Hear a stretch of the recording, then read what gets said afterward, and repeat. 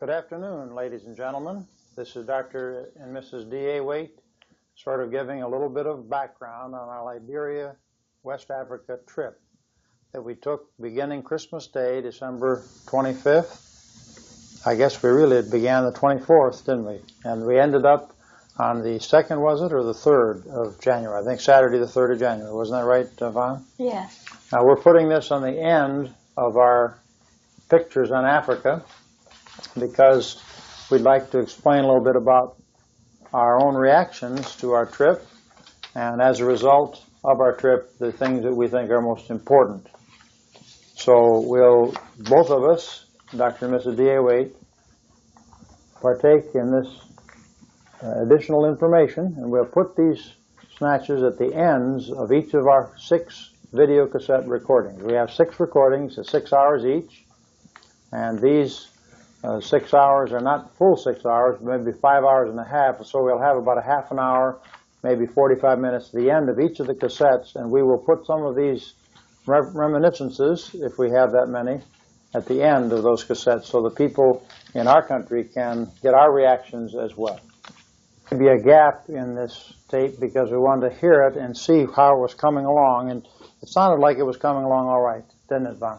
Yes, So, this is the first time we've done this without someone manning the camera. That's right. So this Bible for Today is the presenter of this. And remember, we went to Africa in 1986, at the end of 86, in the first 2 days of 1987. This is now January 16th at 5:03 p.m. And we'll now bring it into focus for Dr. and Mrs. Wade. That's Mrs. Wade right there. Hello. And I will get into the camera just a minute. I guess we can take the date off, can't we? And we'll put the date down there, shall we, or just take it off completely? What do you think? Well, I'd take it off completely. Okay, take it off completely. We'll establish what it is. And I will go down and sit down there right beside of her, and I think we've got it about right. I think I'll be able to fit in okay. All right. Why don't you, honey, tell us about the trip that we took. We'll start our watch so we'll know how many minutes we have. Well, first of all, I would sort of like to reflect back on our married life. And when my husband and I got married, we previously had dedicated our lives to the Lord to go where He'd want us to go. And one of the verses we learned after we were first married, remember, at the commandment of the Lord, the children of Israel journeyed, and at the commandment of the Lord they pitched. As long as the cloud abode upon the tabernacle, they rested in their tents. You know where it's found? Numbers 9:18. Numbers 9:18. Okay. That's right. Anyhow, that was sort of been our verse, although we never officially picked it out. But when we first were married, we were 5 years in Dallas, where my husband took his graduate work and his Master of Theology and his Doctor of Theology work. And then 1948 to 1955, we were there. Mm-hmm. I had 2 children. I just remember the children. I guess it was 1954, really. I don't know. Anyhow, Don Jr. was born there, and David. They were born at Baylor Hospital's Florence Nightingale Hospital. And we lived in a little trailer there. And then after that, we moved quite a bit. Our children, our 2 oldest children, Don and Dave, they never did go to school for, I don't think, more than 2 years at a time, and some of them never did at one place. But our youngest, we have 5 children. They're adults now. And our youngest, Dan, has always lived here where we're filming this, in Collingswood, New Jersey. He's lived here for all of his 21 years. So the cloud has not moved very much for us, perhaps for a week or 2 or something like that. And I personally thought the cloud was stuck. Yes, well, the Lord has kept us right here in Collingswood, New Jersey, serving Him, and we are content to dwell here, are we not? Yes, He makes us content to dwell here. That's right. So anyhow, the cloud didn't move for Africa. Now, when did you first hear from Pastor St. Solomon Joa? I think it was probably 2 years ago, maybe a year and a half anyway, possibly even 2 years ago before we actually went. A year and a half, I believe, at least. Right. And you were very ill then, weren't you? Yes, I was had cancer of the lymph glands, Hodgkin's disease, and we didn't even know whether I'd still be able to make the appointment, but we did accept it. Yes, he accepted, and he said the same thing that we say for when we go on our Fanny Crosby meetings. We will come if you pay the expenses and take a free will offering. Now I want to review a little bit how sick you really were, because it just seems like this was a great step of faith, and it wasn't my faith, and don't know if it was your faith. It was just that we worked knew out that way. That God, if He wanted it, it would work out. That's right. Your neck, show how big it was. Well, it was large up on the right side. It was probably in that area, very, very sick indeed, and right. actually almost bound for heaven, ready for heaven, actually. I didn't know that I'd have many more days or years or weeks on this earth, months, at one time anyway, until it began to abate and go down. He had tried another type of therapy that didn't work, and so he went to conventional means, and the Lord used chemotherapy to bring down what one of his doctors called small football or little watermelon on the side of him. They were very appreciative and very amazed, I think, that it went down so quickly. Yes. And I think maybe the Laetril that I did use before, though it wasn't effective in my case, sometimes it is, that may have helped it. I don't know. Maybe my good health before helped it. Maybe vitamins that I had taken before. I don't know what the reason, but I'm very thankful that the Lord has me in remission now, and I hope I stay that way the rest of my born days. I do too. Yeah. So it was during this terrible time of illness and a different path God was taking us on that Pastor Joe wrote. And when my husband said yes, he would go if he paid his expenses, we thought for sure the Africans could not pay our expenses. But we were surprised, weren't we? Yes, we were. They did take up an offering, or pledges at least, to the tune of $800 and some, and they'd already got those commitments. Now, they didn't all keep the commitments, those $800. Pastor Joe was disappointed in some of these churches that didn't fulfill, but at least they did fulfill from Buchanan, Liberia, West Africa, which is where the meetings were held. They did fulfill up to $600, and that's what they gave us when we left, which is really amazing and a wonderful thing considering their extreme poverty.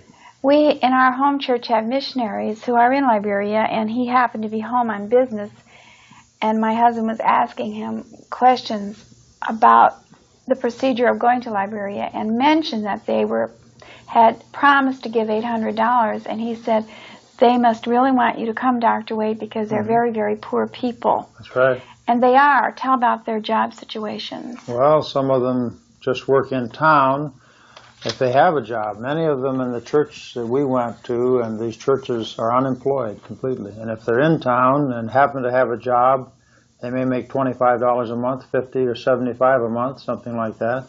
Maybe it tops $100 a month, which is very low, as you know. A month, not a week, a month. And then if they're privileged to work at LAMCO, the Liberian Agricultural and Mining Company, that's run by the Americans, the Swedish, and the Liberians, they make iron ore there, and they also do a lot of lumbering in the back country, in the backwoods, up country they say, and inland, and in the bush. They make perhaps $150 a month, $200 a month, $250, maybe at the tops $300 per month. And that's per month, not per week. So that's the upper crust, you might say, at least from what we could gather. And some of the members of the church did work at LAMCO, maybe 2, maybe 3. Mr. Brown. Mr. Brown. And Mr. Prince. Ben. No, not Mr. Ben. Mr. Prince. That's Mr. right. Prince. He has an African name we never could learn. Yes. And then George Harris's father. Yes, Mr. Harris. He wasn't in the church, and he's not a Christian man. But those are the ones we know that had a connection with LAMCO. Right. And Mr. Ben was an insurance salesman, and as such, and I guess the head of that, the manager of that particular company. But even there, the income is low, but by comparison to the city, it's much higher. Right. So that was the financial conditions, very difficult. Many in the church that we went to, First Calvary Baptist Church, Pastor Solomon Joel was the pastor. Many of them, in fact, most of them were unemployed because of the terrible conditions in the country of Liberia at the present time. Right. So you corresponded with Pastor Joa, and we didn't know exactly where he came from, but he was on our mailing list. And one interesting thing you said that many times Africans write to us, especially from Nigeria, different asking places for in free Ghana. Bibles They want free Bibles. And we send them to them most of the time. You don't have to publish us abroad. Yeah. Because sometimes people ask us for things that we really can't give because we're not a great big group, as you may not know. Or when they ask for commentaries and Bible dictionaries and various Greek books and so on, we just are not financially able to give them. And they sometimes want leather-bound, special Bibles and so on. And a lot of things that would cost us a great deal of money to give them. Which money we do not have. Right, we don't have it for this. But the interesting thing is that you looked in the records, and Pastor Joa was the only African who ever paid for what he asked. I think that's correct. There may have been one other or so, but as far as I remember, the only one I remember that actually paid. I believe he ordered some things. We sent them as we've sent them before, and I believe he sent either cash or a check for $25, American dollars. And that was. Do you remember what those things were he asked for? No, but probably were things on the text of Scripture. They would be in his file, I suppose. But on the Bible versions and on the King James Version, which of course they're very strong on it.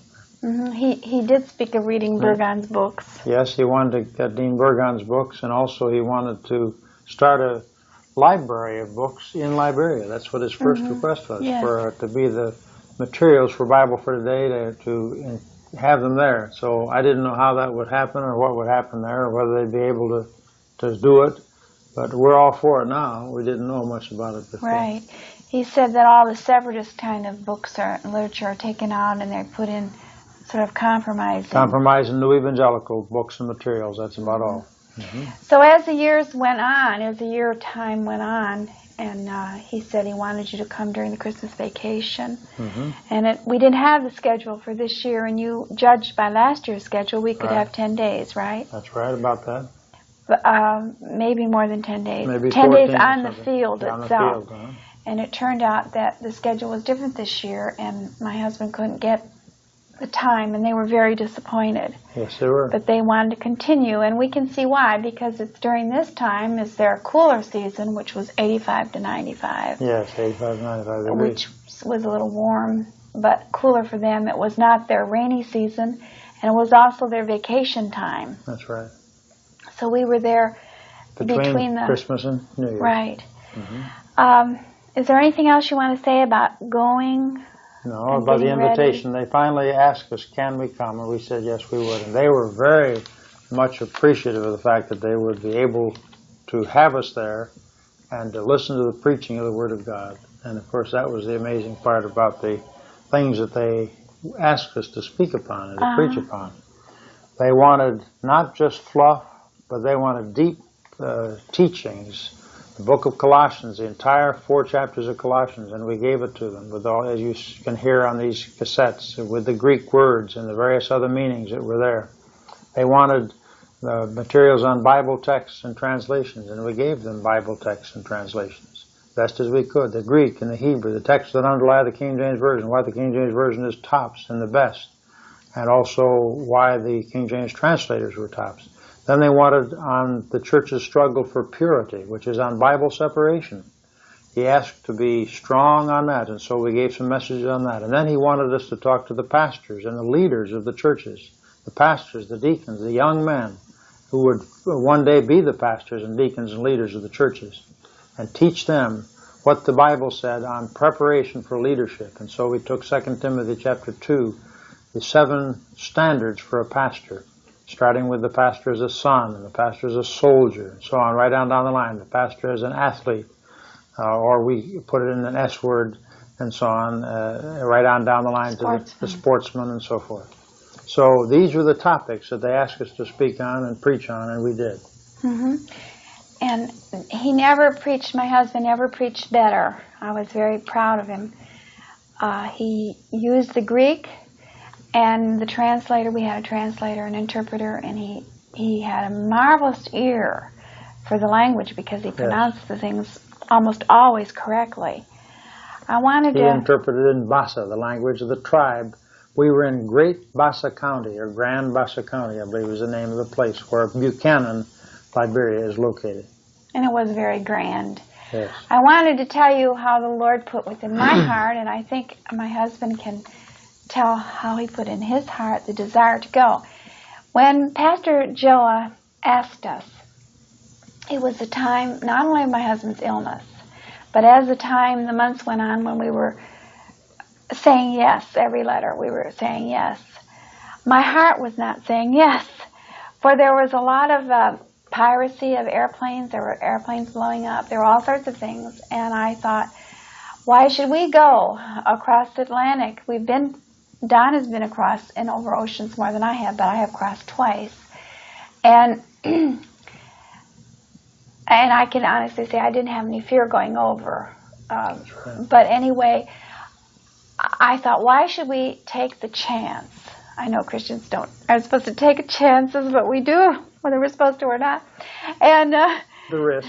The risk of going over and being hijacked. We had been hijacked once, and that was a pleasant hijacking, if hijacking is to be pleasant. But nowadays with to Cuba. Yes. That's where the first hijacking took place. And our only hijacking so far.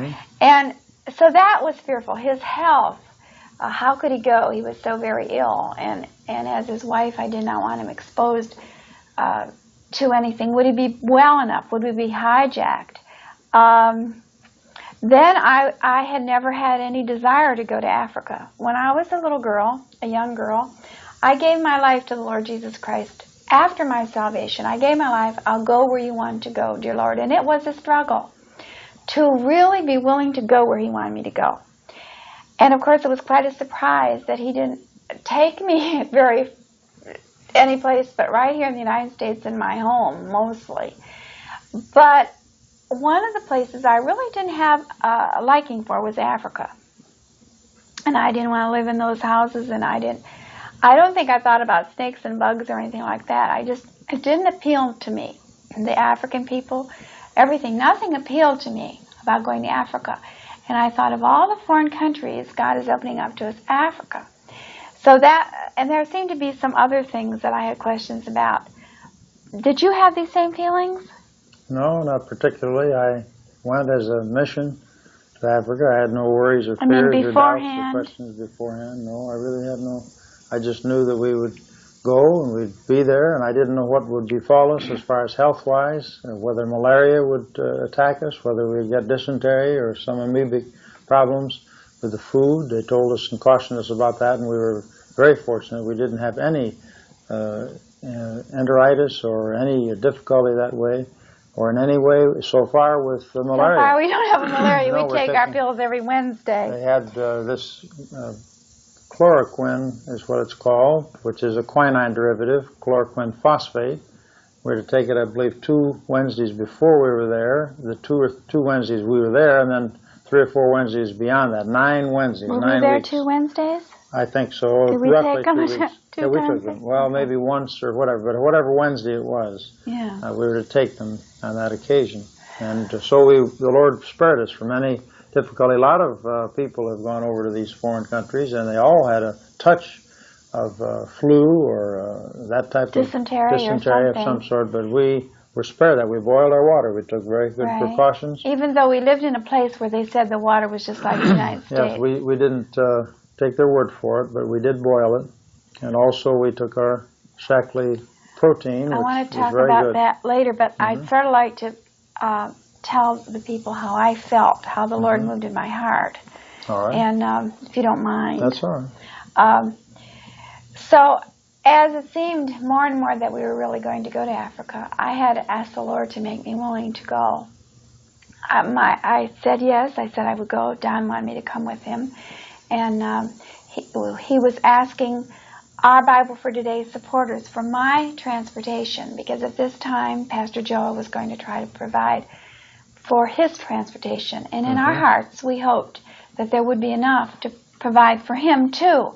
But we didn't know. We've never asked people like this before. No, that's right. And it really is not Dr. Waite's policy to ask for money. That's one reason why he works full time, because he's not one of these money grabber people.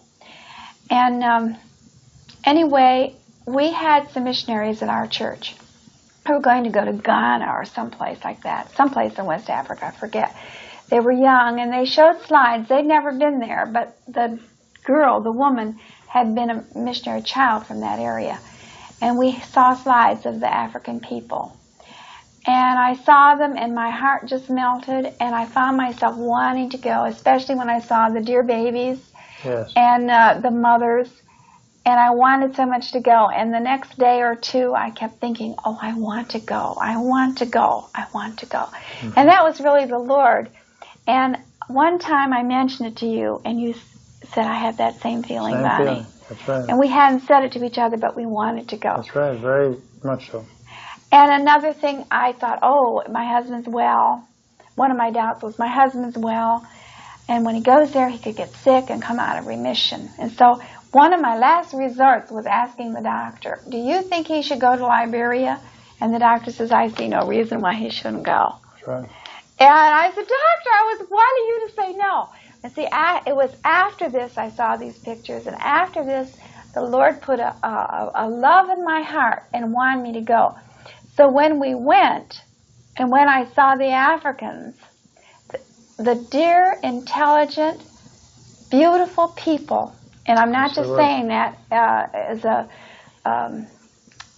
tour guide or something, but they were precious people. I loved them. As soon as Pastor Joa and his wife and Pastor Dua and the others came, I just loved them. And when we were there ministering to them, I thought, and here I never wanted to come to Africa.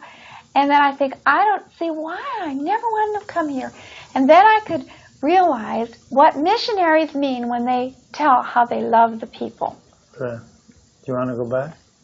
I would go back. I would have stayed. I would go back too. And it was so wonderful to be used and to be wanted. Yes, I forgot to say one of the topics they assigned my wife was the husband-loving lessons, talking to the women, how to be good wives. Yes, they asked me to teach that. They asked me to teach, plus Fanny Crosby, plus Frances Havergal. The productions there, tribute to Fanny Crosby and a portrait of Frances Havergal. So Vonnie was used, Mrs. Waite was used very much so in addition to my preaching. And the women liked me, yes, I think. They did. I mean, I could tell at first, we both were learning each other, and I had to speak through an interpreter just like my husband. Many knew English, but many, many didn't know English.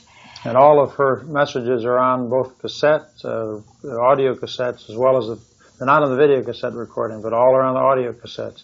My messages all are on both the audio cassettes and the video cassette recordings. But hers, we couldn't have camera both places, and so she does not have hers recorded that way, except Fanny Crosby and Frances Havergal are part of the video cassette recordings. They're really not the best recordings we have of it, but but they did what they could. So I had a thought there, and it left me, but you were talking about liking the people. Yes. We're glad to go back, and they used you in the ministry there for the women. So I've lost the whole train of thought, but we had a song that we thought, well, this is sort of like our theme song, that they sang. They really only sang it to its fullest one time. They tried it a couple other times, and it moved our hearts. Their singing really moved us. When we went to Sunday service at First Calvary Baptist, that wasn't part of the conference in the morning, and we heard them singing. And they'd been practicing and singing Fanny Crosby songs so they would be ready for the tribute to Fanny Crosby. I thought I would cry. Yeah, it really filled the whole room where they were seated, just singing. They were in a school, just a very poor school, but they really filled that whole room with the sound of their song. And it was very, very moving. And then when we went to the conference, which my husband was one of the speakers, he was the speaker while we were there, and after we left, another man spoke for a couple days. And they had the main, that was missionary Gunter. Yes. Abraham Gunter. Baptist Mid-Missions. And so, do you think we can sing this song, We Are Traveling? I don't think so, but we could try. We won't go through all the motions, just the... We are traveling through this land. We are on our way to heaven. Only Christians can go there. So let us praise the Lord. Right foot right foot, left foot, and See, then they go again. They like go around. over and over. It's like a We're round. traveling through the land. And then they march. And at first the right foot goes, and then the left foot goes, and the left foot, right foot, then the right hand, and then the left hand. We forgot that. And the right hand, left foot, right foot, and then chest up. And still their hands are swinging, and their feet are going, and then heads up. And then they're still going like that. Then turn around. They sing it while they're turning around, and it's really amazing. As you notice in our video cassette recordings, I believe it's the third recording, is it? Possibly the second or third video cassette recording of the 6. But it was a wonderful song. A blessing. And then I think the other one is about humble yourselves, how that one goes. Humble yourselves in the hand of God, and He will lift you, raise you up. And so they sang it mostly in Bassa, but they did sing it occasionally in English too. And I liked it, and I would do the motions, and I'd say, "What are you saying?" And then from then on, they would sing it in English. Humble yourselves, and God will raise you up. Well, why don't we start look at some of the pictures, or do you want to tell about the background, or what? We'll start about how we got our tickets and all that, and you can tell a little bit about. Went to the Nigerian embassy in New York City, called them, and they said that you had to send so many materials. They had to send our visas to them. They had to send an application to them, and so on, and then they would send us our visas back. They stamped the passport is what they did with the visa. That permitted us to go as visitors to Liberia. I'll bring that down later maybe and show the people. And so then first we were going to go Pan American, and it was too expensive.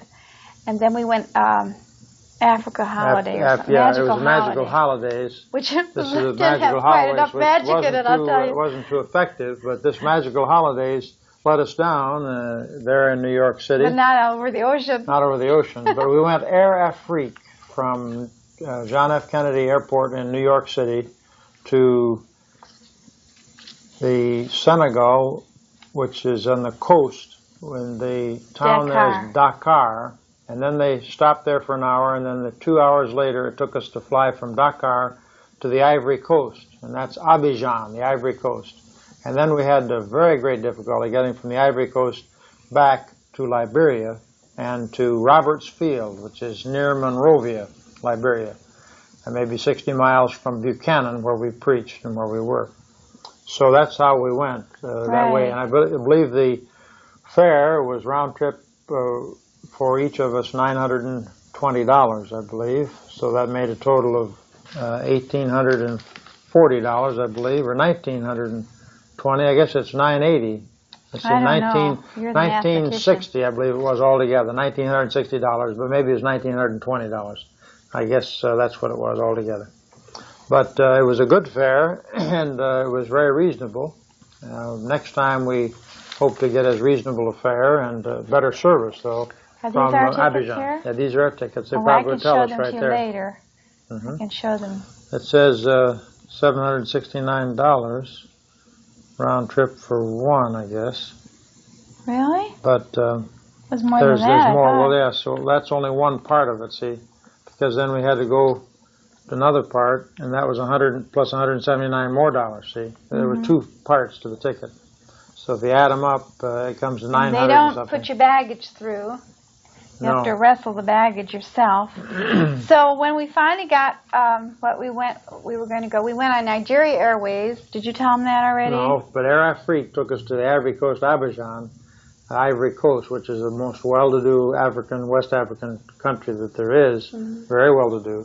They had to go Nigeria Airways from there over to Liberia, and that was the problem. That airlines is very spasmodic and very difficult. Right. We met a lot of Africans on board, but we became acquainted with Ben, and he told us you can't depend on Nigeria. It'll either fly today or 2 days or 2 weeks.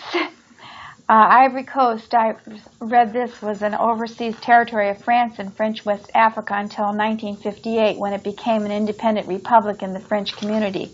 It has a coastline of 380 miles, an area of 120,300 square miles, and a population of 2,490,000. The capital is Abidjan.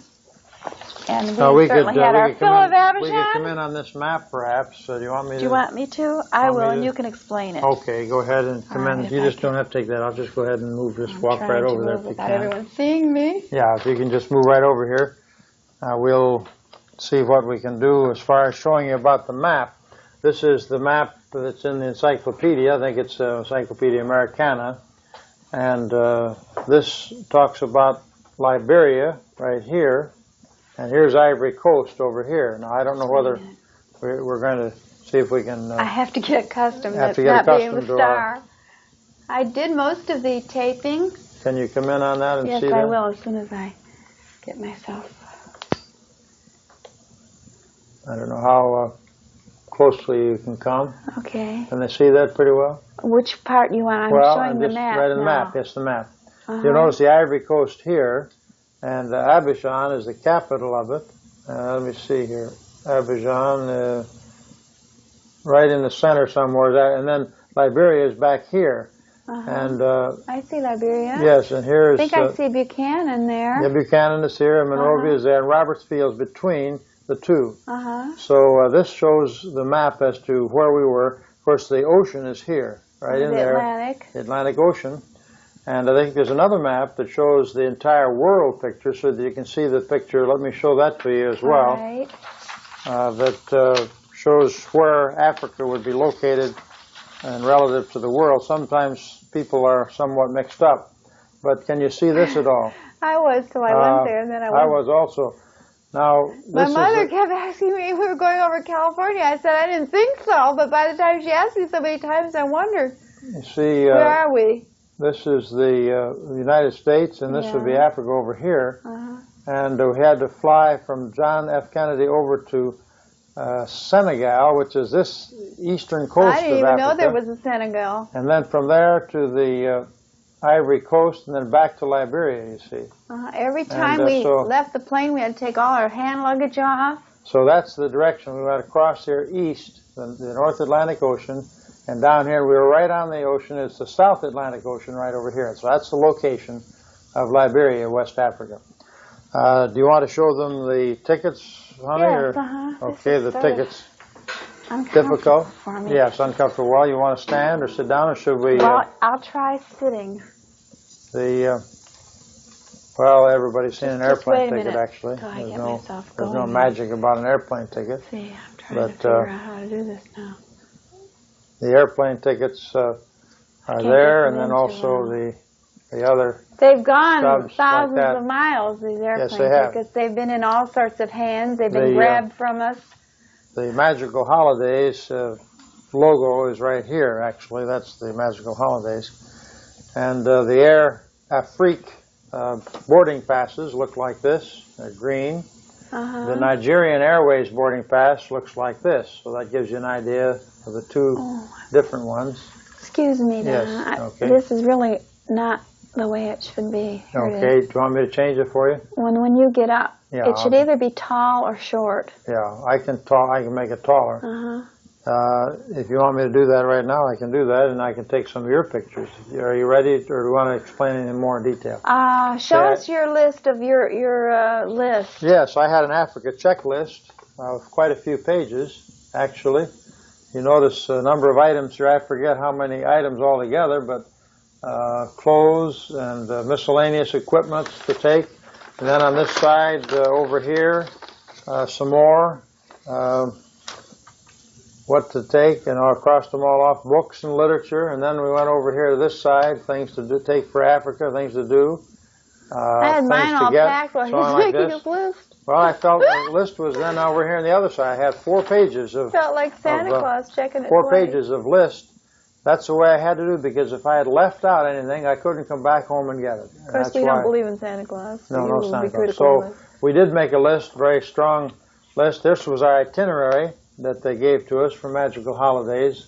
They didn't give us the tickets. They sent the ticket. They made us pick them up at the airport in JFK. And, of course, that's unfortunate because they made a change on that, unbeknownst to us.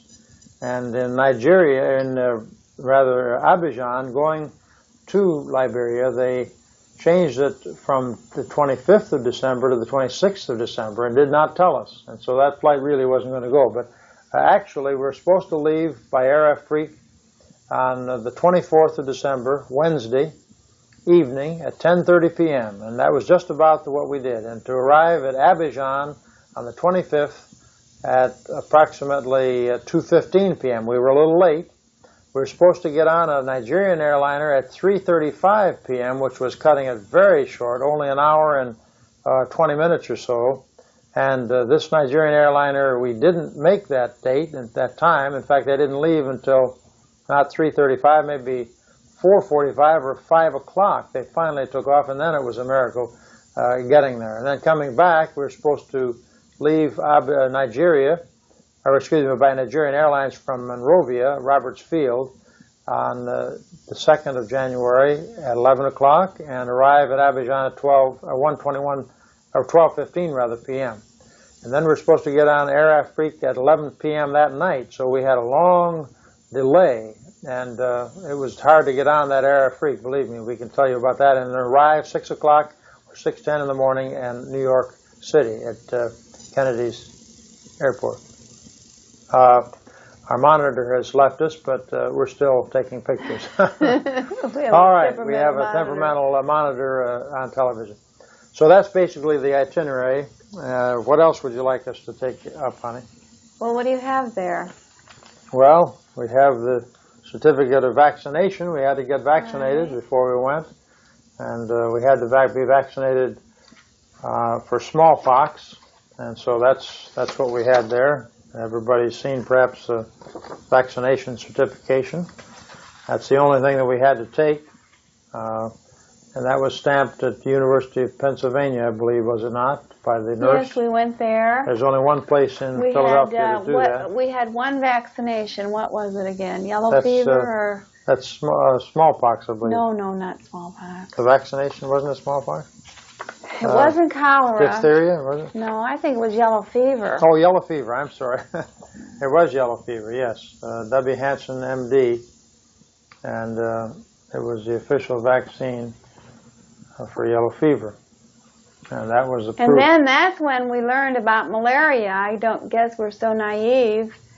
And we learned that malaria was, there was one kind of mosquito there on West Africa where, on East Africa there's two kinds of mosquitoes making its way over. Let me go there now and I will take some pictures and you come around. Okay. Okay, I'll make a change. I'm taking a picture of the honor robe there. All right, go ahead. I'm going to turn that monitor off. Well, All I right. don't think I can get over there. I'll take care of it. You want me to turn it off?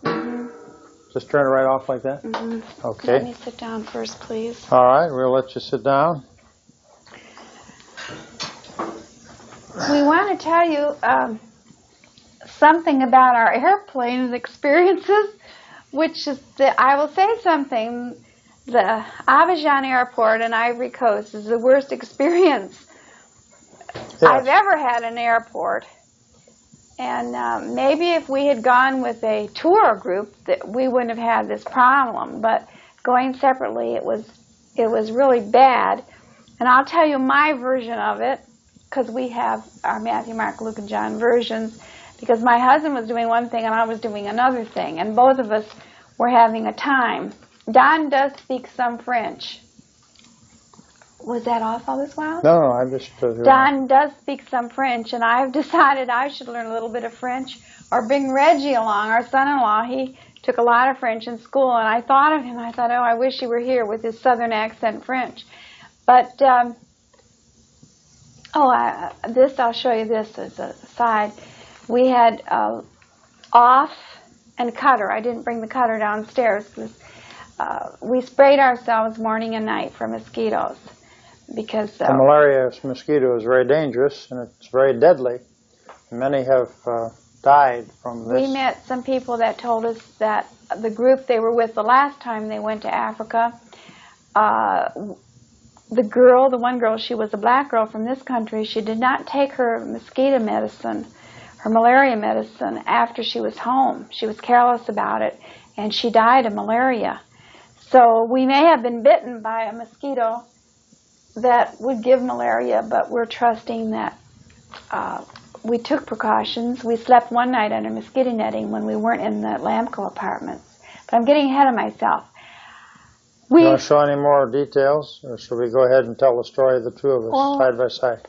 Well, I'll show some pictures for now while you're at the camera. This is not chronological. We're sort of like the book of Jeremiah. We're jumping around. Here's Ben. Ben's last name, it's Benedictus Unachuk, I don't know, some African name I can't pronounce. He is studying in New York, and we met him on the plane coming from Air Afrique. Yeah, Air Afrique. From coming JF from the Kennedy United States. coming into the Senegal and Ivory Coast. I'd like to say something about the JFK airport. I didn't take any pictures there. I guess it was just a cultural shock. That's where we had our cultural shock, at the international airport. We had arrived to Africa, hadn't we, when we got to Kennedy there at the Air Afrique. Dan, our son, drove with us, and he took the car back. My husband drove, and we were glad Dan was with us. He could carry things for us. We had a great big huge box we were bringing down from relatives of George Harris. We'll tell you about him, and we'll tell you about that probably more. And we had 4 bags, which we checked, 4 fairly large, heavily packed, 70 pounds each almost. And we came back, and we had hand luggage. All of our VCR luggage my husband carried, and really a rather big bag for hand luggage, but it came within the requirements that he carried. I had a huge pocketbook. I'll bring it down and show you another time. And so we were pretty loaded with hand luggage. We had a lot of luggage. And so when we got into the airport, there were all sorts of Africans in African garb and in an American dress. And huge, huge suitcases, way over the amount. Many of these people were merchants, I guess, who bought things in this country. And we were only allowed to carry 1 handbag a person. And coming back, we had a scuffle with the people, trying to prove that that each of us had a handbag, and that mine was a pocketbook. Yes. And it was quite awful. I grabbed it away from them, and they grabbed it away, and all this. By this time, I had learned to defend myself African style. Anyhow, Air Afrique was very interesting, and we met this man. He's a Nigerian. He's 20 years old, very, very tall. His father was born in the bush in a mud hut, one of many children. His father got a scholarship and went to school, educated himself, brought himself up, and now he's a high man in African banking. Seems like it was an international bank. Do you remember? I think so. And, so he's studying in America. And this boy is studying in America. And he's not a Christian man. No, he's this has nothing Catholic. to do with the ministry. No. It's people we met. Right. So it was very interesting. And he was educated for 12 years in England. And he showed us a picture of his home in the Ivory Coast, is where his father lives now. And he said he's never going to live in Africa, but he's very proud of being an African, which is rather interesting. And of his tribe. He's going to marry a woman from his tribe. Right. They're very tribal in marriage. They don't believe in marrying outside the tribe that is non-Christian Africans. This is non-Christian. Christian Africans sometimes do marry out, but even they have tribal loyalties. And anyway, Ben was very interesting, I thought, and he's going to find a bride in this country, educated as he is, but from his tribe. He's studying in New York City. He went for a visit. Right. It was very interesting, and I saw the pictures, and I said, well, your father is a wealthy man, isn't he? I could tell by the house and the swimming pool and all this. And he said, yes. And I said, that makes it easier for you, doesn't it? And he said, it helps. And interesting thing, he had 7 or 8 brothers and sisters, and one of them had cerebral palsy, and he was in a special school in England. Now, this has nothing to do with the ministry, except where does the ministry begin and where does it end? And I'm going to send him the picture and give him some gospel tracts. I think I gave him one. Yes, there. All right, this is I don't know if this is Air Afrique or not. or if this is Nigerian Airlines. I think it would be Air Afrique. I think it's Air Afrique. It's green. Yeah, we had such a... I didn't have time to take pictures when we got on the Nigerian airplane. We'll tell you that when my husband sits down. Now, when we got to Roberts Field in Monrovia, the Joas met us. Are you getting these real close? Yes, I'm getting very full I took camera. this in the evening, the next evening, and it's probably one of the better pictures I took. I had a problem sometimes taking the pictures. And anyhow, this is St. Solomon Joa. He's 35, and this is Tiange. I have to see that in writing again. Tiange. She wrote to me before we came. Tiange Joa, Joah, huh? She's 30. She wrote to me, and I had fears about the food. I had fears about the water, and I was very frank and told her that I didn't want my husband to get infected. And she wrote back, and she told me things. And this was our host and hostess. Mm-hmm.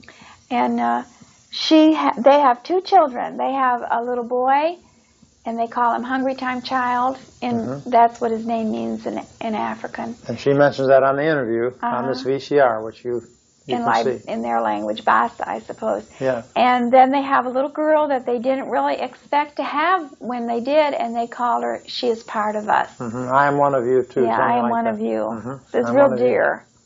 And I just loved her, and I said, Mrs. Joa, I love you in the Lord, but I really just love you for you being you.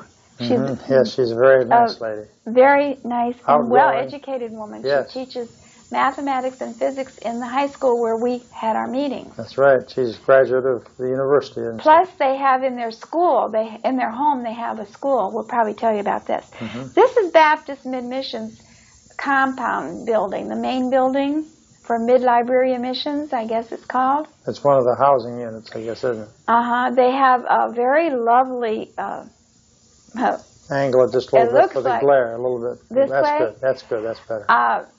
I've never been to a missionary compound before, and this to me looked very exclusive and lovely. It was right on the ocean. Right on the Atlantic Ocean. It was up on a hill, like, there was a bank, and there was barbed wire? Barbed wire all over, yes. And because of dangerous conditions in Liberia. But the water was right there, and people would pay millions of dollars to live so close and hear these missionaries. And right across the street, there was the Israeli embassy, and there were soldiers guarding Israel. There it is. Oh, you do have a picture there? Right here.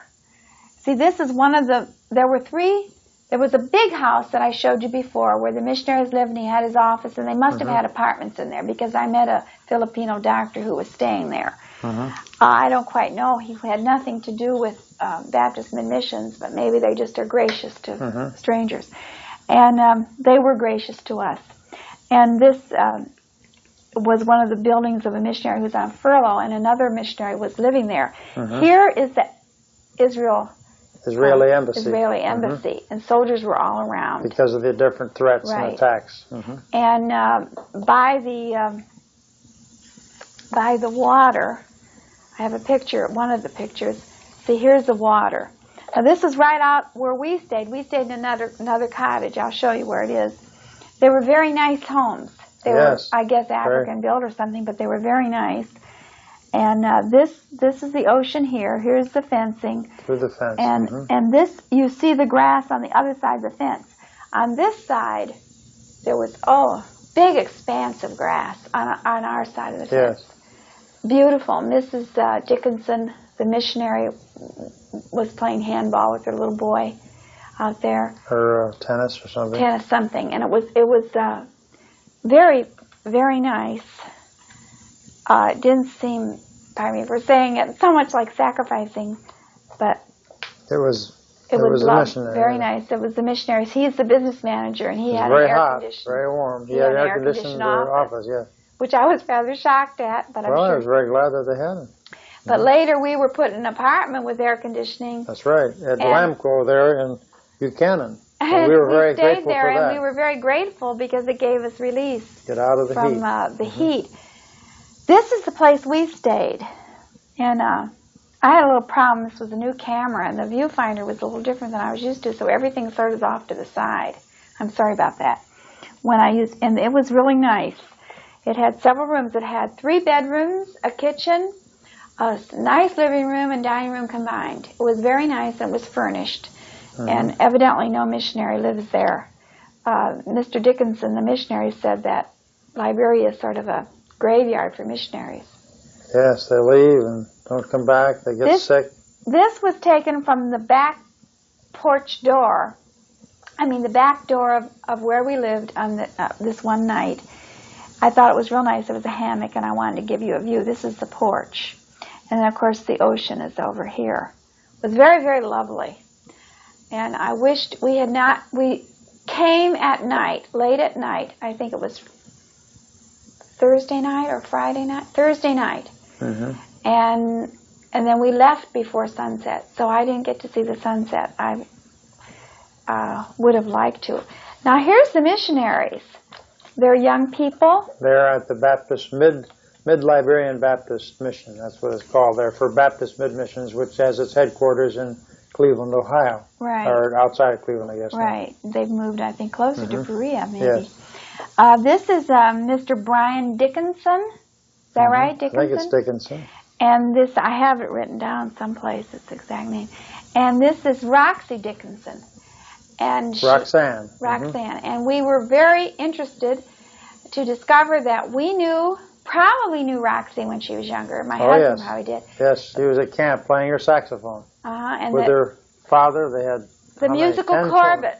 Musical Corbett. 10 children, and Mr. and Mrs. Corbett, Pastor and Mrs. Corbett, were in New Jersey for a long time. That's right, south of us. And they were home missionaries with Baptist Mid-Mission. They were former Liberian missionaries. Right. And he got cerebral malaria. Right. And was rushed home and almost died. And that's why they had to leave the field of Africa. So malaria is no laughing matter, is it?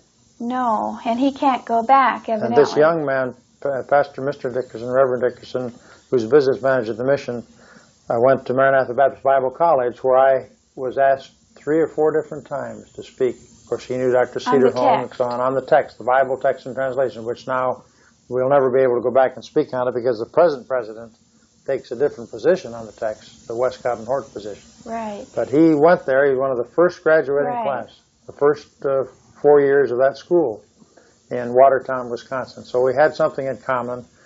At first, he didn't think too much of our ministry, and he told Pastor Joe perhaps we shouldn't come and stir up the thing. I think he himself uses the New International Version, according to Pastor Joe. And he wasn't going to have us to stay on the compound at first, but he changed his mind, and just the last moment, the night before, he said, "You're welcome to have them stay with us." And so I was very grateful for that, and so were you, weren't you, Johnny? Yes. They were courteous. They offered to have breakfast with us. They did. We did borrow some Tang and mixed our protein, Shaklee protein, drink with the Tang, and it tasted good. And so they were very kind to us, and then we left that next day because the meetings fell through.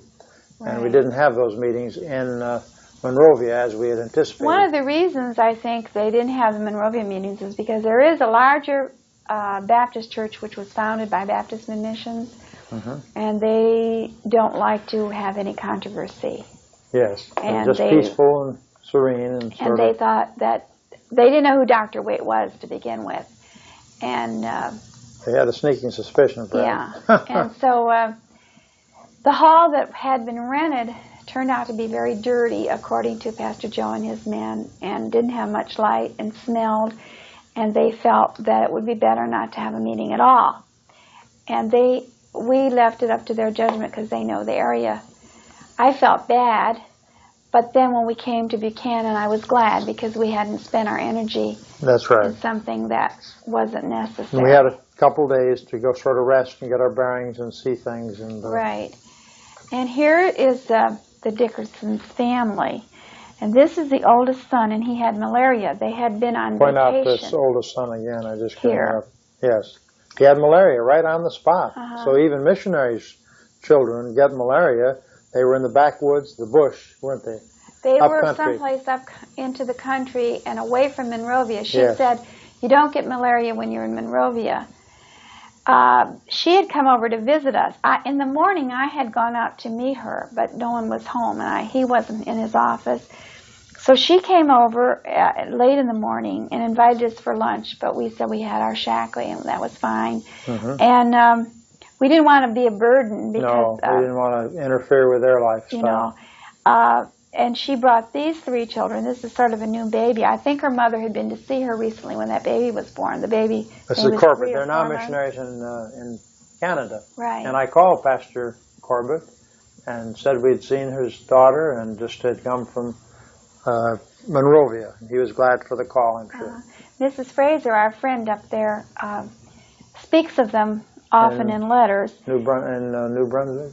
That's where they're St. John. St. John, New Brunswick, yes. Yeah. St. John. St. John. And this little boy, I said, I don't remember meeting him before. And she said, no, he was sick. He had malaria.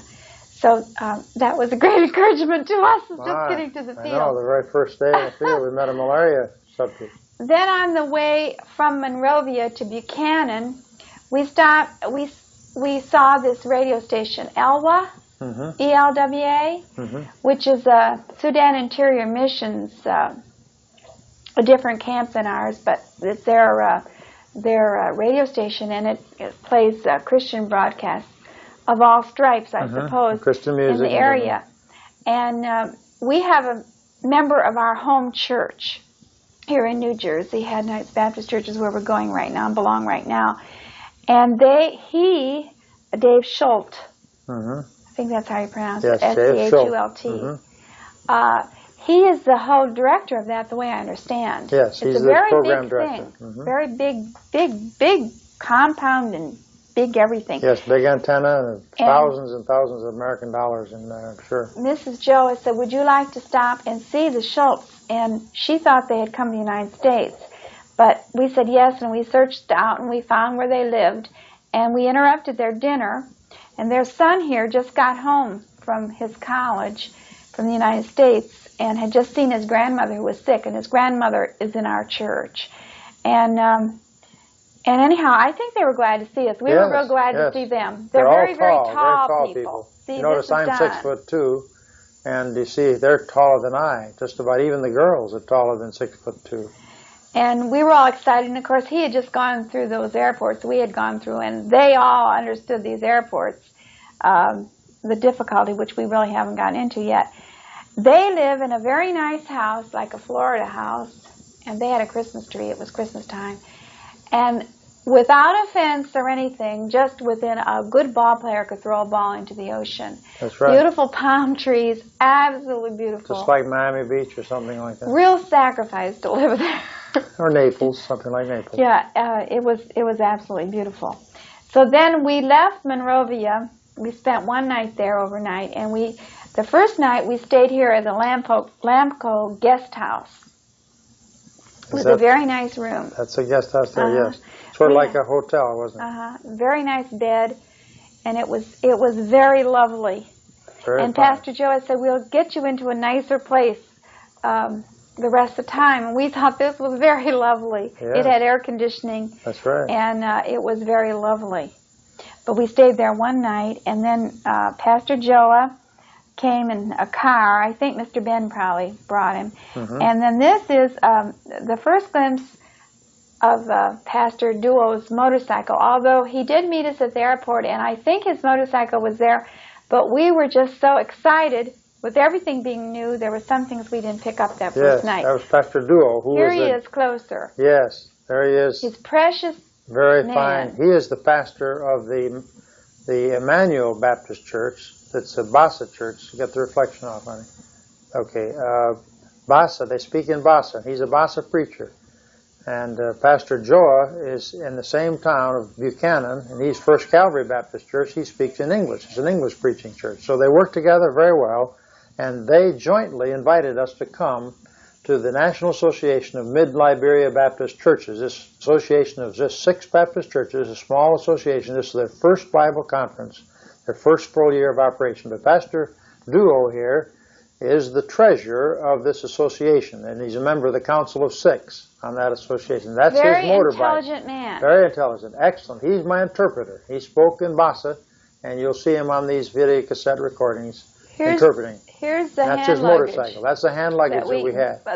He put it right on the back of his motorcycle, and he moved us piece by piece from that place to the other apartment where we stayed. He did, didn't he? Yes, he did. Luggage by luggage. Dear Brother Joa. Mason Joa. No, Mason Duo. Excuse me. D-U-O. Mason Duo. He has a dear little wife. He's 38 years old. Yes, he's a little older than Brother Joa. He's more like our son Don's age. Don, our oldest son's 37. We've been married 38 years. He would be like Pastor Peyton's age, I guess. This is our apartment. They call this the camp because it was part of the Lamco. Watch your reflection. Is this right? This way? That's right. Down. That's right. Either down or up. It was part of the Lamco property. The Lamco property was a lot of acreage, and the homes looked like Opelika. Some of them looked in Florida. Some of them looked like St. Petersburg, and they were air conditioning and. So this is like a big apartment complex, is what this is, and we had the refrigerator. We were on the third floor. The bathroom was completely separated. Our room was it over here someplace? When you went up the third. Yes, I think it was. You went in and you went into a kitchen. Their kitchens are a little different looking, but they're very nice. But you know they're probably European looking or something. And there was a big refrigerator. And it was Swedish fixtures. They were Swedish fixtures. Was that what it was? I think so. And to the right was the bathroom. Completely separate and not in the air conditioning space, but with screening, open screening. It was very nice. Yes. And there was a shower in there, no shower curtains, so we always had to mop the floor up. That way you kept a clean floor. And we could have had a shower curtain. We could have had a shower curtain, but that's all right. But we didn't care. This isn't a complaint, it's just stating a fact. And then to the left of the kitchen was a separate door. A separate door, and you could leave the kitchen door open, and it had a big, strong lock on it. Yes. See, there was a lock on the outside door, and there was a strong lock between the kitchen and the living room. And you could have left that door open, and then the kitchen would get cool. Or you could shut it and leave the bathroom door open, and then you'd have the fresh air. Here's the first day we came. We don't have all the books around like we did. And there's Pastor Duo telephoning, reminding me a little bit of DA, and on the phone, not anything else. And then this is St. Solomon Joa, Pastor Joa. Such a dear man. Yes, he really They both are. Pastor Duo's eyes just sparkle. Yes. And he's very, very dark, Pastor Duo. Yes, he is. And he's a real African. That's right. And, Pastor Joe is not quite as dark. He's not as dark. He's a real African, too, but they're different. Yes.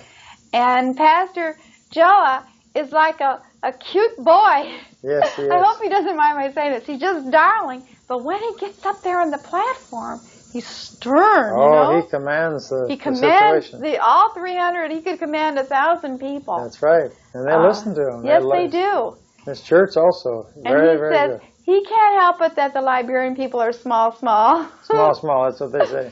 They speak English. They called me a giant, that big mountain. Yeah, a big mountain, yeah. So we thoroughly enjoyed it. I don't know who they were calling, maybe Mr. Prince. And here Pastor Joa is telling D.A. Waite what the subjects are going to be, I'm sure, although he knew beforehand, but he said, I want you to talk on this. And Pastor... particular lectures each day. And he chose the names. He says, I want you to talk on text and translations. I want you to talk the purity of the church.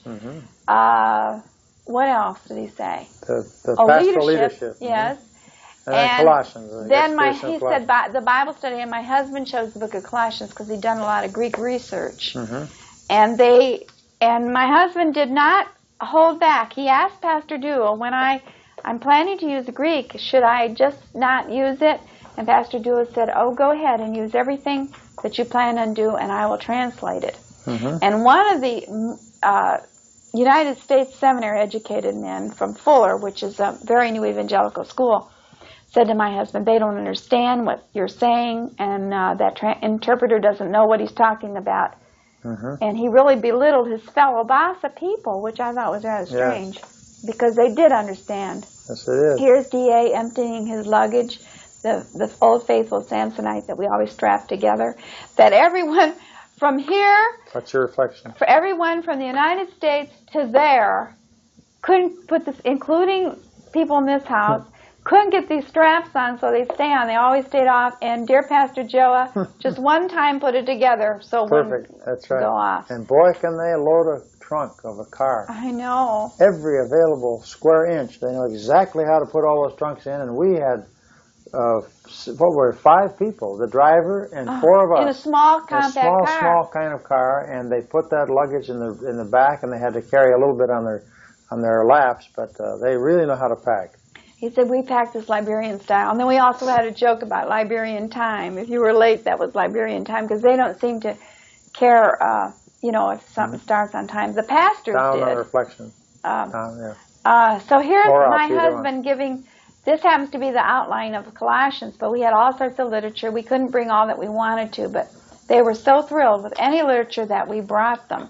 And the people wanted them. While and you talk a little bit, honey, I'm going to get...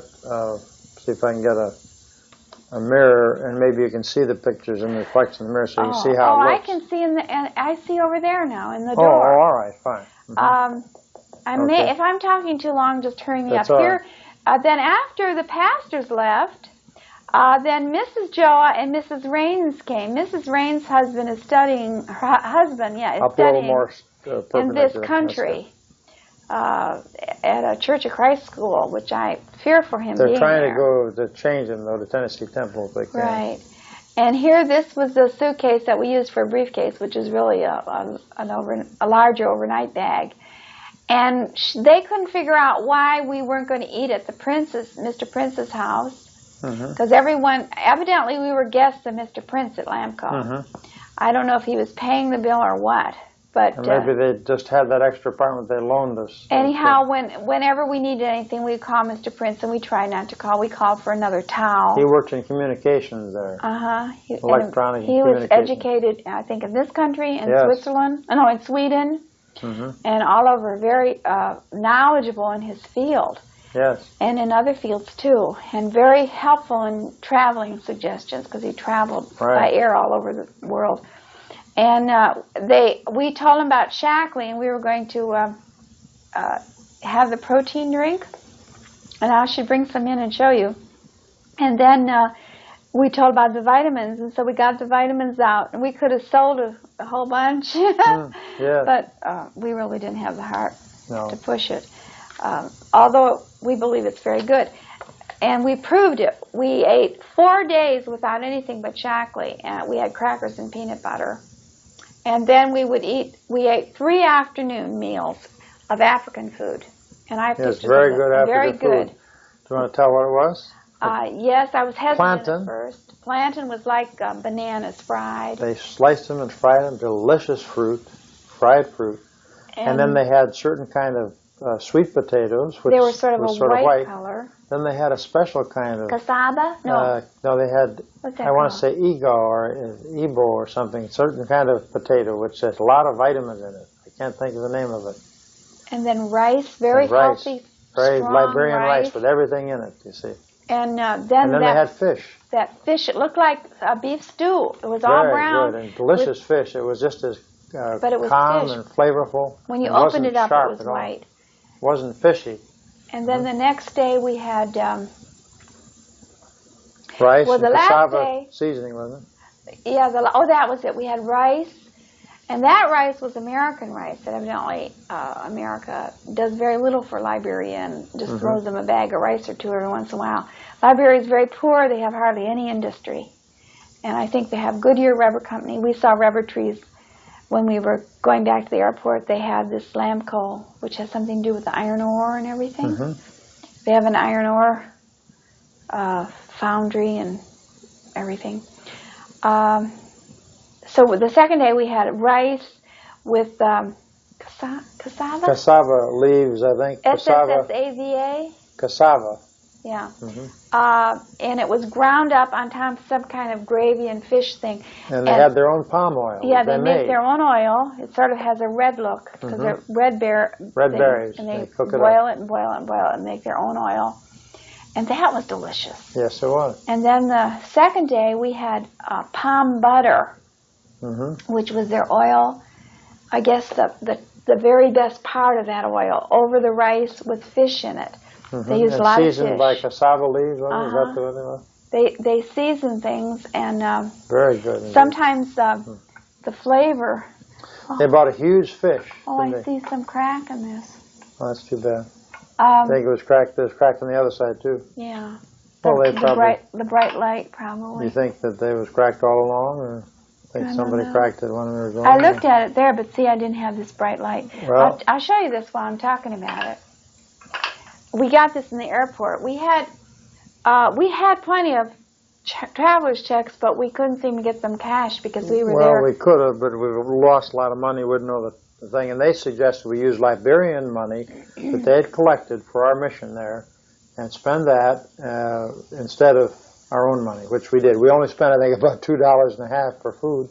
That was it. Right. The rest of it, we didn't eat anything. But I was disappointed. I wanted to buy some things to bring home for my family and for me. But the man did give us, airport. was it $10? 10 Liberian dollars, wasn't it? Uh-huh. It started with $25 or $20. Oh, you mean for this? Yes. This was 10 Liberian dollars. And then he gave us $20 more for our exit visas. That's $30 he gave to us. We should Who, send Mr. it back. Joa? Mr. Gunter. Oh, Mr. Gunter. Yes. Oh, yeah, we owe him money then. Oh, all right, this is the female. This is a marriage chain.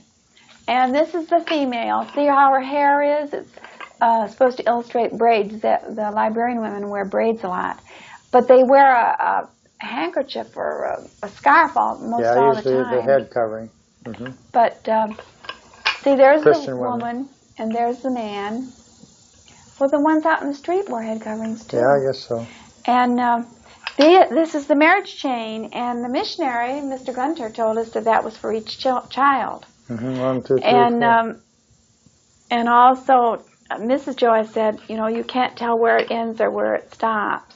And that was her thing. It was the marriage chain, and then Mr. Gunter said it was for the children. So then I wanted one with 5 chains, so it would be for my 5 children, but they didn't have one. So we bought this, and they're real dear. All right, I'll finish this set of pictures. I just have one more. This is Dr. Waite getting acquainted with little, I am part of you, little, she had an American Nadine. Nadine. I am also one of you. Okay. Can you see her? Yes. Can you come in on her? I did. Come in as close as I could. We have several pictures of her. Up a little bit. We have several pictures of her on the video. She was precious. She was about 2, and she would always go up there where her daddy was. You can angle straight up a little bit. Oh, that's good. That's good. Right about like that. She would always come where her daddy was when he was, like during the invitation or when he was making announcements. Yeah. She would go up. She was quiet. She didn't yell or scream, but she just went right up there. Yeah. So that's that. I guess while you're there, I'll show you. This was the water that we had on the airplane for our meals. Let's Mineral read it. water. Let's read the label. This was one of the planes. Angle it down a little bit. It wasn't all the plane. Every plane had a different kind of water. That's Vittel, huh? But then we felt safe. And when we were there, we bought bottled water or we boiled our own water. Even though Mr. Prince said that he was sure the water was safe, we didn't want to take any chances. And that was my husband's job.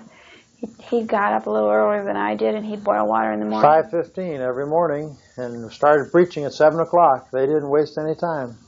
Till night. 5 sermons a day, or 5 teachings a day. That's right, 5 45-minute messages. And I preached twice a day. I mean, I taught twice a day. No, doesn't preach. No, I didn't preach. It was nothing like preaching. And so we had to use a lot of water because of the Shaklee protein. So you want to come now and you want to tell about our experience in the airport. I never did finish that. Okay, I will do that. The airport was, I thought maybe while you were there, you just talk a little bit more. Let me see if I can get a mirror and we can maybe see. I was going to try to put some of these pictures away. My pictures, I'm beginning to organize them, but I thought, and it takes a long time. And I have half of them done, and it's taken me a couple days. I put it on the computer, and I thought if I wait till all the pictures are done, you people will never get these. And I know our parents are eager to see what we've been doing. and where we've gone. When we were in the airport, one of them at customs, my husband just pulled this out to show someone. I don't know whether you're going to get this or not because someone's there monitoring. Yeah, I'm coming up. To see whether or not Let's see if I can get for that. our address. All right, let me bring we had this a little in here. trouble, which my husband will probably tell you about. If he tells you, it will go faster. And right, like that Bible reading. He gave it to one person. And then another person wanted it, and he gave it to all the custom people. And then people came from the woodwork. I don't know where they came from. The Bible we never reading saw schedule. them. That's right. There were 20 or 30 people. I was afraid we wouldn't have enough. Now, can you see this? No, I can't see. Tell me what to move it, see. Towards me more. Like this? No, over here. Like this? Well, I can't. I have to put it way up here like this. Well, I can. How about this? That'll be better if I can. That's better. Okay, so you can see. Uh-huh. I can move those over here like this, maybe, like that. Would that be better? It has to tilt more my way. More like this? No, this one was fine. How about this? No, I've lost it. Up. All This right. one has to go up more. Like this? Yeah, that's perfect. Now, how about this one? That one is tilted. Now it's getting right. How about like that? A little more? That's fine. That's fine right there. Okay, now you can kind of see what you have. Okay. And I want me to go and we'll talk about something else then? All right. All right, let me go ahead and I'll get this set so that you're not I wonder who's off calling us on the telephone. It's rung a couple Yeah, we got times. several telephone calls. People are starting to call because they haven't gotten their orders, because we haven't filled any of the Bible for Today orders. I'll get in the picture now. Christmas Eve day. See if we can see what we We have. had a sudden order the eve of Christmas. Right before we left, someone wanted a Fanny Crosby video for their New Year's Eve service. Yes. Excuse we me. couldn't fulfill it because... I did fulfill it. Oh, that's right. You did have the video. That's right. Right. We'll probably forget to So charge it's an it. hour and 14 minutes. Do you want to tell about, excuse me for blowing my nose in public. What would you like to tell about? I'd like you to tell about our experience getting on the plane. I told a little bit about the airport in New York. Now you tell about the trip over. Well, we had a very pleasant trip. I think it took about 7 hours to go over. It took 8 hours to come back because of the different winds. Yeah, a unique Christmas day. Yes, it was.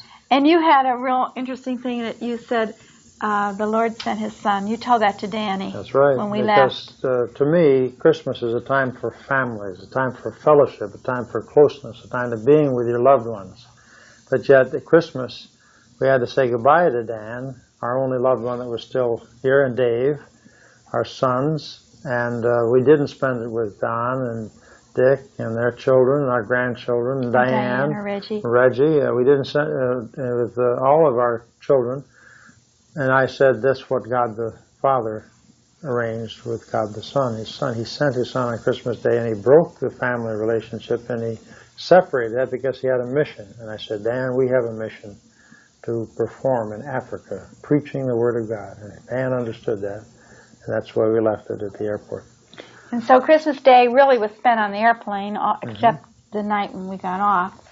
We had interesting food. Yes, it was good food, and it was a large-bodied plane. It was a DC-10, and it was a good plane. It was an old-looking plane going down. The plane coming back was much more modern. It was also a DC-10, but it was a more up-to-date model, or at least it was better interior. Yeah, and when we took off coming back, the young fellow next to me, the 15-year-old boy, said, "This seems like this plane's going to fall apart." It shook on the inside, yeah.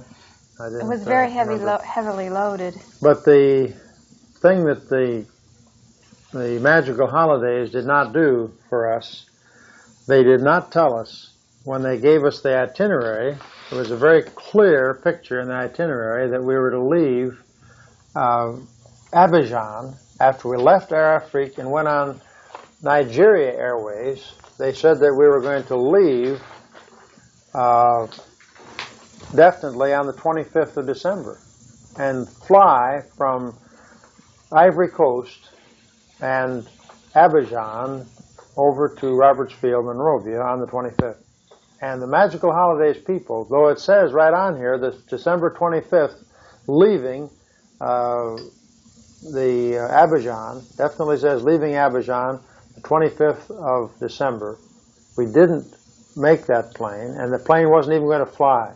In fact, they said that the plane wasn't going to take off. They had no scheduled flights between Abidjan, the Ivory Coast, and where we were headed to Monrovia, Liberia. And so as far as we knew, there'd be no way in the world to get to our mission and get to our preaching and get to our destination on time. They said you'd have to wait till the next day. And so that was our plight. Well, I tell you, we really prayed about it, and we asked the Lord to help us and give us wisdom. But on top of that, I went all over that Abidjan airport. It was scattered all different places, different levels. I went up to the Nigerian Airways headquarters, and nobody there. I knocked on the door, nobody there. We got several porters. They had to take our bags off of Air Afrique. At that time, we originally... They really weren't official porters. They weren't official porters. They were just people that wanted to make some money. Yeah.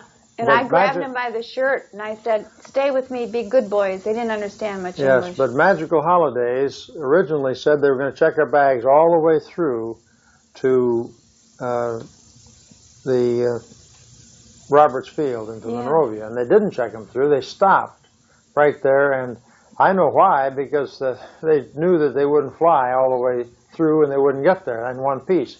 So we had to take 2 carry-on pieces that we had to carry on, which were quite heavy. Then we had 2 big suitcases. Fresh is now. So that's now chicken smoked in house, and no more waiting for the check. And then Mr. New smoked chicken George quesadillas, Harris's Chili's lunch combo menu starting at $6. Wanted Fresh to give is happening to now. George Harris's dad and mom over there. George Harris is a member. After the church wanted to give us a VCR, and we had a huge box of VCR plus the old huge poster that was to be given to the Harrises over there. And so this box... Demonstrate the box again. Well, it was like this. It was a huge box like this, and it weighed... We weighed actually the poundage. I forget exactly what the weight was, but it was maybe 50 pounds or 40 pounds or something. And it was a huge parcel. How much did it cost to get it? It cost $64 just to fly from the Africa over to the other place. This is what they charged us from Air Afrique. 64 pounds, plus we had to tip people and so on to do things. So in Nigeria, or rather the Nigerian Airways situation in Abidjan, we were fighting tooth and toenail to get out on a plane that was sitting out there on the runway that should have gone that day. But it was Christmas Day, and they were running on half schedule, and people didn't want to work. And even though they were supposed to work, they didn't think they should work. Well, I talked to one man after another. Finally, one of these boys who was trying to take care of our bags and make some money for himself, he found the pilot. He had 3 stripes on his shoulder, and he was one of the pilots. He may have been the co-pilot, but he said he's the pilot. And I said, sir, I said, we've got to go to Monrovia. We've got to get to Roberts Field. We've got to preach tonight and tomorrow, and we can't stay till tomorrow. We're out. We've got meetings. He said, all right. He said, if you get your bags out there in 10 minutes, we will take off. And don't be late, or we'll leave without you.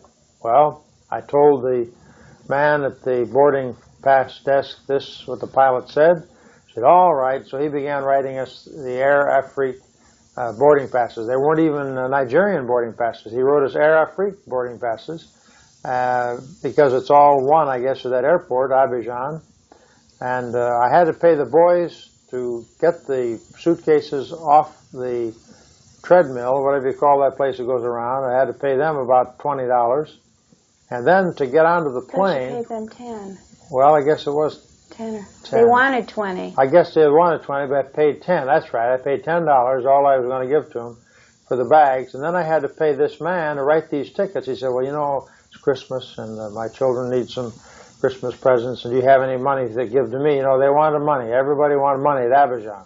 So I fished around. I got another $10 for him, and they said, now I'll take care, he said, to pay my man to take the bags to the plane, because these fellas couldn't take it to the plane. All they did was remove it maybe about 50 feet from the... But they were very, very They were very heavy. helpful. They were very helpful, went all over the airport trying to get me on that plane. So I paid this man to write the tickets $10. And then he said, go and wait till they call the flight. And just sit down there, and when they call the flight, then you go on that airplane. It will be flying today. We've changed the whole flight. I think the Lord arranged it. I don't think they were going to fly it at all. Don't you think, Ron? The Lord arranged it. I think the Lord flew the plane just for us. Just for us. Because if we... Then by this time, all the people in the whole airport knew me and had seen me, this big white man going around all over, just like a chicken with his head cut off, all over the airport, 2-3 times, circling around. Talking the best French you knew how. Yeah, speaking French as best I could, different times and places to find out what to go and where to go. Throwing in Spanish. Yeah, sometimes. But finally, the man saw me and he said, the plane is over here. I was going to sit down at the place and wait, like the man said, until it was called. And he said, no, the plane is over here and they're about ready to take off. Come on. So I went through the door and went on to the tarmac, as they call it, in the terminology that they use. And Vonnie went also, Mrs. Waite, and so all of us arrived at the plane. The man had the bags. They had 2 that were still back there, and we waited for those 2 bags. He came and got the other 2 bags, I think it was, and on a little cart. Yeah. He rode on a special cart. And all the people were waving. Yes. And we met these people from Ann Arbor, remember? Yes. That watched the bags for a while. Yes, Ann Arbor people. And so the upshot of it was we finally got the bags into this huge 707 jet liner, which was a very plush liner for Nigerian Airlines. And they put them right in the first class baggage compartment. They didn't put them under the baggage compartment of the plane, but right up where the passengers ride. All of our baggage is right there, everything. That big box, the whole thing, the VCR, and our 6 bags. So 6 bags plus the VCR was all up in there. And as soon as we got in, they closed the door. We sat in first class. We sat in first class accommodations. As soon as we got in there, they closed the door, locked the door, and flew and took off. And all of the people that were in this hotel that had come over by bus and were going to make this flight, because they told them the flight is going to fly, missed that plane. And there were only about 7 people or 8 people in the whole airplane that could seat probably 100 people. There were only, or at least 85 or 90, there were only about 7 people. And these African ladies that I had talked to and met, they had taken a cab over from the hotel to the airport to be sure not to miss this plane. And the others took buses. And they made the plane, and they were sort of angry that they had not waited for these others. But they went on and took off anyway. So they made that run, that Christmas run, just for us, I think. And when we arrived back to Joa, originally was told, because the airlines kept changing the times, I told them that our plane would arrive about 8 o'clock at night. And then they changed it. It was supposed to arrive at 5 o'clock at night in the afternoon. And he didn't know there was a change. And so he came just about the time we got there, very, very late. And he and Mrs. Joa came at that time and on that occasion. And we certainly appreciate the fact that they met us, and they were surprised because they saw a big airliner circling there and just about to land. And they said, well, he's on that plane, then maybe we'll hope, but he's not on the manifest. Their names were not on the manifest, as he explained in the VCRs. So our names weren't on because we were not scheduled to come in there. And then they saw us, and the plane was still in the air, and the question was, how could we be on the ground when our plane was up here? And they thought we had seen a spirit, didn't they, or a ghost or something. Yeah, he was cute talking about it in the VCR, as he mentioned. And when they saw us, they said, I forget how they did it. They were way over someplace, and they ran over and screamed like little children, yes. The Waites, the Waites, the Waites, in their accent, yes. And jumped up and down and hugged him. They hugged us all, didn't they? They all hugged us. Yeah, they were so dear. They were overjoyed. And, and Pastor Duell was there, and a couple other people, I can't remember who. Mr. Ben, I think, was there. He was a driver, and a couple other folk from the church. And so they arrived there safely. I don't know what else we should tell, but there was a miracle arriving. Well, tell about the trouble we had with the VCR. Yes, we took the video cassette recorder, the VCR, and this VCR was not supposed to stay in Liberia. And if it were to stay in there, it would be charged duty 100% of the cost. And we didn't have a bill of sale to prove the cost of it. I said, well, we're not going to leave it there. We're going to take pictures of this Bible conference, and we're going to take that camera out. As soon as that customs inspector saw that camera, he said, that camera cannot go with you. I've got to hold that. And you've got to come back to the airport, and we've got to decide and assess what the cost of it is to use camera, see what it is.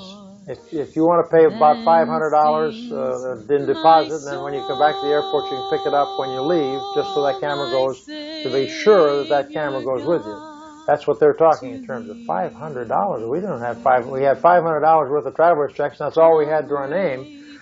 So anyhow, we couldn't take it that night. He was insistent on that. We had to have papers, proof that this was legitimate. The government had authorized us to go over and to use this machine. Otherwise, they could be in trouble. So we had to go back the next day to Roberts Field, and that was about an hour and a half ride each way.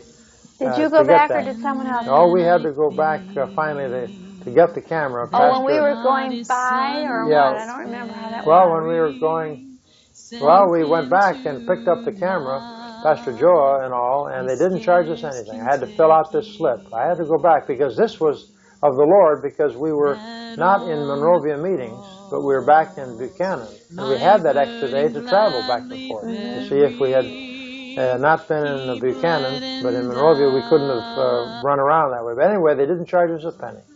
They didn't charge us anything. They said, how much is it worth? Approximately, I said about $150 to $200. They put $200 down there because of the depreciation in value, because it was just the camera they were concerned about, not the battery pack or not the equipment we left home. They're three parts, and the whole three of them were $1,000. Even if they're equal value, it'd be $333 new. And so what was it, second-hand? I'm sure it would be less than $150, probably $200 at the very most. So anyhow, they gave it to us free.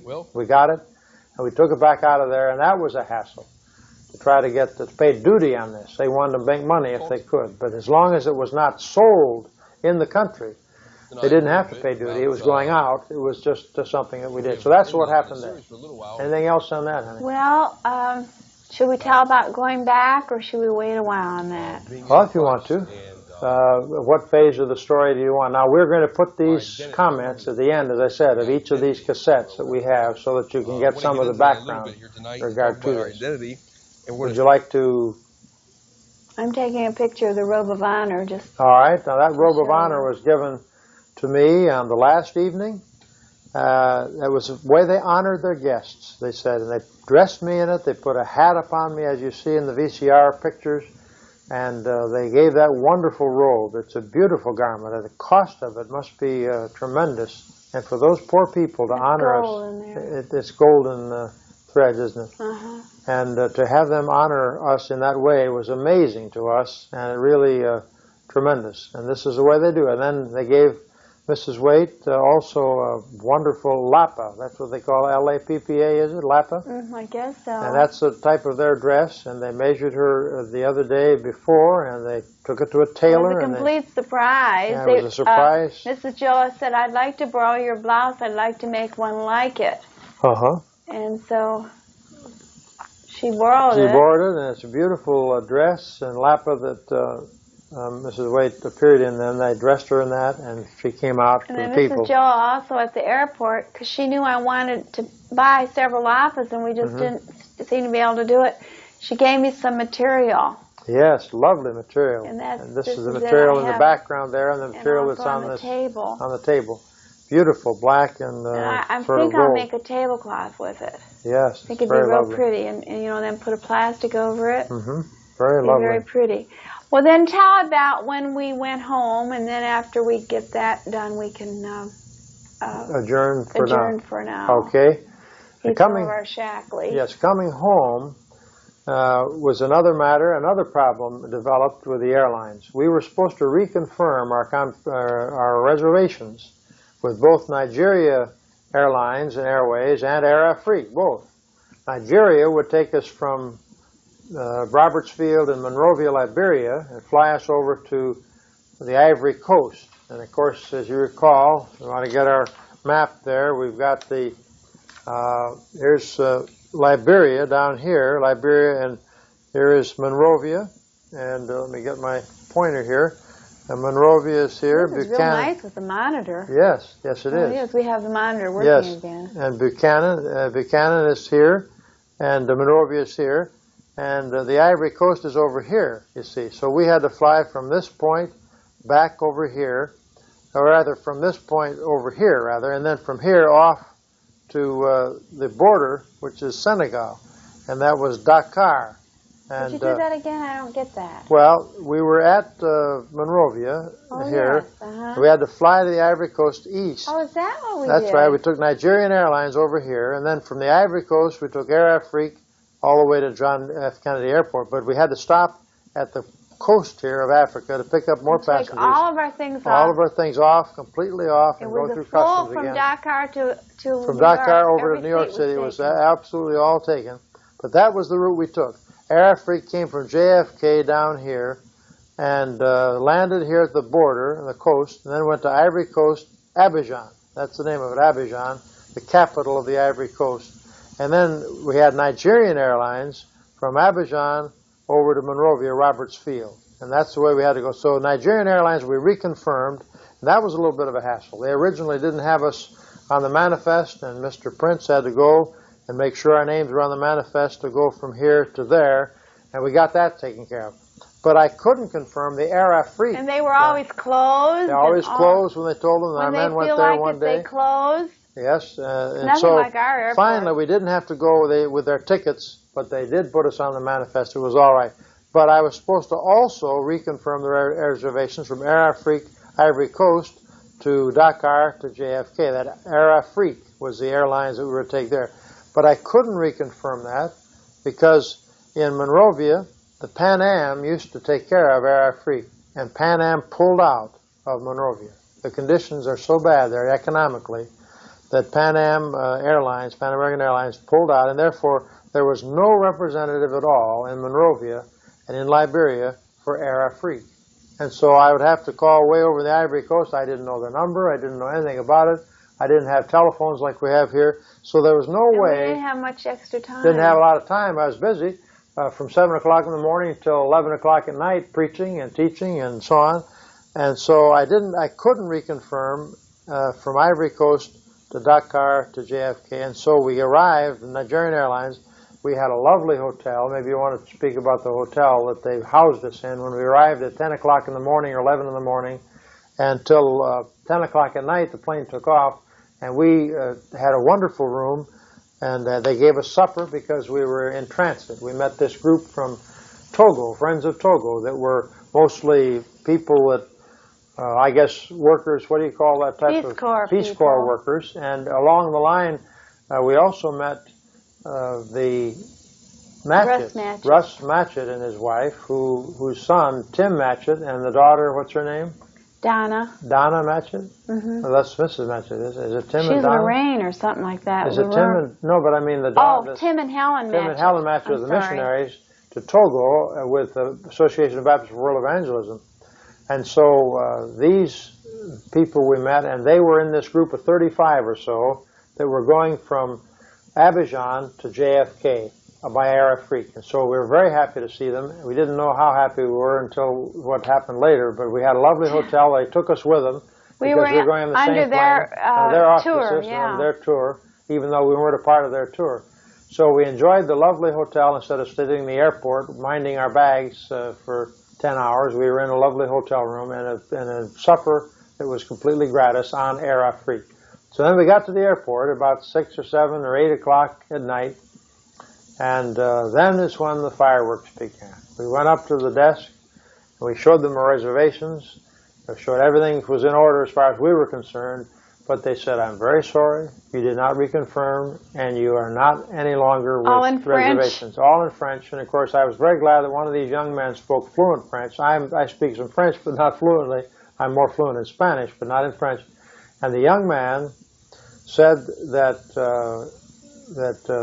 I should have reconfirmed, but I didn't. So he went over there to try to get me on that plane. And we had to have standby reservations, and the plane was full. And it was a question, if we didn't make this plane, which was on, what was it, Friday. It was a Friday plane. We would have to wait till the following Wednesday to go. So we'd have to have all Saturday, Sunday, Monday, Tuesday, Wednesday, 5 more days of spending our money, how we would live and where we would be. And we didn't have shots. We had to have special shots if we stayed in Ivory Coast.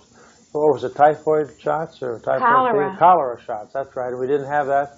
I had to get back to teach school. All the reasons were there, but that didn't matter. The man said you have to wait on a standby basis, and come back. The plane left at 11 o'clock.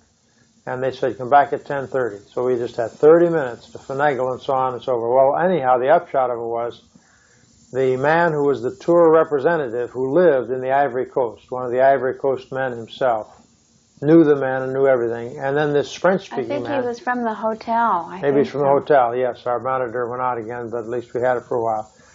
They got together. You sure this is working right, this whole thing on there and everything? Oh, yes, there's no problem. And there it is, because we're all set here. We got the camera and everything's working fine. This monitor is the only thing that went off. But the two of them got together, and Russ Matchett had this man that we knew from Bethel Baptist Church and from Shawnee Baptist Church and Haddon Heights Baptist Church and all these different churches here that supported Tim Matchett, the missionary, their son. He had 7,500 francs, roughly, which was worth about $20 or $22. And this man told these people that I had to be on the plane, see if they could get a reservation, get a firm, and they thought that this would do it. See, just like coming, it cost us $20 to $22 to come, because this porter and this man, they seemed to always want money and so on. It did the trick. So they thought this would do it also. And also at the last minute, put in another $5, American money, on top of it. And so this is what we did. And we finally got a reservation. American money is much more valuable. Much more valuable. See, the Liberian, now we didn't know what the exchange rate was in the francs. But anyhow, American money is a very much to be valued. Sought after. And sought after. So anyway, we got a reservation. That was one thing. But then when they weighed the bags, they have a they have a different system, and I've got to write to the people, and I don't know whether I'm going to get to it. I should call them. I want to call Air Afrique and complain that they changed their ticket, put a little sticker, leaving Abidjan for Liberia the 26th of December instead of the 25th of December, and they never told me a word about it in New York City when they gave me these tickets. Normally, when you get reservations, they mail you tickets in advance, but they don't do that with this Magical Holidays. Magical Holidays was... the purpose and the plan was to go to the airport, and they will give you the tickets at the airport. Well, I didn't even look at the tickets. How many people look at the tickets and the date stamps and so on? The first ticket they rip off, and that's from New York City to Abidjan, Ivory Coast. I didn't look at that. Then Dakar, maybe? Dakar, and then Ivory Coast. But then from Nigerian Airlines, from there to Liberia, I didn't look at that date or anything else. I went rushing up there, and sure enough, it was the wrong date. But anyway, you had only like 30 minutes. I had 30 minutes between. There wasn't much time. That people were flocking around these people to try to get their boarding passes. We had to get all our bags. The bags had to be gotten. But anyway, on the way back, they told us coming out. I called Air France, and they said I get 70 pounds for one bag, 70 pounds for another, and my wife gets 70 pounds and 70 pounds. And then our carry-on luggage, I think, was 56 pounds or something along that line. And so we had all this poundage. We left most of our materials there. A lot of our materials we gave to them. The bullhorn that we could use to speak, we gave to them, a tape recorder and various materials and books and things that they can use. Everything that we thought that would be helpful to them, we left. And then we... let me see, I was talking about coming back, wasn't I? Oh, yes, then we found out that the rules changed. And all of a sudden they said international travel was different. And now, going back, since it's overseas flight, you cannot take that many pounds, but you're now overweight, 35 kilograms, which is about 70 or 80 pounds overweight, and they were going to charge us $350 excess baggage to get that back home. All the while I'm sitting in the airport lobby or someplace with a bunch of people that couldn't speak my language. And she was wondering what was going to happen and so on and so forth. The Matchett would come and tell me, and then this fellow that spoke French, he'd come and report in. Go ahead. So we finally, this 7,500 francs plus the $5 American thrown in was a composite to ensure that we would not have to pay a dime of the $350, that this was all a come on to try to get our money, and that I would get on that plane, and Vonnie also, the two of us, so that we would have a reservation, we'd get on early, and the baggage would get on, we wouldn't have to pay extra, and that accomplished that. So I was so happy and so thankful for that. I didn't have any of the Ivory Coast money, which is francs. As Ivory Coast franc, like the French franc, it was all French. And I didn't know what $7,500 sounds like a lot of money to me, but it's only a matter of $20, which is a lot of money, but still it's not that much money. So anyhow, the Lord supplied our need, and we did get on the plane. There was a lot of seats as we flew from Ivory Coast to the border here to Dakar. There was a lot of from you. Go ahead and show. You can show us here. For Ivory Coast to Dakar to the border here, a lot of seats. But from Dakar to JFK over in America, there were very few seats. In fact, I didn't see an empty seat in the whole plane. So somebody they bumped. Yeah. They must have bumped somebody here at Dakar. They must have. And we had to be in the smoking section. That's right. Very nice we didn't seats. care. We didn't care. But we were on the plane. At first you said, well, there are other seats. Why are they putting us here? But then we could. And then when we got off, remember when we got off at Dakar? Mm-hmm.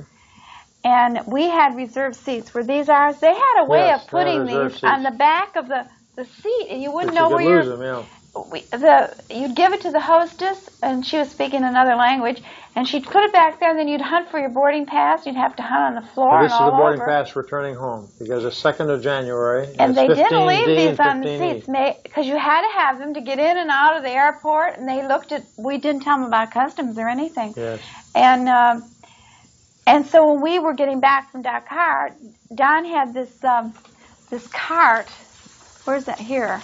Which is, I have some pictures, but this we cart bought that carry the one. baggage, little baggage cart. Was one of our travels. When we came home from Naples and St. Petersburg that time when he was in the hospital, and we came home. This is the bullhorn. It had musical tones on it. Very excellent one from Radio Shack. We didn't use that at the airport. We probably should have. Yeah. And anyhow, when we were ready to get back on at Dakar to go over to the Atlantic Ocean, I'm a slow walker, and so Don would sort of wait for me, which I was glad because I didn't know who would grab me, although I really wasn't afraid. Just one time in Africa I was afraid, and I hope to tell you about that. It was just really minor. It was because I didn't understand something. But people start running. They start running. First of all, the people that had been on the plane were supposed to board, but because I'm a slow walker and we had all of this luggage, and they start running. And when we got on to go to our seat, there were 3 people sitting on our seat. This young boy that we took under our wings, somebody was supposed to always be with him. He was a minor, and nobody was with him. Another minus for Air Afrique and the other place. And so we took him under our wing, and so those 3 seats somebody was sitting in, and we said, these are our seats, and we had the number and everything, and that man got very angry at us. Yes. And his wife said it's not their fault, but see, they had run and gotten these excellent seats, and then they had to move over, and he really acted like a bad person for a while. Yes, like a baby. Yeah. He was from New York.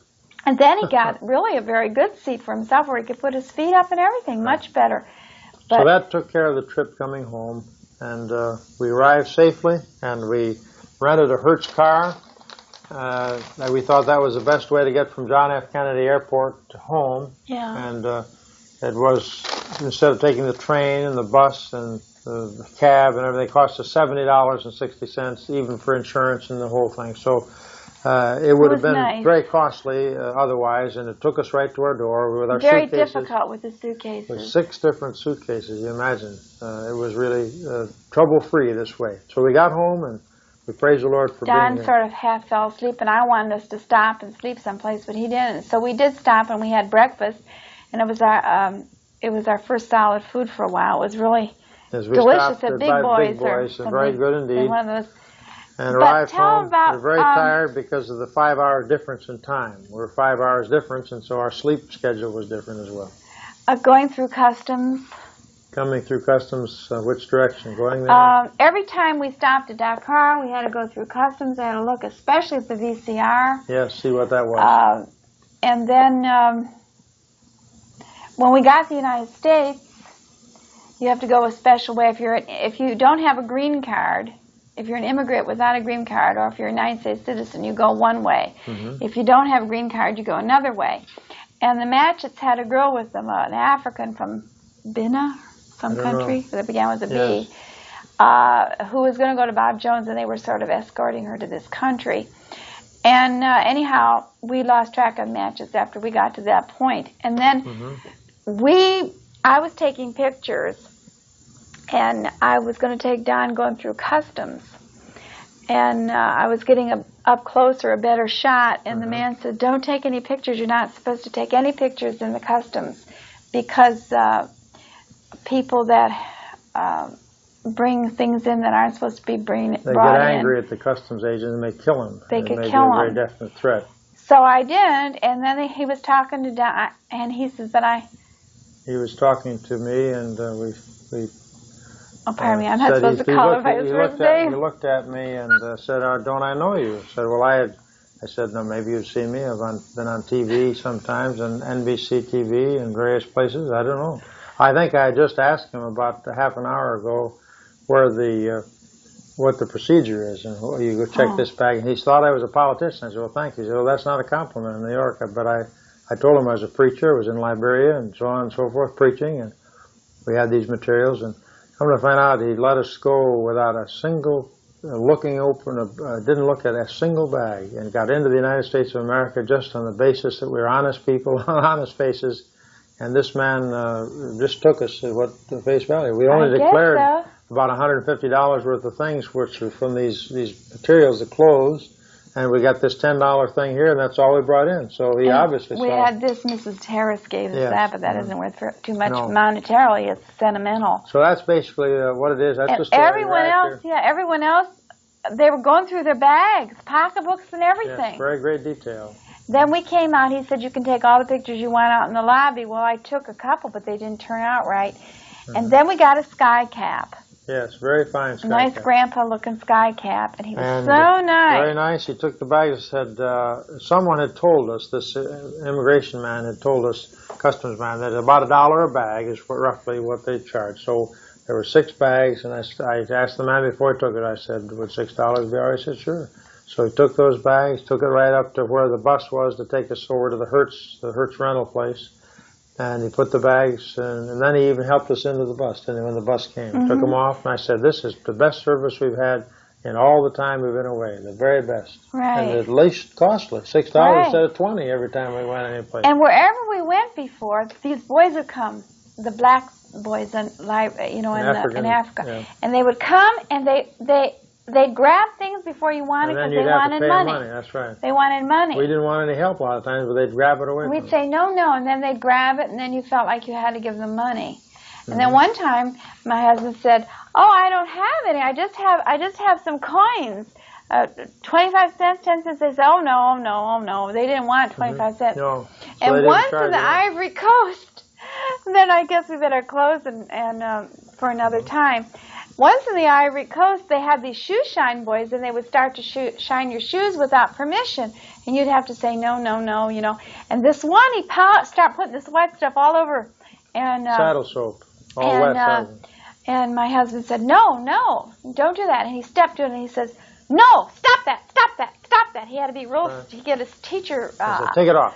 Yeah. "Take this off right now." Yeah. You know, I commanded him to take it off. And the fella didn't, I don't think understood it, but quick. he sure understood his body language and his look. And he wiped it off, you know, and Don would push his foot out, kick his foot, like not to kick the boy, but to get him away, because he insisted upon polishing the shoes. So that was that. Yes, well. Anything else that you can do? You want me to fade out? I'll fade out, right. and you can.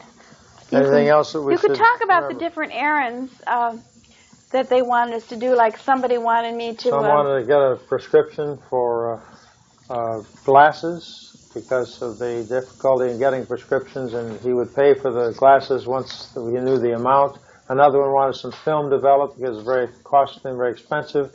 Different ones had different things, and we're going to do what we can for these people.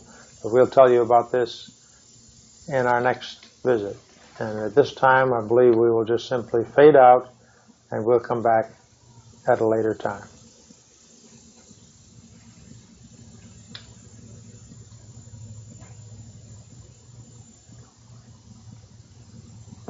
All right, we're glad to have you with us again.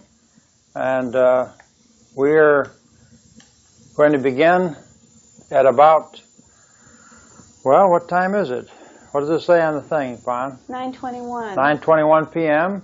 We're going to continue to talk about our trip to Liberia, West Africa, and particularly Buchanan. You'd like me to talk about these pictures first, honey? Well, I thought maybe you could give some of the history. Some of the history of Buchanan and of the Liberia. We copied off some of the history from the encyclopedia, and we looked at it as we flew over. Yes, and Liberia is the second oldest state, a Negro state, or Negro republic. Haiti is the oldest, and this is the second oldest.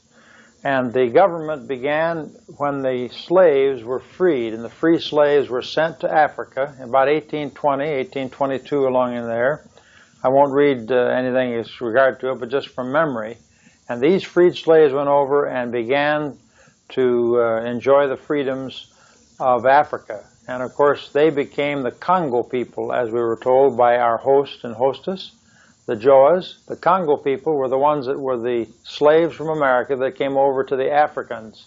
The Africans are called the country people. And the country people were almost enslaved by the former slaves. It's amazing to see how that works. And it's interesting to see how that the Congo people have been all in the offices. They were the mayors and the presidents of all things, and the senators and the congressmen, and all the police chiefs, and every office was by the Congo people. And so they had somewhat of a revolt. How long ago was it? Honey, 1980, I believe it was. Didn't they? They had a revolt. And this man, Just Doe. recently, or well, yeah, 1980. When this one became president? Yes, Doe. His name is D-O-E. And he was a sergeant in the army, and all of a sudden he led a rebellion, and they He was a country killed. person. He was a country person, and they rebelled against the Congo people who were in office. And Tolbert, I believe was his name, President Tolbert, they murdered. They slit his throat, assassinated him, and so now Doe is there. And he had no elections at all until last October or November or something like that. I don't remember. And they had elections, but they rigged the elections. And they were not free elections.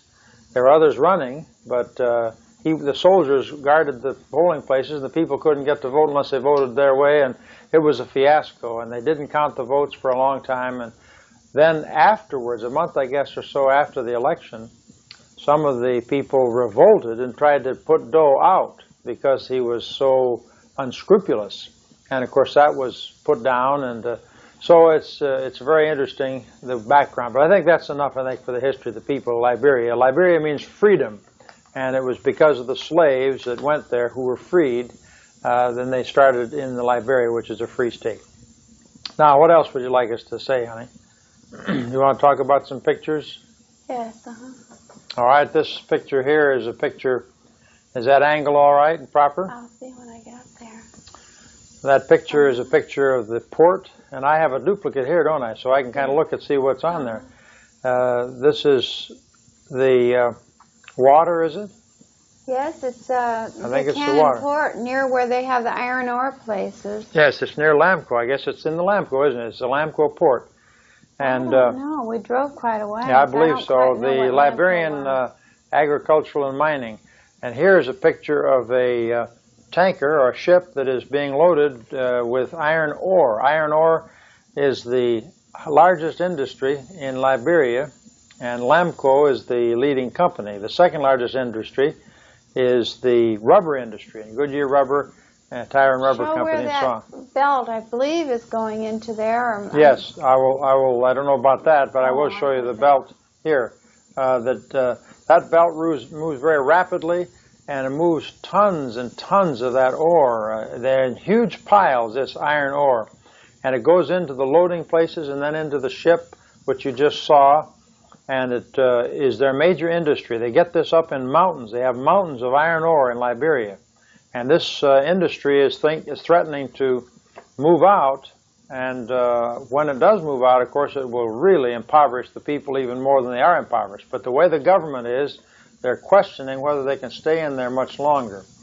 Now, this is the lumber industry. Notice those huge logs. Those are ready to be shipped out of the country to different... Isn't that nice on the monitor? Yes, it's very nice on the monitor. It's a beautiful picture, and of course, it takes you right there, doesn't it? These pictures that you've taken are excellent pictures. It takes you right there. You took this one. Did I take that one? Yeah. But these forests back in the hinterland, we would call it, or back in the bush, they call it, back in the jungles, they are not replenishing. There's no reforestation. And the government's letting these people come in, cut down these huge trees. There's no extra trees that they have to take their place. And it's a terrible crime against Liberia and against the whole industry there. They're coming in just reeking and raking it off, but doing nothing to replenish it. Here's another shot of the logs, many logs that are just lying there dormant. Piles and piles and fields and fields. That's right, fields and fields of logs. And to think they're never planting new seeds. That's right. Here is a scene, I guess, of animals. No, that's just a village. Just a village? I guess it's a village. Where people live. Along the road, was it? As we've been along the road? And there's a lot of timber cut, I suppose, for cooking. Houses and cooking and things. We certainly don't need it for And food. here's an African scene with the women who learn to balance things on their heads from little girls. Isn't that what they told you? As little girls, they learn to balance. Little girls with little kettles on their heads learning. They wear some kind of a hat protector or some kind of thing up for their head. And it Can you get that more central there? Well, I was trying to keep the car out. Oh, you don't like the car. Oh, okay. They wear protectors for their heads, and so this is one of the large two-story homes, I guess, huh? Well, it was in the marketplace. Marketplace, uh-huh. And I took it because it was one of the bigger buildings. One of the bigger buildings in Buchanan. This is a street scene in Buchanan. It's almost like showing slides, isn't it? And I think I know where this... But this is interesting because you can't really see, but there's people walking. And no matter night or day, people walk. Yes. No matter... you'd see them all over. It was very unusual because where we live, you don't see people walking like that. I think this is a scene of the insurance company, isn't that where Mr. Ben where Mr. Ben, works? who drove us and was so kind to us on the second floor there. I think Yes, that's one of the larger buildings and one of the nicer buildings also in Buchanan, isn't it? That we saw. That we saw, at least, yes. This is the school where Pastor Solomon Joa has his church. They're just a really recent church. They meet in this schoolhouse. It's really the First pink. Calvary Baptist Church. It is pink, that's right. And well, it will be pink if you change that hue there, I think. Okay. It's just a question of the hue. I won't bother to change that now, but by changing that, you have the pink setting straight up and down, do you now? Yes. Okay, so that will be all right. But that building is where they meet. Fortunately, their government permits them to meet in schoolhouses. See and the broken windows and everything? Yeah, broken windows, and it's like in graffiti, I suppose. I don't know whether it was graffiti. I didn't see too much graffiti. But the government allows them to meet in this schoolhouse. Now, this is a breakaway church. These people have paid a price. They stand for Baptist convictions, the convictions of the General Association of Regular Baptist Churches. They're for separation from unbelief. They're for exposure of falsehood and false doctrine. They're against polygamy. They're against all the customs of Africa, against going to the bush, the women going, the young girls, and going into the Satan worship. And they stand for the Scriptures, the Word of God. And they also stand for the King James Version of the Bible. And they stand for the Textus Receptus, underlying the Greek New Testament and the English Testament. They take a stand for the Masoretic traditional Hebrew text, underlying the Old Testament. But they've paid a price. And that room there in the schoolhouse, that large place there, was filled with people on Sunday morning when we preached on a present for God. That's the congregation, that long portion of the place there. That's where they meet, and of course other places are for Sunday school rooms and so on. But they had, I guess, I think he said there are about 50 or 60 baptized members in that church. So I'm glad for that school. They paid a price and so on. And then you can tell about that picture. That's a picture. Where we had our women's meetings in the afternoon, it was sort of like in a little village there. I don't quite know how to explain Buchanan, but this is a little houses around. The kitchen of a woman, and I watched her.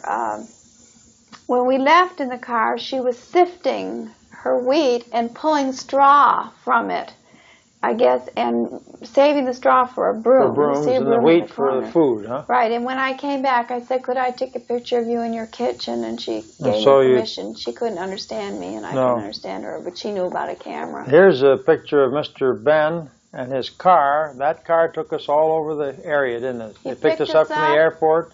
Tell about that harrowing trip. As far as the bumpy roads, yes, the holes in the roads, very much going from Monrovia, Roberts Field, where we landed, down to Buchanan. And by the way, speaking of that trip to Buchanan, maybe we should show them another map here of Africa. And you notice I'm going to, you can back up there a little bit to see and come in. And I want to see exactly where we are, but this is Liberia, where it's right here. And you can see Africa like that. And if I can point out where, let's see here,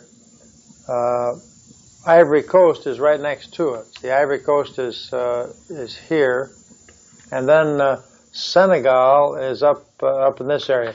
There's another closer map, which let me show you over here. Here's Liberia. You see that? Mm-hmm. And then Ivory Coast is over there. Is right over here. Right over there you can see the Ivory Coast. Now that's where we flew to the Ivory Coast and then had to fly back here by Nigerian Airlines. And then there's a picture also of Senegal right here. Here's Senegal, which is over on the coast. And here's a picture of Dakar, which is where the plane landed first. Dakar, and then Ivory Coast. So we really had to go out of our way. And then back here, Dakar, Ivory Coast, then back to Liberia. So that's a picture. Ivory Coast is the main airport, I guess. Yes, Ivory Coast is the main airport. It was larger. It was larger, and of course that's a very well-to-do, not very large prosperous what we're used to. thing. So that's the car, getting back to the car that took us from that airport and so on. And notice how that red dirt gets on everything. On the wheels and all. That was a Toyota. All of the cars practically in the whole island are Japanese cars. And Toyota is a very popular brand of car. It costs a lot of money. It costs $6,000 to $7,000 Liberian dollars, which is a lot of money for them to get together. Buchanan, they mostly had taxis, I think. Yes, taxis for 40 cents. We noticed a lot. A lot of cars in Ivory Coast, but 40 cents will get you a ride in a taxi anywhere at all in the outskirts of Buchanan. And that's maybe 4 or 5 miles long, so you can go anywhere for 40 cents a person. Now, these ladies, you want to tell about them? Yes, these are some of the ladies in my Bible class, my afternoon class. They're Bassa women. And they speak in Bassa, and you had an interpreter in Bassa, didn't you? And see the lapa, the one with the light blouse. You can tell her lapa is the skirt. It's the this skirt. One here? Yes, this it's like lapa. a great big long tablecloth. Yes. I'll open mine up That's to show lapa. you sometime. All right. All right. Now I've run out of pictures. So do you want me to show you the energy bars and things that we ate? Tell about that. The energy bars are here's a big box. So you can see that here's what the energy bar looks like. It's made out of the chocolate, what do you call that? Carob. It's made out of carob, and it has chock full of all sorts of nutritional elements, and we have these whenever we seem to need a little bit of protein or vitamins or we're hungry. It's like a candy bar. There are 2 of these little bars inside of them here, and that's what we ate occasionally whenever we needed. We took several boxes of those, and then, of course, here's your protein, instant protein, which has all the nutritional elements necessary to live and to exist for our body. It has all the amino acids listed here on the can. It has carbohydrates, a balance between carbohydrates and proteins and so on. And we existed on this for the first 3 days exclusively, almost. And then for most of the trip, we were very well kept, and we didn't lose any weight. You'd think we'd lose weight on this. But the way we did it, when we saw this missionary, there in Monrovia when we landed, we said, do you have any fruit juice? He wondered about breakfast. Said, if you have some fruit juice, we can mix this. What it is, we take 6 tablespoons, I do at least, of, or heaping teaspoons, which would be a tablespoon, of protein, like this, for example. Here would be a heaping teaspoon, if I can get a teaspoon there. Let's see here. Well, let's see. Something like this. That's a heaping teaspoon, and that's like equivalent to a tablespoon. So I have 6 of these for the morning meal. That's my meal. 6 of these, and it's mixed with water, and we put it in the ice box, the refrigerator. How's that? Something like that. See, 6 of these. 4. And Bonnie takes 4. Once I'm desperate. Unless she's really desperate. But this takes care of our hunger needs. Now, it's mixed with a Shackley shaker. They call it a Shackley shaker. This is from Shackley Products, and we found them to be very fine. But first of all, we place 8 ounces of water right in here in our Shackley shaker. Then we take the tang. This is what this missionary gave us. He didn't have any juice, but he had the tang. Fruit juice at home. We use fruit juice at home many times. We fill it up and use the protein in there. The tang has sugar in it, but still, we just use 1 heaping tablespoon of tang to 8 ounces of water, which is a full glass. Put the tang there, put the water there. Show the little thing. And we shake it up, see?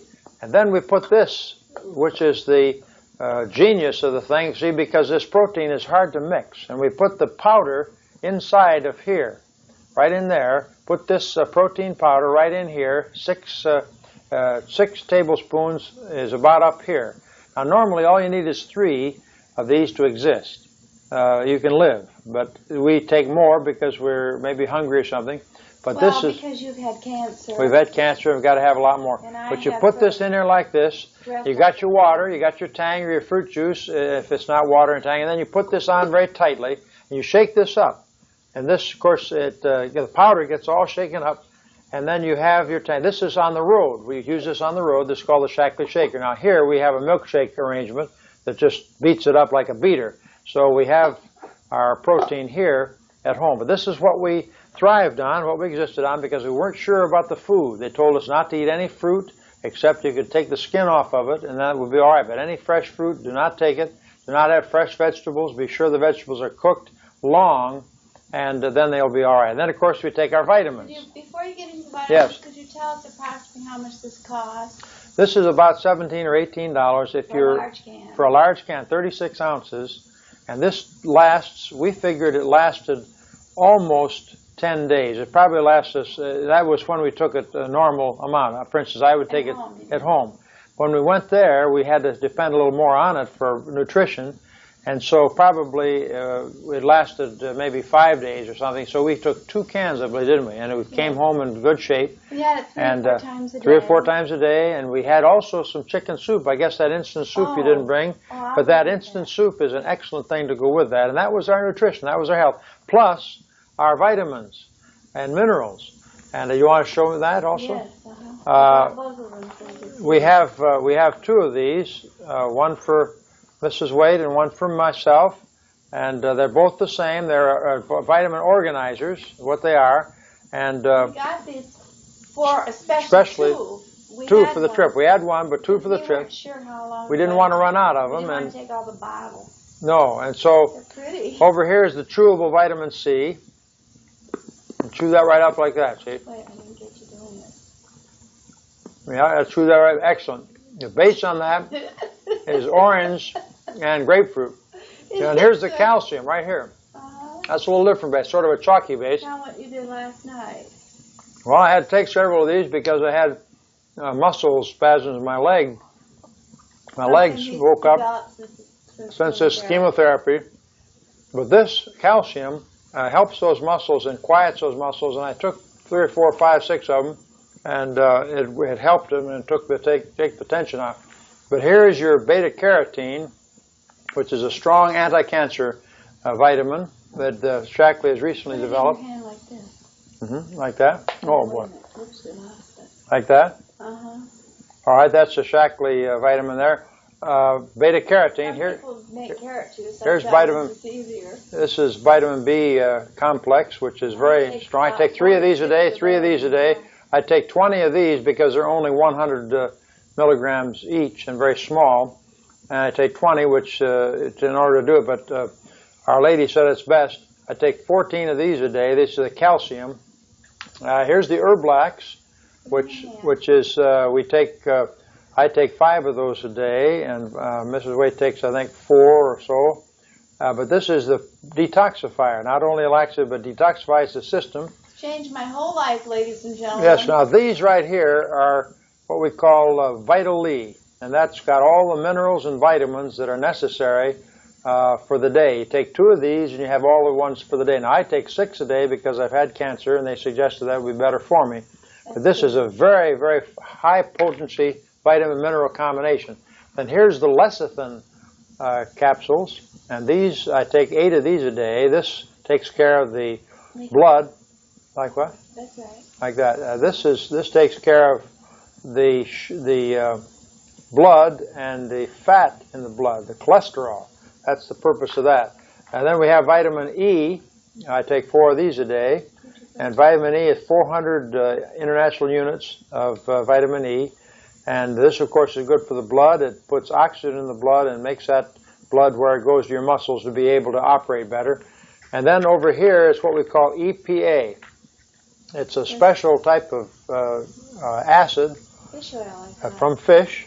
We read about it a lot in the paper now. It really helps the heart. It's a heart type of a vitamin. It's very recently found and discovered, but it takes the sugars out of the blood. The other takes the fat, the less of this takes the sugars out of the blood. And then we have alfalfa tablets, and those are very rich in minerals because the alfalfa plant, we're told, has long roots that goes way down into the soil and gets all the rich vitamins and minerals that the soil produces. And all these are natural. They're all natural grown, most of them in California. And that other kind of vitamin C like I like. the kind that Mrs. Waite likes is the vitamin C, not that you chew, but it's a vitamin C that's a time release. You've heard of time release aspirin and so on. And these, she has the same otherwise, but she prefers these sort of like footballs. They're 500 milligram tablets instead of 100, so she has to take fewer of them, and they're time release. You don't chew those. You don't chew those. Those release throughout the day and gives the vitamin C and so on. So that's our Shackley products, and we have the soup and so on. Soup. And do you want me to do anything else, honey? Well, tell them that we're Shackley dealers. Yeah, we're Shackley dealers and distributors there, and we appreciate the good health that it's brought.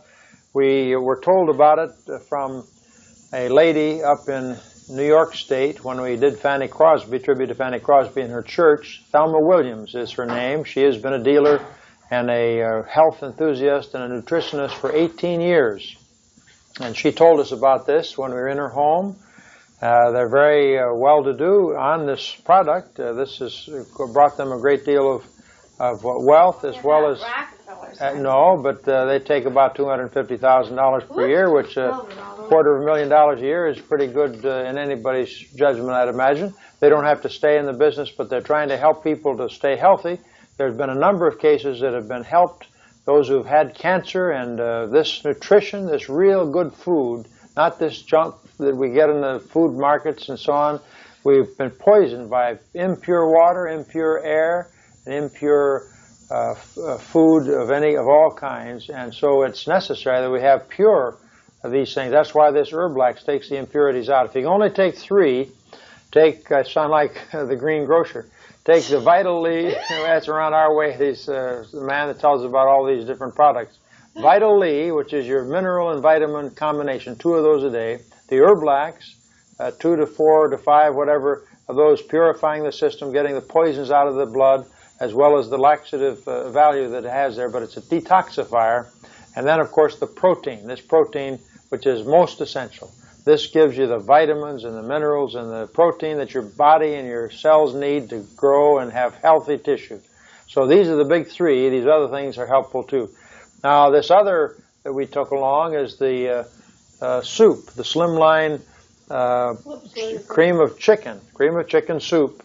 And it's in folders like this, little sacks of chicken soup, and we take one of these and put it in a big cup. We even use that right now in our home, and it's excellent. It's got all the nutriments. A little when I brought it in. I'll show you. Spill a little bit, yeah. There's spill a little bit right there on the over my nice African cloth. Yes, so it does look a little spilled, doesn't it? Yeah. But this is excellent, and this has got nutriments and so on and so forth to keep you healthy and strong. It's also the slimline, but I won't bring that in because we really didn't do too much. But that's what we ate, because in the water we boiled the water, and I came back and Mrs. Waite came back, and both of us were just the same weight as when we went. We didn't lose weight, and that's all we had for most of the time. We had 3 meals with the Africans, didn't we? Yeah. For lunch, for noon meal.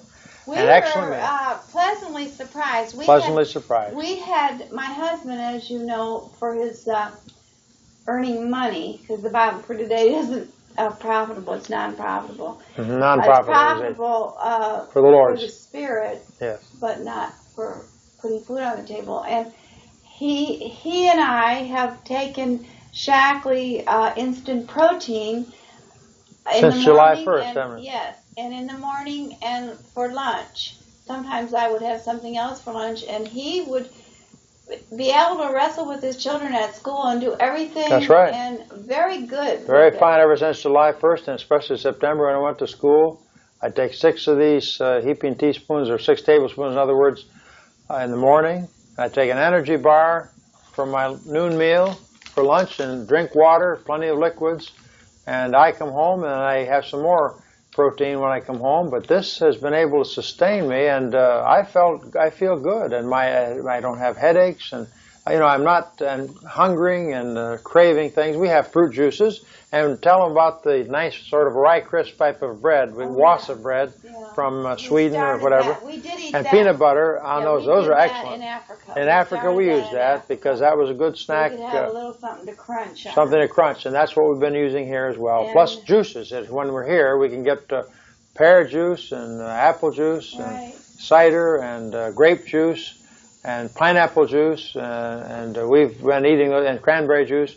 So you eat that. Well, that's delightfully surprised yes. that it would maintain us for 3 meals, and that we would have energy. And we had a very full schedule. Yes, we did. But it took care of us. We are delighted we have our own testimony now for Shaklee. That's right. So we'll put these on the floor now and take them off because we're finished with that particular phase. And if you're interested in getting them, you just let us know and we'll give you more information. Yes, we have lots of literature material, but these are foods, and they're costly, but the good food is costly too, and it's the best type of food. We don't like to wash pots and pans and dishes, and then we do eat. Now that we're home, we eat. Occasionally, every few days we have a regular meal. Right. Now, do you want to take over? Talking about the hectic schedule, I don't know if that's... I could tell the schedule. Do you want me to tell the schedule? Right there, yes, right there. All right, I can talk about the schedule. This is the schedule that we were on. Now, this is going to be for memory. Let me show you what we start out. We start out the day.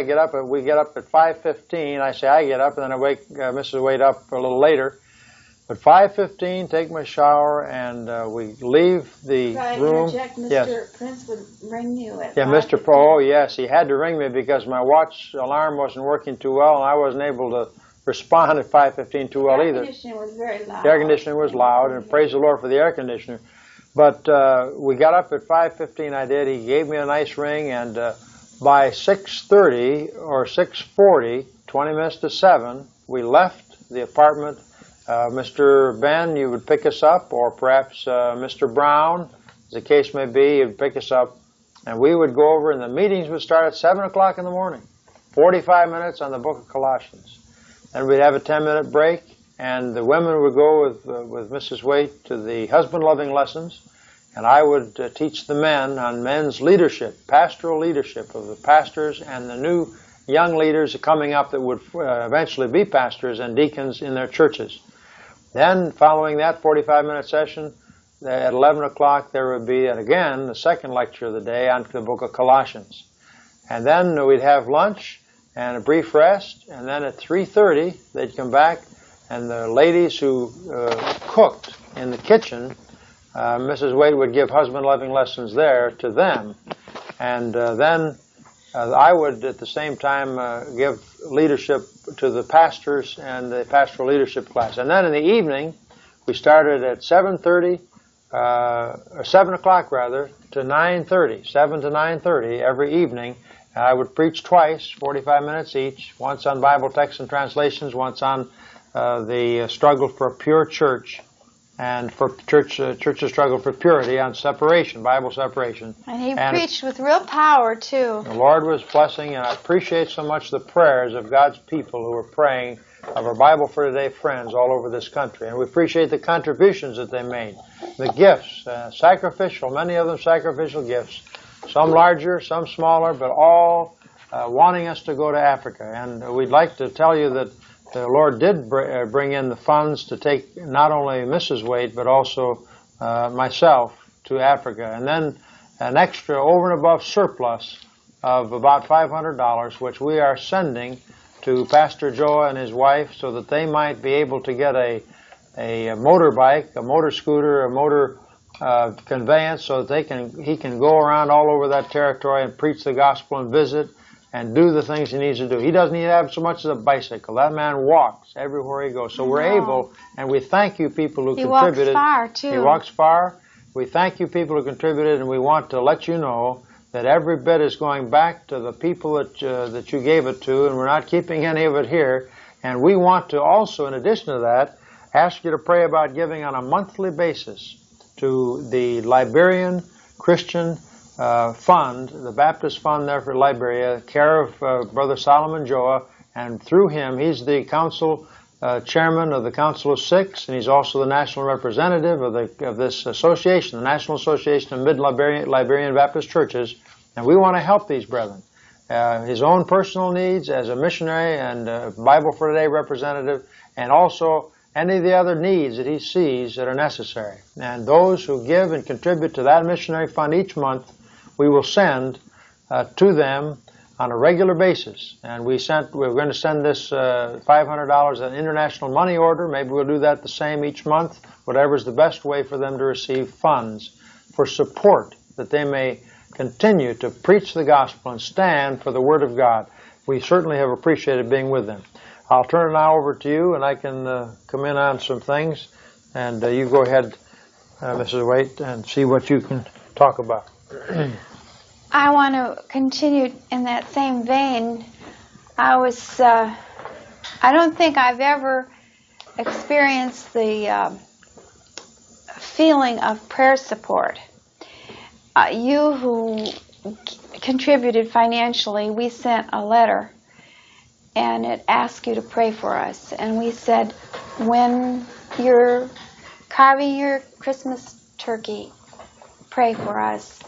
When you gather your children together and open your gifts, and before you open the gifts and you think of the Christmas story, pray for the Waites in Liberia. And when you gather your children together to say goodbye and pray together in your prayer circle, pray for us. And I really think many, many of you did. That's right. Because I can speak for myself. I, who get very weak many times, I wasn't weak. I just had one day when I was overexcited, and I think it was when we traveled from Monrovia to Buchanan, and we were up so late. But even the driving, with all the potholes and having to stop, and the people that came towards you, they either don't know to make their lights dim, or they purposely make them bright, but it just blind you. And there was sort of like a fog, and it was, but the Lord gave me great peace. He gave me strength. I'll have to admit that my legs were getting tired because we met in a Bassa High School, and we were on the 3rd floor, and there were like 4 flights of stairs, and the last one was real big, the last step. And it was hard, and the women who carried their babies on their backs, they had to rest too, and we would have to rest. And we would go up and down and up and down. But I did really feel like you were praying. And I felt bad when people would write and say, I'm on Social Security and I'm giving you my last money. I didn't really want anybody to give me their last money. I didn't want anyone to go without for me. I guess I didn't feel like I was worthy enough for someone to go without. If you had a lot of money, it didn't bother me. But the widow's mite, I didn't want to take your mite. But when I was there, I kept thinking, this is worth it. Amen. Every cent that you sent. They've got more widow's mites and more poverty than we've ever seen.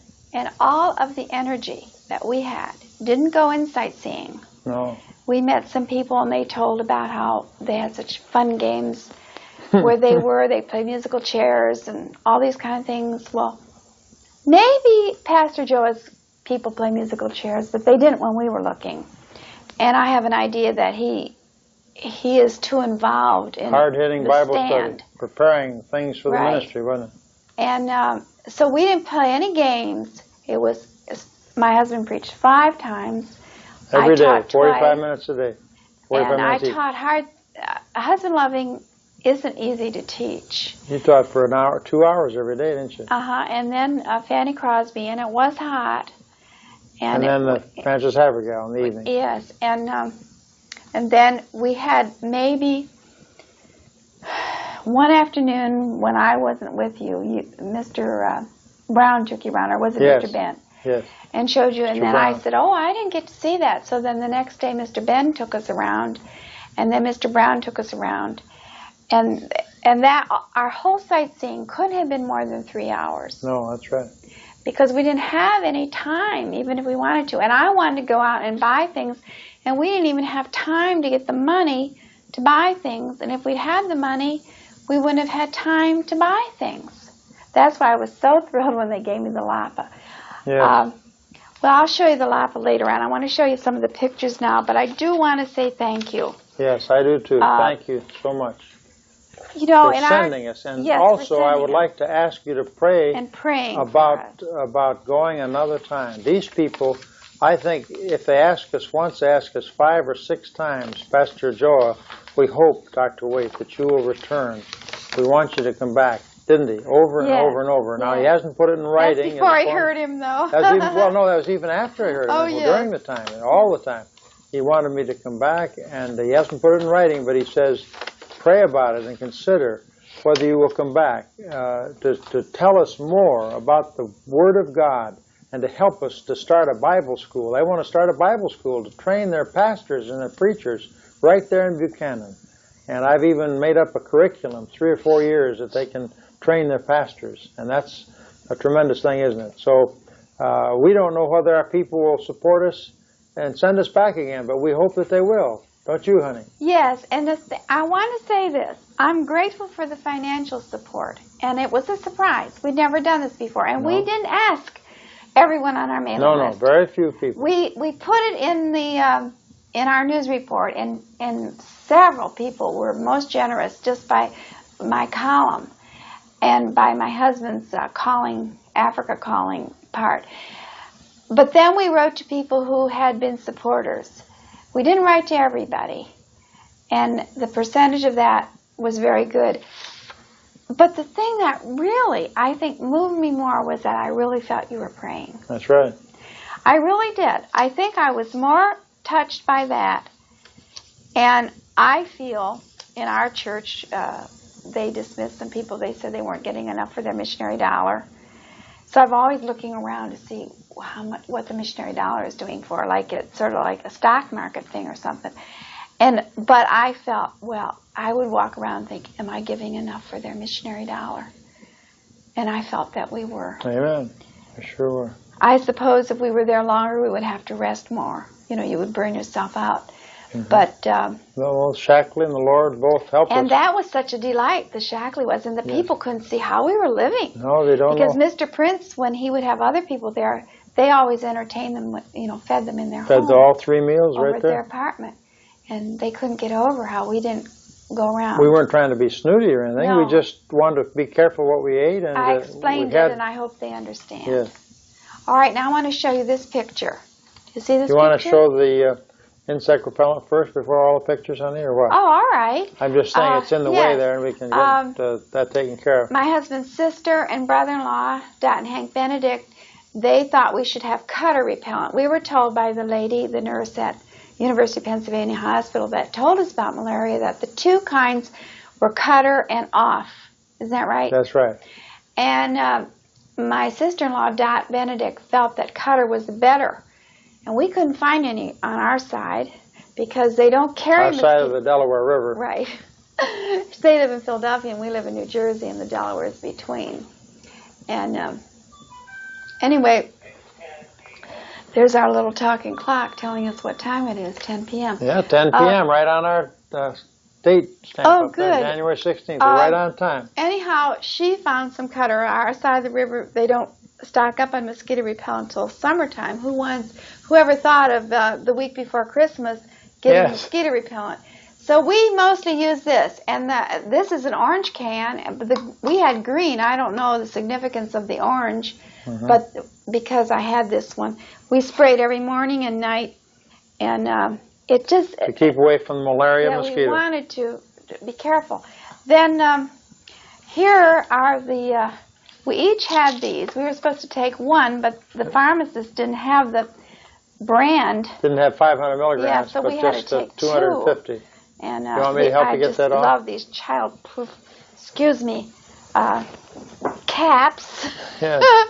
Oh, we forgot to tell them about that liquid Vital E. Liquid Lee? Want me to go get some or what? No, I can't get we can show them later. But okay. See, this is how it is. This is chloroquine phosphate.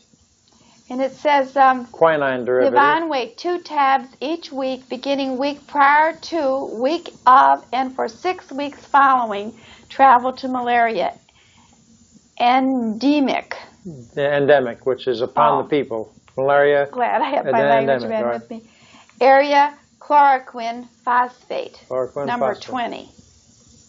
Hansen, no refills. There are 20 in there. Westward Sheen. Enough for 10 days in case we lose 2 of them. Yeah. There should be 500 milligram tablets, and we only have 10, but they're 250 milligrams, so we have 20. What's SCHEIN mean? Sheen? SCHEIN, Sheen. It says Westward Sheen. Hansen, no refills. Westward Sheen. I don't know. Hansen is a doctor, but Westward Sheen. This is what we have. All right, let me just take Evidently, it. Hansen. We never they're did white see pills. Dr. Now, Hansen. different ones have different colors, but these particular ones are white. Yes, some took red pills, some took yellow, but yes. we took white ones. I hope they work. We still are taking them every Wednesday, aren't we? I'll put them in here. Okay, and you want to take that away, or do you want to leave that right there? I just don't want to lose them. Okay, won't lose them. All right, now you ready for pictures? Yes. All right, pictures, here we come. Oh, I didn't bring the passports down. I'll have to get those. Oh, we can get those another time. All right. This is a picture of Mr. and Mrs. Teddy Ben. And Mr. Ben became one of our good friends because he's the one that drove us from the airport, and he came to pick us up many a morning and took us around. And dear young man. And between my husband's 7 o'clock devotions and the next meeting, when was the next meeting? 7 o'clock, 9:30 or 9:30 was it? 7 to 8:30 was devotions, yeah. And then they had breakfast 8 to 9:30, and then 9:45 to 10:45 were the Bible classes. That's right.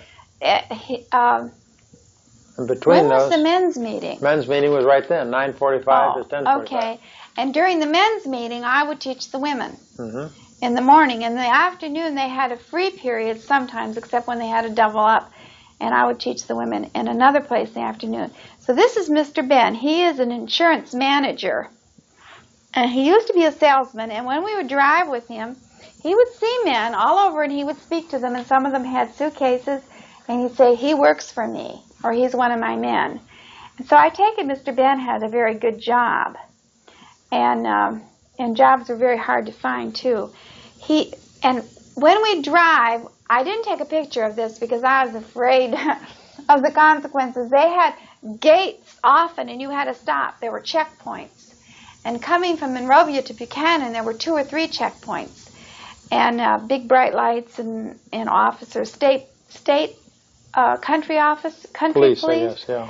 And they did away with the city police that's right. recently. And my just husband national police. Yes. Yeah, my husband pointed out that's a dangerous sign for a country. The country does have political unrest. In fact, someone said to my husband, you certainly must have a lot of faith to come to this country. That's right. That's so poor and in such an unrested... That's one of Mr. Ben's insurance salesmen, asked me that. What did he say to you? He said that it's really, you have a lot of courage coming in here to very much unrest and dangers and all and so on. He's really admired me to come and preach the gospel. To be truthful, we didn't know the political unrest. We just went anyhow. We just came. And we have to pray for these poor people and their unrest and the they unemployment. Searched the cars at these checkpoints, but Mr. Ben was very well known by many of these people. In fact, so much unemployment they haven't even paid their workers. The government hasn't in 3 months. They're 3 months behind in pay. They paid the soldiers. They paid the soldiers. Soldiers will defect. In fact, Mrs. Joa, Pastor Joa's wife, who teaches in the high school, has not been paid, 3 months behind in pay. I know. School teachers.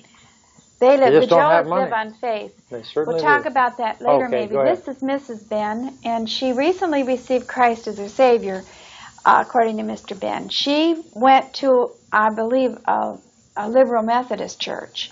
Yes. And in the recent years, he had been saved when he was little, but he backslid. And in the recent years, he came back to Christ through Pastor Joa's influence in his life. Yes, he thinks Pastor Joe is such a wonderful preacher. Yes.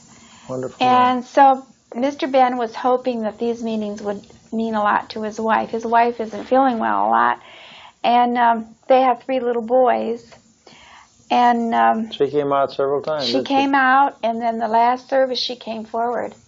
And she's going to leave her liberal modernist church and come to Pastor Joe's church and with her husband, join the husband. Isn't that great? Yes, and we were real happy. There's great rejoicing. Because Mr. Ben, they sort of had a divided family, you know. Yes. But he loved his wife. He went home. He'd go home and get her. This is Jeremiah Barkan. Is that okay?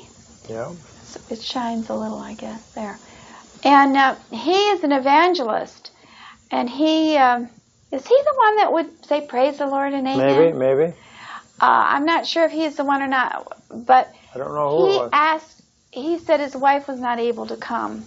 And he gave me a little note and asked me to pray especially for him and his wife that their ministry wouldn't be hindered.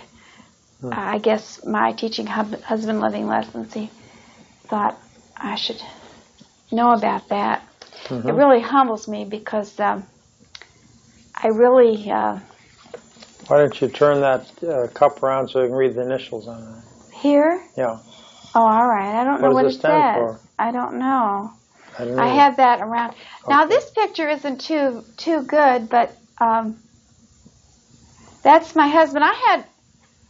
Well, I won't go into my camera difficulties. I had a new camera with a special lens, and I discovered that lens can only be used in real bright sunshine. Right. The telephoto lens, yes. He's teaching the book of Colossians and illustrating. I don't know what he's illustrating. I don't know if you can see Pastor Dua with his megaphone that we brought and we left there. And my husband taught the whole book of Colossians 2 times a day in 4 days.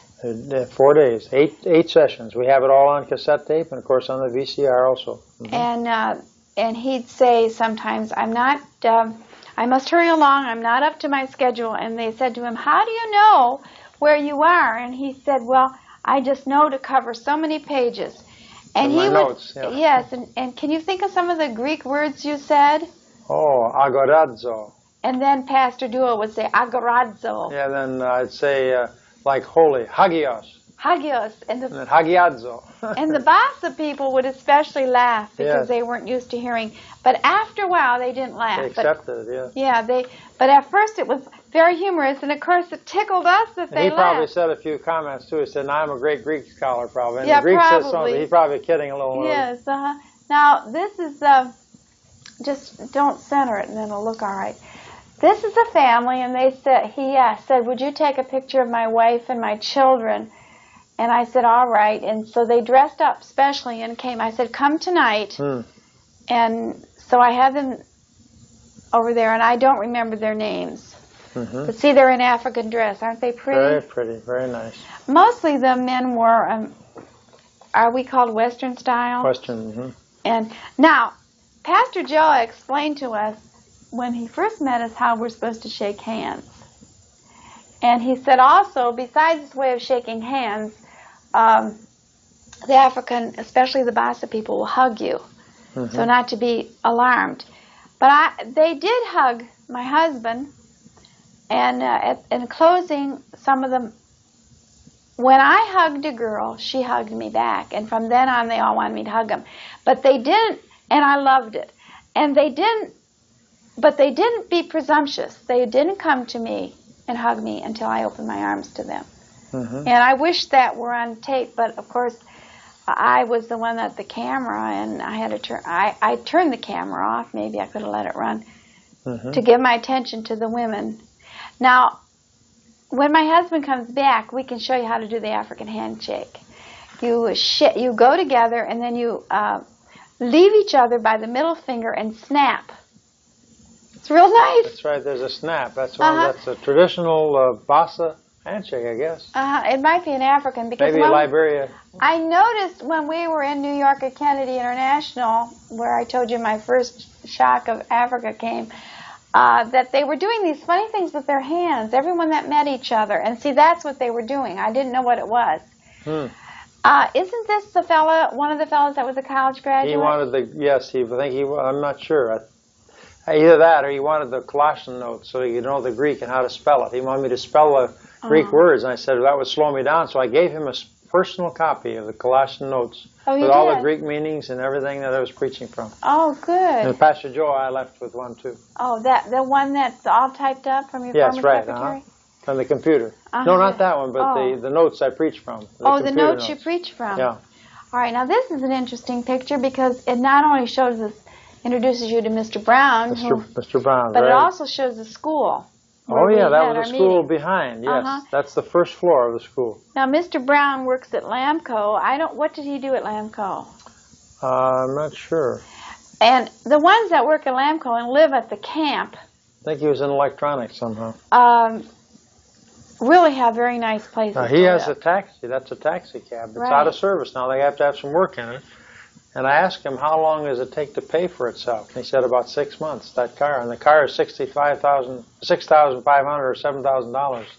And in 6 months, 40 cents a person all the way around there, that can pay for itself, that cab. He hires a driver. He hires a driver, and they've got to be honest because they could cheat you and steal the money from you, see.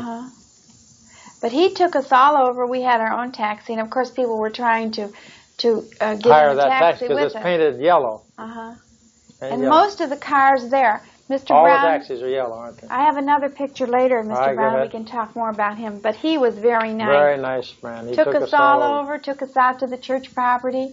This is a picture of the school, Bassa High School, where Mrs. Joa teaches math and physics in the evening school. There's 3 flights to it. We were way on the top flight. And see, the windows are broken and they don't repair it. The government does nothing. Anything that breaks stays broken. The toilet was in terrible shape. Yes. And one of the people there said they go home to go to the bathroom. Yes, it's just too bad. And I guess they would rather go in a primitive bathroom than in this terrible bathroom. And I think I agree. Yes. See those broken windows during one of the men's meetings? Tell about that, just briefly. Well, on the top flight, there was louvers. You can point at the very top left of there's louvers in the jalousie windows, what they were, top left. And the dog went out there and dropped down to that level there, the ledge, just jumped right out there. And the men had to get a ladder and reach down from behind, in the way in the right of the picture, go down on the ledge, get that dog back, lift him back up. And that dog tried to get out the same window as soon as they rescued him. So they had to get that dog right down to the ground. So it's interesting. We didn't take the VCR out. No, not outside. It was just so hard in all the steps. Yeah, and we if already we ever plugged went in another everything. time, I would. But yeah, it's just very difficult. Now this is a dark picture of one of the evening meetings, I suppose. And just to give you, we had a lot of young girls there. Yes, there were a lot. From Robertsfield Baptist Church. There are 6 churches combined in here. They sent their young people, these did. They sang one choir number and never sang again. I don't know whether their music wasn't approved or what, but I never did ask. Do you have very many more shots you'd like to see? I have lots of pictures. Okay. I'll just maybe speed it up a little so we can cover the ground. That's more of the audience. Yeah, well, it's just some people we like to tell more about. Yeah. Of course, you get a lot. There's William Weir over here. Yes, on the right. Extreme right. He helped us a lot in our video. He's the pastor's nephew. Now, I have a lot of pictures. I don't want to... I'll go ahead and show them what you want. I want to tell you about the dogs. I thought was very interesting. The Liberian dogs do not bark, which I thought was very interesting. They're a special breed. Isn't that interesting? And then the missionary told us that they have crossed them. Some Americans who want to earn a lot of money crossed them with their kind of dogs and brought them over here. So this is, what is that? Oh, that's when we're going. My husband left a lot of things, including a tape recorder, and there we're in our apartment, and the Joe is in the Brown, and my husband's showing them how to put the plugs in different things in the. Oh, this is in the tape right in our apartment. Yeah, huh? this is not chronological. These pictures, I'm just showing them to you as I find them. And there, see, he's untangling. That's our apartment. Oh, that's our last night, and we're giving everything that we don't want to take back. We're giving to them. We wish we had brought a lot more. Yes. You don't really know what you're doing until you've done it, and then you don't know what you're doing still. This is my last shot of the hall.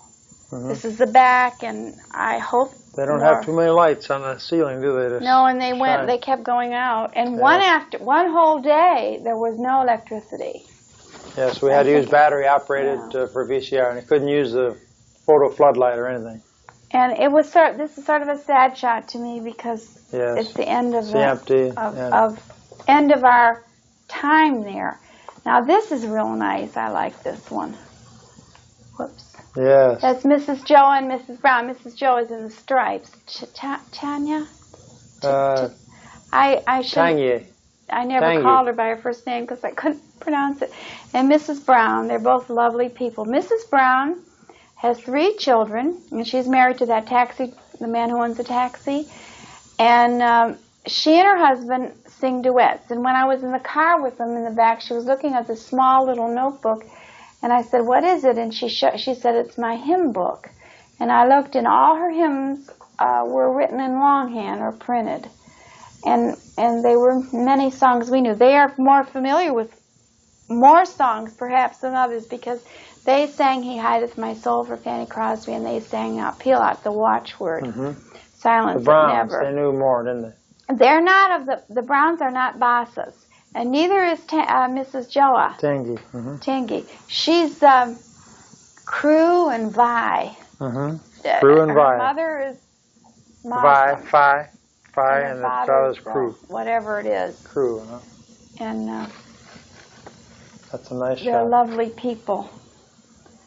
So they all say, "Take my picture, Mrs. Waite," and so I take their picture. I used to know these people's names. I just recognized William there, over here, I guess. No, I have to do it all back. Oh, that's William Weir? Oh, he's the one that ran the VCR. Yes, he helped Took us. many pictures. We never had to carry anything. People carried. And here's William and my husband. William is a nephew of Pastor Joe and another nephew, and then a niece, plus their 2 children, and the Joas live together. She said, in Africa, we have the extended family. And if you don't invite people in, I guess, off the street or relatives, you're looked down upon in Africa. I guess I would be scorned. Here we are. Some others. Now, I recognized George Harris, if I can do it backwards, there. Oh, yeah. And this is Willard Benedict, or Benedict Willard, or I used to know his name. Benedict, yes, the Davis or someone that's in the church made the announcement. Yes, he made the announcements First on the Calvary Baptist VCR. Church. And the other people, I did know their names, and I'm not going to try to remember them. Here's a young African. Take a snap, Mrs. Waite. Will you take a snap? And really? So I did. And so many wanted a snap that I had to put them in together because I thought I'll run out of film. And here's 3 handsome fellas. Oh, yes. Aren't now, they that's handsome? the one in the center is having youth work up there, and he wanted us to know of any materials that he can help them with youth work. I think it's sort of a Youth for Christ sort of approach, but he is in Pastor Joa's church, and he wants any materials that we can send him that will help to teach these young people the things of the Lord. It's interesting. Yes, and here's Mrs. Joe again. I just loved her, so I got her a lot. Yes. She'd say it again. She said again? Did she? She'd say that. She'd laugh. And I took her with this lady because this lady is a principal in a school. Oh, she is. And the thing that I want to get across to people is that these Africans are very intelligent. They certainly are. I was amazed, wasn't it? Yes, We think of Africans as some dumb bunnies and stupid idiots. You're running but they around weren't. beating drums all day. These were intelligent Naked. people that grasped the Word of God and loved the things of Scriptures. And they're very intelligent. And here Just she the knows same as we physics are. and mathematics, and they catch on to everything. And it rather infuriates me that this one Bassa man, just because he went to Fuller, would be so say that they couldn't understand. Yes, he and in down. Teaching the women, even though they spoke a different language, I could tell they were intelligent women. Now, of course, they have their share of people that are slower. Sure, just like we do. Not mentioning any names. But anyhow, I wanted to take that of the principal. She is such a lovely lady. Yes, I don't know if I met her. Was she in any of your meetings? Yes, she was, and I enjoyed her. Now, this is a bad picture, but it's my husband preaching. I think he's teaching text and translations, and I just loved it when Pastor Joel would say text and translations. Yeah, and Bible text and translations. They made posters all over. They made posters, and they were all over the place. There were posters with our pictures on it and everything else. Now, this is not going to, I don't have it in order, but this is my husband when he first gets this a robe of honor on. Mm-hmm. And they're laughing, they're having such a good time. He just got it on, I guess. And I'll show you a picture another time how it was trying to get it on. And here we are. They gave me a lapa, they dressed me up, and here we are. I don't know how close I wish we'd had another picture of us taken like this. Mm-hmm. But it's only one. And of course, I was very tickled. I know my husband, and I know he doesn't like to buzz his hair up. No. And I was very tickled by the whole thing. I never saw him with his hair mussed up in public before. That was worth the whole thing. And then after that, we had Fanny Crosby. Well, this particular night, we had Frances Havergal. Then we had the ceremony, which we knew nothing about. Then after that, then they have to get everything all set up, you see. And for the last message of the evening, which was on Bible text and translations. Mm-hmm. And my husband taught them just like he would anyone else. In fact, I'd like to say this. Sometimes in this country, when he goes to meetings, the pastor will take him aside and say, "Now, Dr. Waite, I just have ordinary people. We just have ordinary people. They don't read very much, and so don't talk above them." Well, Pastor Joe never said one word like that. He never said, "Don't tell us hard things." And my husband didn't. He didn't hold back on anything. And I like that. Yeah. I like that. I, as a listener, like to be challenged above the regular, baby in the manger. I like to have. And one of the things this man pointed out, he didn't think that it was wise to have all those theological terms. I told him the whole 10 divisions of theology. Was that one evening? I think it was you heard it. So. Didn't you hear it? Angelology, bibliology, Christology, pneumatology, the doctrine of the Holy Spirit, the doctrine of this, the doctrine of this. Right. But bibliology, the doctrine of the Bible, is the most important doctrine of all. Right. That's why I went into Bible text and translation. Right. So, and he didn't think I should, they didn't know what that was, and I shouldn't have said all that. But I teach them. That's the way you teach them. Right. Now, this is, I want to go real fast with the furniture. Sorry, fast for the furniture. I love the furniture in our apartment. I don't know if it was African or Swedish, but I just liked it. Now, there's the dining room. We have this all covered with books and everything when we were there, and I took this right before we left. And the chairs were so comfortable, and I thought of my daughter-in-law, Lorraine, how nice this furniture would fit in that little room right off her kitchen. It really, isn't it nice? Now, yes. The table, that long table, I was told that is African, and in the few homes that I went in, they had that. They always have that long table. And it's really nice. In the living room, very nice. It's a great big, it's like a dining room, a small kitchen table or something with short legs. And some of them have it higher, and I really enjoyed that. Now, here's our bedroom. I didn't make the bed up too good, but I wanted you to see. And see this curtain? See this curtain here? Yes, that's and we separated between the bedroom and the just a curtain. living room, wasn't it? Uh-huh. And then I wanted to show you the window treatment. Mm-hmm. See? Sort of interesting. I thought it was real pretty. And it was African. I enjoyed that. Right. Now, as I told you, we're not going in order. So here's when we're leaving at the airport, and the white man there is Mr. Gunter. Yes, right there. And Reverend Gunter that's is my a husband. missionary. That's Pastor Joa, and that's Mrs. Joa. And Pastor Gunter's been there for 38 years, I think, a missionary. Uh-huh. in Liberia, and he came back to visit, to see if he could help solve some problems. And there's Mrs. Joa with her beautiful African dress on. Yes, her lapa. Yeah, and there's our luggage that we carry. Yes. And I may as well show you my big bag now, my large handbag. See it? See? It's larger than you are. And it opens up, and you can really fill it. See? Yes. You can and that really wasn't considered a carry-on bag, but they tried to consider it. At one time, they took one of our bags. It was the bag that had all our film in and all of our VCR things, and I just went over and grabbed it away from them, and they didn't understand. They thought my husband was coming on with two bags.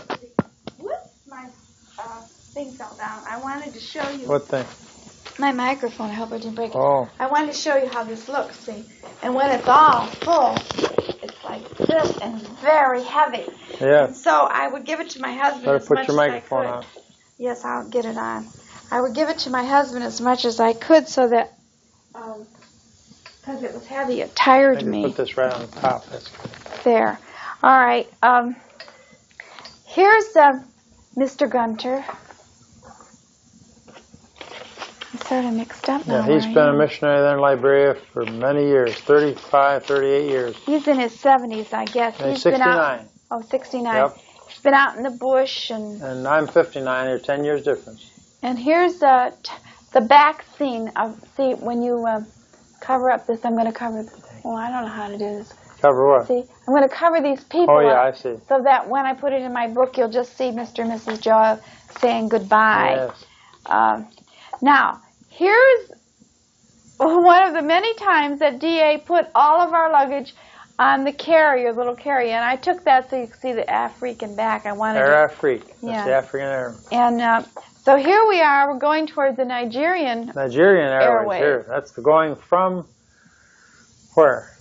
Going from Liberia to the Ivory Coast. Mm-hmm. As we were leaving, I guess. Right. Huh? This is coming back, I guess. This is our going. Now here we are. We've landed in the Ivory Coast, Abidjan, and he's going towards the Abidjan airport. Mm-hmm. Going into the airport. And here is what was that? Here's a picture of Air Afrique. Mm-hmm. And now here's one of Yvonne standing in front of the Abidjan airport with the winter coat. I was the coat person. Now, I'll tell you, they were heavy. Mm-hmm. My coat, which I just had it dry clean when I came back, and I found out it was a down coat. I didn't know that, or else I'd forgotten. And my husband's overcoat and his brown coat from his suit. I was a coat person. Mm-hmm. Carrying the coats. It was hot, but we had to have winter coats because we left in the wintertime. And when we were getting our last time on, you know, when they grabbed the suitcase, I had the coats in a plastic bag, and they said there was too many carry-on things. And I said, just a minute. You know, and we all put our coats on. I said, these are just coats. But, of course, they don't want to have us blown up. You know, we could be smuggling something. Now, here is sort of a sad picture. Whoops. When I was behind the center where I taught my classes and where we ate was this sort of like little village within a village. And that's where we met this girl who lived in the bush probably for a year. The one on the right. It's all painted up.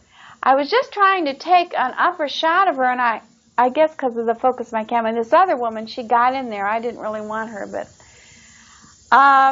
there was another lady that stood right in front to ask her permission and stood here and this is this lady's head and this lady's neck, because this girl's body was covered with this.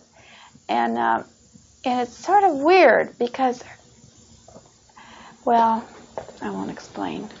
Yeah. But there she is. And maybe my husband can tell you some of the things. During the terrible This is Mary, one of my interpreters. See, she's got my bag on her, and she's carrying my Bible, and someone else is carrying the tape recorder. They never let me carry anything. And we went by, a woman was cooking and sitting there cooking, and the woman was in a halter, sort of naked. And I said, could I take your picture and your food? And she said no. So Mary sat down and stirred, and this was cassava. They make it like into a powder. They're going to make it into that, some kind of fermented mush. I forget what they call it, and I don't think they'd appreciate my calling it mush, but I don't know what a... Fufu. Oh, yeah, fufu. Now, these were people, these were not church people, but they were people that I thought it was interesting. They were in this little hut back there in this little village near where that woman was stirring the food, and they were playing games, and they said I could take their picture. And then a man went by and said, would you take my picture? And I said, okay. I always had a panic for fear the whole village would want me to take their picture. And he said he wanted me to take his son. And he was not from our conference. He said, would you send me the picture? And I said, well, I don't know your address. I didn't want to send all my pictures. No. Here was a house near that same little village, and it was blue, a pretty blue, but see how the sand gets all over it? Yes. The dirt, and then there's a taxi probably waiting for someone to come. Here's the Gunters. She takes an exceptional picture. She really, in real life, you can tell that she has lived in Africa. You know, she looks like she's aged. But she doesn't, I've seen her prayer card looks beautiful, and so she has a very photogenic face. And she's probably a very dedicated Christian woman. This is awful. Now, this one has not lived in Africa all her life, but she looks like it. This is the portrait of Frances Havergal. Right. Yvonne S. Waite, portraying Frances Havergal, that British hymn writer that wrote such songs as Take My Life and Let It Be, True-Hearted, Wholehearted, Like a River Glorious, I Gave My Life for Thee, What Hast Thou Given for Me? Appeal, True Heart, True Heart. Feel Out the Watchman. And some others that I and want. Others. And others which tune in tomorrow. See, this is a pink shawl that she comes in with, and then over here is a light woolen type long shawl that Mom Waite gave me years and years ago, and I for some reason threw it in my suitcase and took it, and I used it. I wrapped it around my head. Like a turban. And see, I had, for several days, they didn't have this curtain pulled, and I pulled it because it was a big stage, and I knew I didn't have enough props for such a big stage. And so I dressed behind this curtain, and Don, pardon me, my husband came, and he saw me with this turban on my head, with all this stuff hanging down. He says, are you going out like that? And I said, yes. And I did look funny. You can see it on the VCR. And but one of the African women told me I looked absolutely beautiful with that cloth going around the front of me. So, you know, and I wore. I also, Mrs. Joa told me that I should. That was Pastor Joa. Yeah, wear a hat, wear one of the scarves, and I took along the scarves just sort of as a joke for my daughter, because we see these people wear these scarves on television, and I was just. This is my lapa, and I was so thrilled. I really was. I was so thrilled. You can show it to them in real life. Yeah, too. Wait, bring it up. I was so thrilled, and I didn't know they were going to do it, and I certainly didn't know they were going to do my husband. And now this is cute. This is when they're putting it on my husband, and he's so tall, and they're so short. Finally, this taller man, but they call him a big mountain. Yeah, big they're tall small, mountain. and he's big, compared to them. So this is a good picture, and how I wish she were in his. But see, at the time, I didn't know that was coming up. And I was so thrilled.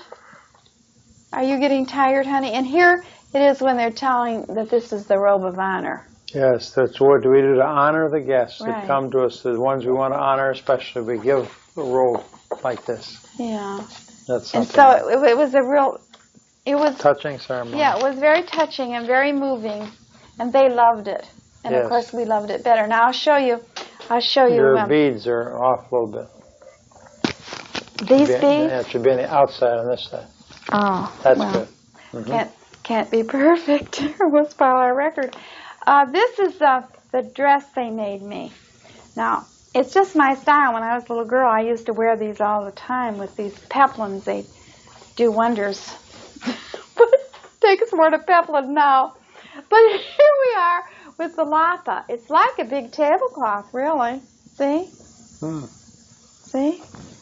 And it's beautiful. And you put it on. They had a time getting it on me. They couldn't make it straight. I wonder why. And Mrs. Duo and Mrs. Raines came back behind it. They put it like this, and they put this sort of up like this. Then they moved this. Let's see, how'd they do that? I sort of forget how they did it. I was only dressed in it once, and I didn't have the microphone cord on at the time. They go like this, and then they tie it, and then they make this real pretty like this. And then you put this on. Maybe for one of these showings I can put it on. And put this on, and then this is around your head. I guess a properly dressed African woman always wears something on her head. And they would have their hair so pretty, and pretty braids all over their head, and mostly they covered it up.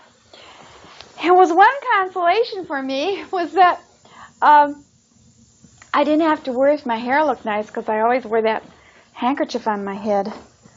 I called it my Aunt Jemima hats. So, should we go on, or would you like to show some pictures? Do you have any more pictures you want to show? I have an awful lot of them.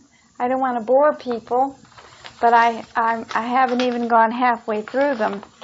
Here are the matchets. Remember we told you about the matchets? We'll give a check of the time there, 10:37. Oh, yes. We've way past our bedtime. Yeah, the matchets. The matchets are the ones that we met in the airport. I think my husband told you. Russ and Lorraine, and this is Donna, their daughter, and they have this son who's a missionary in Togo, and they were visiting them.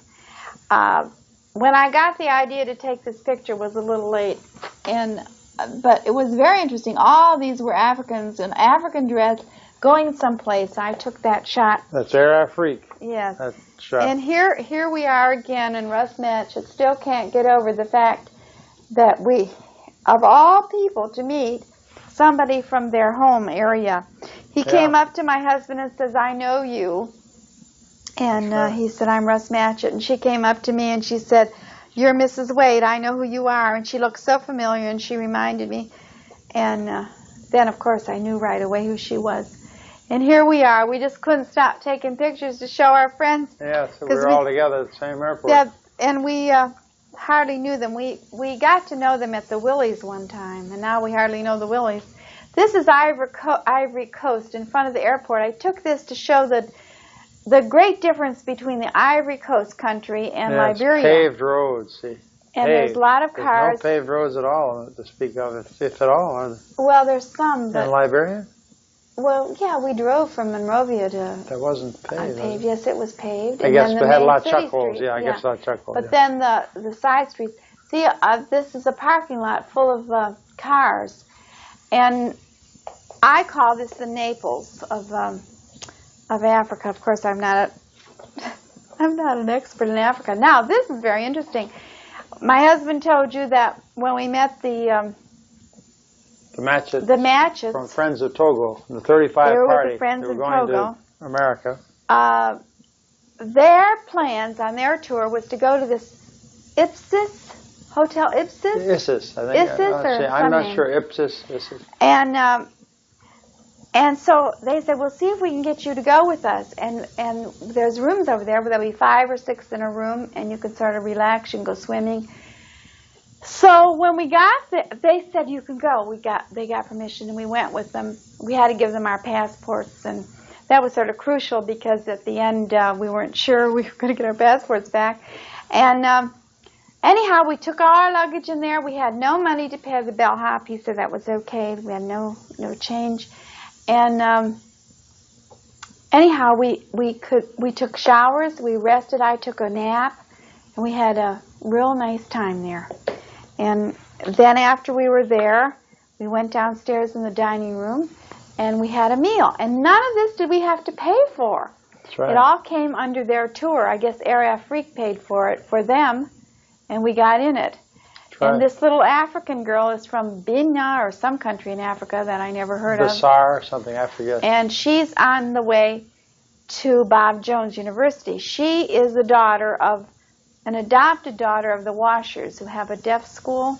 in Togo, and she's on the way to Bob Jones. Now this is a picture that I took in our room just so I'd have something to remember. That's the hotel? Yeah, Now I want to tell you about this fella. It isn't too good. I should have taken 2 pictures of him. His name is Luke Gilbert. And Luke is 15, but he looks like a young 15. He's spent almost all his life on the Ivory Coast. His parents are missionaries, but they're social missionaries, social gospel missionaries. And I feel so bad for him. Because he said they used to sing hymns, they used to sing songs, Bible songs, but then in order to get more support, more people to support them, they just sang fun songs. He said, I liked it better when they sang Bible songs. And he was on the plane from Abidjan to the United States. And he was an unaccompanied minor, and he had a sign on him that said unaccompanied minor, and he was supposed to be met at each airport and taken care of. And he wasn't. Nobody met him at any of the airports that I saw. And I told him, well, you can stick close to us, Luke, and we'll keep an eye on you if someone doesn't come to take care of you.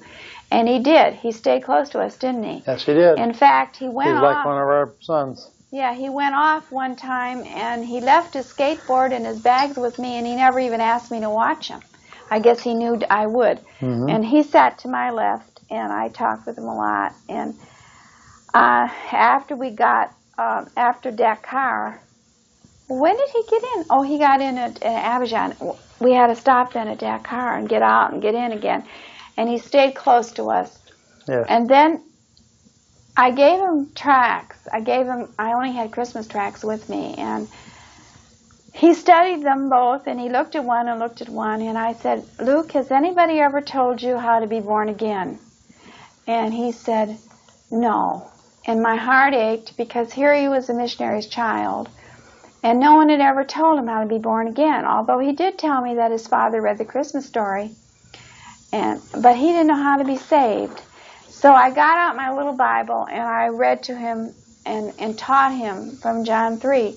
And the Lord gave me real liberty. I think one of the reasons was because I had been teaching all week, and God had really helped me all week long to say and to explain things that were hard to say. And so I really felt I had liberty, and he listened to me when I told him about John 3:16. And the whole about Nicodemus and everything. And then he said,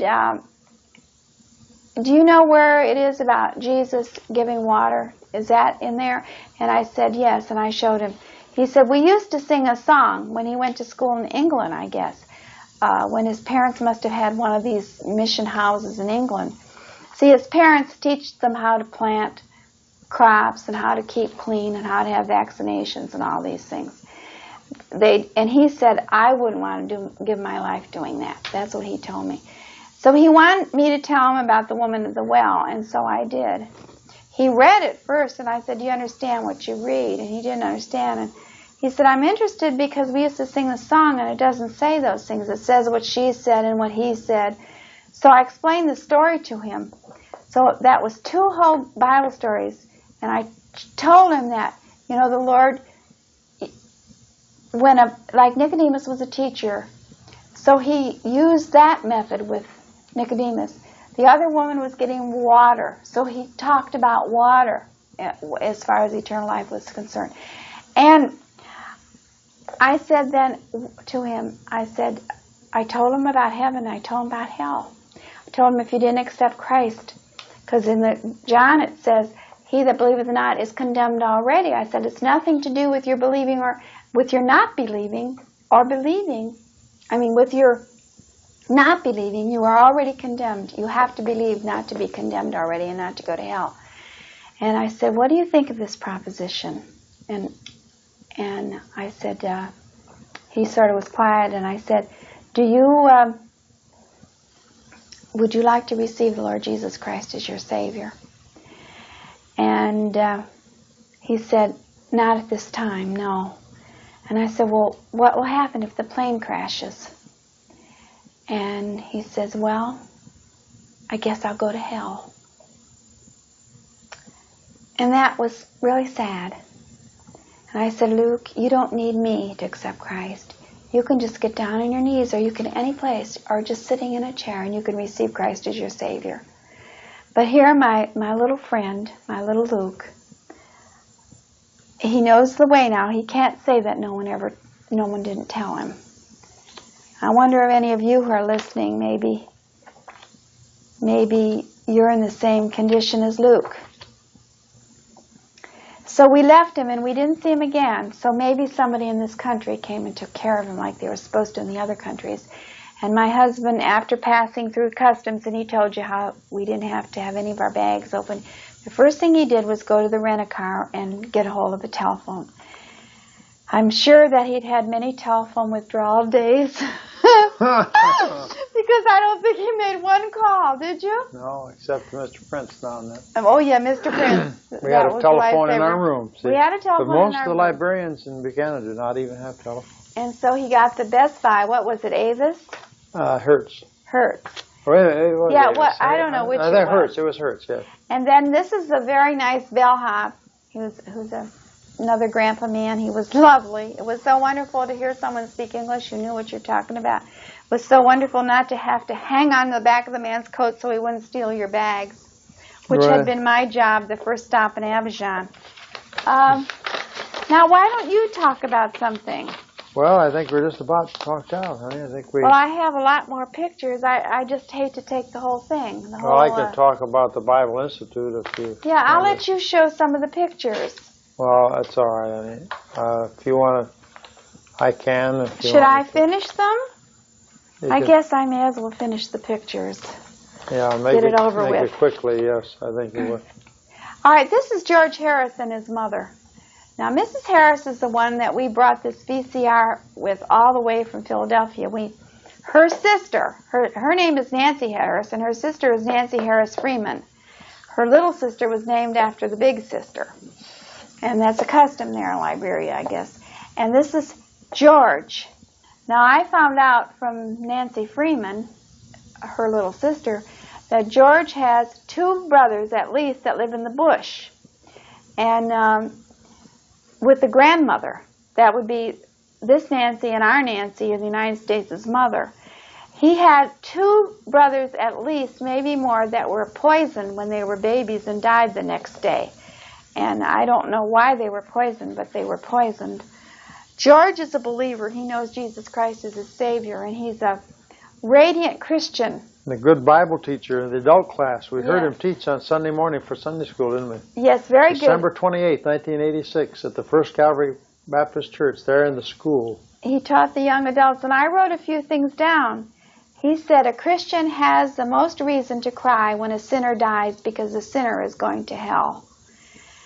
And then he said, if you consider your life or yourself so much, I don't think you can look back or reflect on your life and say, I have finished my course with joy. He said, if all you care about is yourself. And then he said, if you count your life dear to yourself and not what the Lord has called you for, you will have no joy when you meet God. And he also said, it isn't what I do for the Lord, but it is what he has called me for and what is being accomplished. Like Demas, most people live as if they are living just for themselves. And then he said, when a Christian dies, he not only goes, he doesn't go to his reward. He is going to be with the Lord. His rewards come later.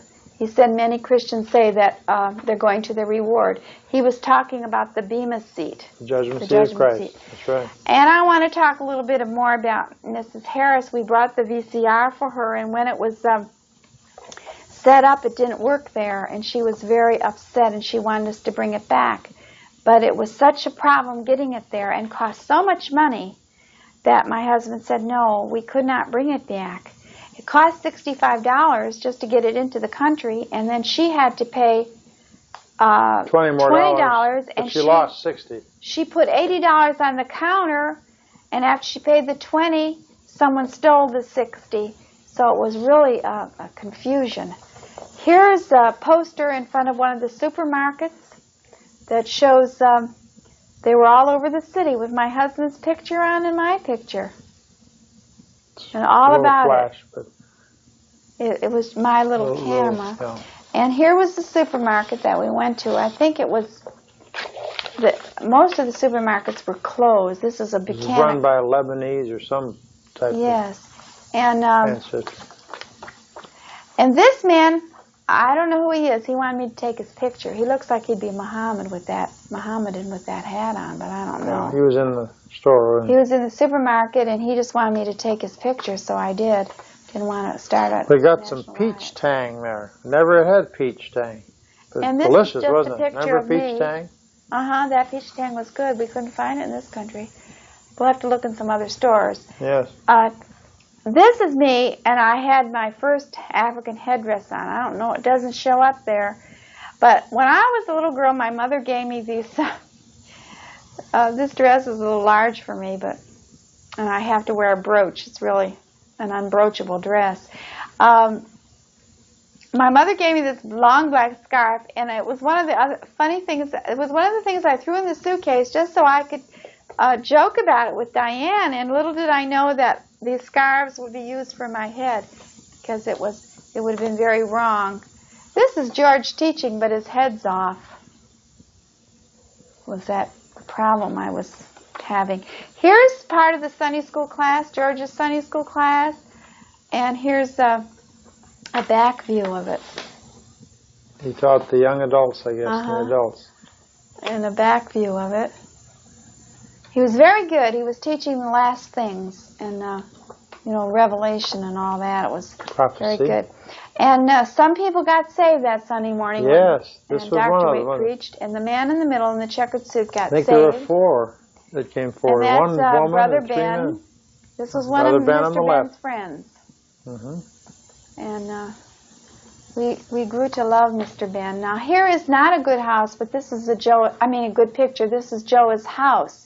It really looked better than this. It was at night, and we didn't get to go in because her sister was visiting. Her sister's 19, and she and her brothers and family put her sister through college. She's in her first or second year. She's 19, and so we couldn't see inside because the sister had locked the door and gone someplace. But on the bottom, they have their school, and the top is their home. Maybe they have some classes up there too.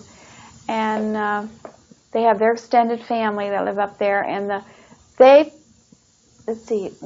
church either pays rent for their house, the house part, and they pay rent for the bottom.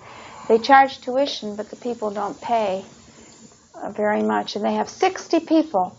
Now here's the cute little Joe boy. Isn't he cute? And he finally would look at me and say, "Mrs. Waite, Mrs. Waite, Mrs. Waite." He's dear. Now this is Mrs. Raines' house, her living room. Mrs. Raines, remember I told you she came to visit us, and her husband is taking, learning the Bible in a college. She was one of the more well-to-do ones. She had a car, and she had an inside kitchen. Inside kitchen, quite a modern home. Very nice. Anyone would like to live in it. Several bedrooms, and that's her little girl. And she is a Congo person. Congo, yeah. Huh? That's right. She's from the slaves that came over to America. She's from the slaves. Oh, here's and Monrovia is named after President Monroe, and Buchanan after President Buchanan. That's a good one of Mrs. Raines. That's right, and that's her daughter or niece? Her daughter, and she has a lot of people living with her that aren't her children. Some are her husbands by a first marriage. There's my husband preaching, and the Bassa Choir. And you see them on the VCR, the Bassa Choir. Here's some more of the Bassa Choir. And so that's that one. I want to show you some pictures of my women. I loved them. I just love them. I took some good ones of them because I love the babies and the women. This is the Bassa women you taught? And the husband-loving lesson. Yeah, this is in the schoolroom. We had a schoolroom in the high school on the first floor with desks like Little House on the Prairie. Oh, I showed you that already. We have doubles here. Now, I just love this one. I love this little girl.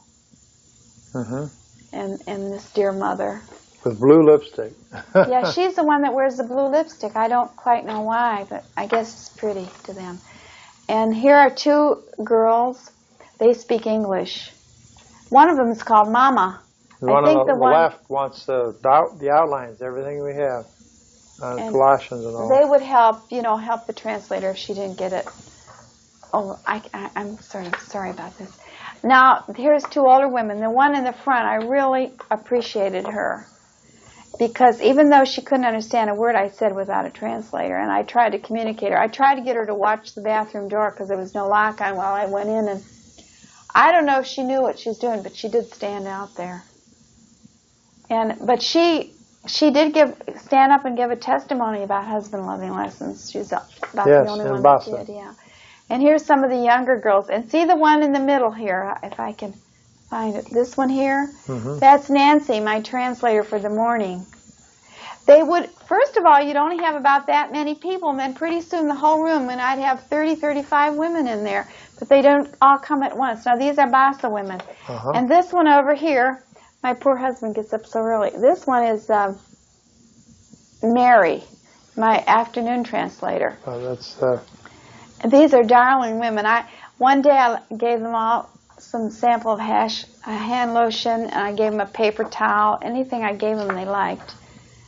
And they would take. And I gave them vitamins. I showed them about Shackley. I gave them all vitamin C and a calcium. Vita-Cal. And they're so dear. A lot of them would save them to give to their babies. It was precious. And at first, I was just going to take a few people, but they all wanted to get in, so I did the best I could. I love the mothers and child ones. Here's the darling little boy. There was one little boy, I'll show you his picture, and he was just a toddler, and he came toddling in, and I said, "What are you doing? This is for women only. Men are not allowed." And I scared him, and he cried. And for days he cried every time he saw me. That's the little boy. That's the mama and that little boy that I said, "Hey, this is for women over," and that's their little girl. They're very clean people. The reason I remembered, because see, her legs are dirty from the sand, the little girl. But at least it looks that way to me. But they're very clean. Mrs. Joa told me that the African women take 2 baths a day, and sometimes 3, and they're frowned upon if they don't. There's a man giving a testimony. And if they don't take a bath, they're frowned upon. The men only have to take 1 a day. There's William Weir again. He helped us a lot with the video. George Harris also helped us with the video. Now that's one of the better pictures of my husband preaching because it's daylight and I was up closer. What do you think you're teaching there? You're teaching Colossians. You can tell by what he has. This was one of the first days, because you can tell how the microphone, where the microphone is. They had makeshift things for the microphone. There's some people. That's a pretty good day shot. And then you're not going to be able to see the people he's with. Mr. Taylor is on this side. No, the other side, this side. This is Pastor Taylor. Whoops. And my husband. They're so dark that the flash can't get him and them both. Should we quit and come back tomorrow night? If you wish. Or do you want to keep doing it? It's up to you. Let's see what I wanted to show him the passport. time it is. It's 10:59. It's 11 o'clock. Maybe we better fade out. Fade out and come back tomorrow? Or if you want, sure. I was going to say that we were in West How many more packets Africa. you got? I have 1, 2, 3, 4, 5, 6. Maybe better wait, because you take quite a bit of time on each sometimes. Oh, okay. All Should right. we wait till tomorrow? Yes, we can. We can wait. All right. You want me to tell them anything about the Bible Institute program? Yes. Why don't you come here and The things that we're going to send them? do you want to show them anything? No. Here's the things we did when we came to the United States. Oh, custom declaration, yes. But the main thing that I wanted to mention is the Bible Institute that they want to start. I challenge them from 2 Timothy chapter 2 and verse 2, which says, "Timothy, the things that you've heard of me among many brethren, and in the presence of many brethren, the same commit thou to faithful men who will be able to teach others also. And I challenge them to get started at Bible Institute to train their own men in the standards of the Word of God and the separation of the Word of God, Baptist polity and Baptist beliefs and doctrines and Bible truths, and the King James Version and the Bible texts and translations and separation and the purity of the church. And they accepted this, and they want my help in this. And so we're sending them a number of things that will be of help and assistance. The first thing is a 4-cassette album like this, big and tall. Maybe tomorrow we can show them those albums of the Greek course, first-year Greek. We're going to send them a manual. I hope we have a manual down there. I think we have a couple of them that are there. The first-year Davis. We want to see if we can. Keep your mic on unless you're going to be leaving. I'm going to go get something. Okay. But we have this Greek 4 cassette albums of Greek. There's 37 cassettes, 2-hour cassettes, taking them through the entire W. Hershey Davis textbook.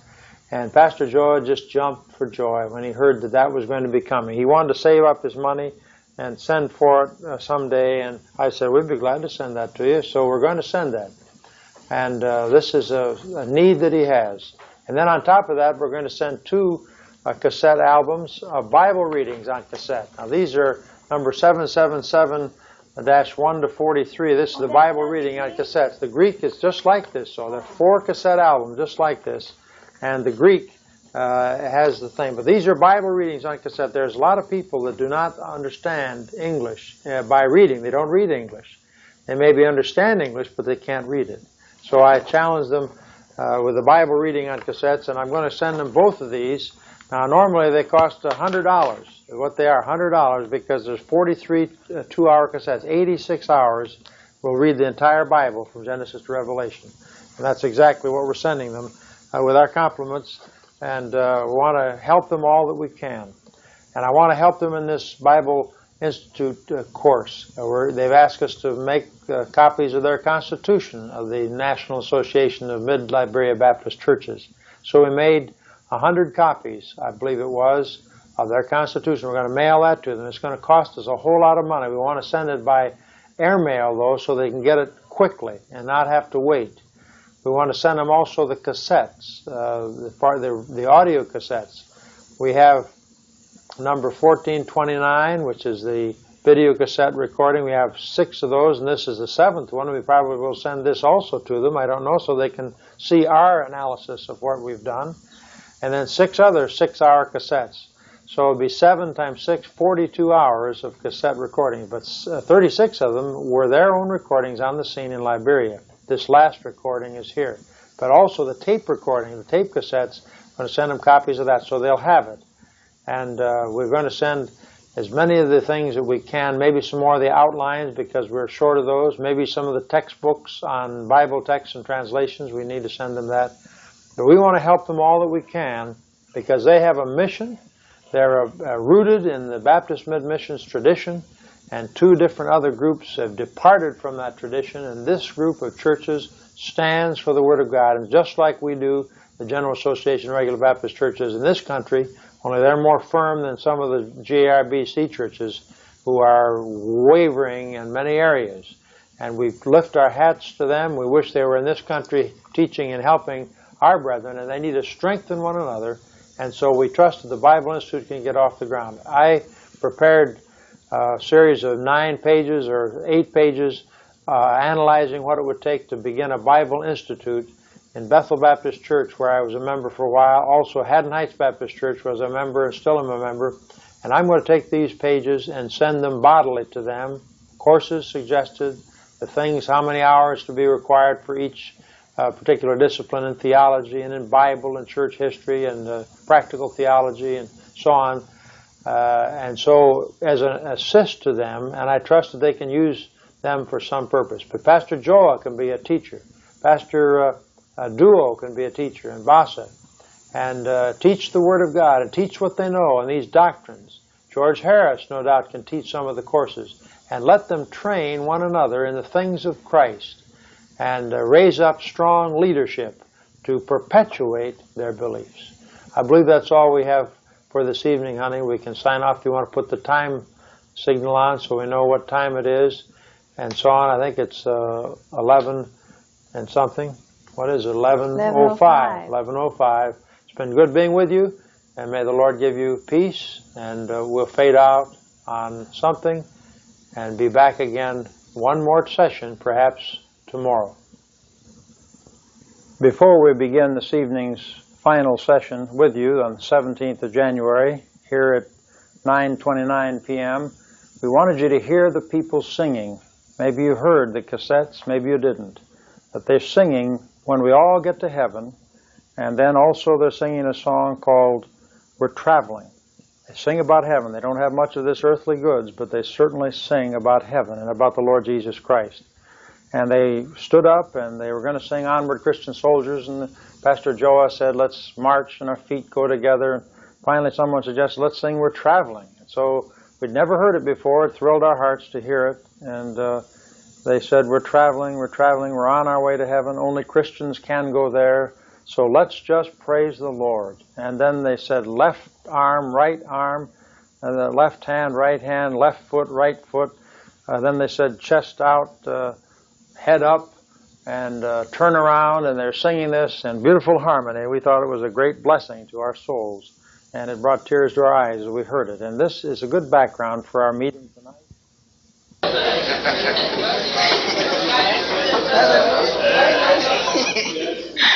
Well, okay, that was a good time together. You have one more that we can sing? Yeah, one more. Yes? When we all get to have, how does that go? Oh. Sing the wondrous love. Okay, you get it on? Sing the wondrous love of Jesus, singing my sin and his grace. Sing down and love, right and blessed, we will fill the heart of prayer, when we all get to heaven. Why is it our rejoicing now will be when we all see Jesus, we will sing and shout a victory. One we was at David, but with from the most precious Son. But when God brings it all over, and as the blessed Son, when we all get to heaven, what a day of rejoicing that will be, when we all see Jesus, we will sing and shout a victory.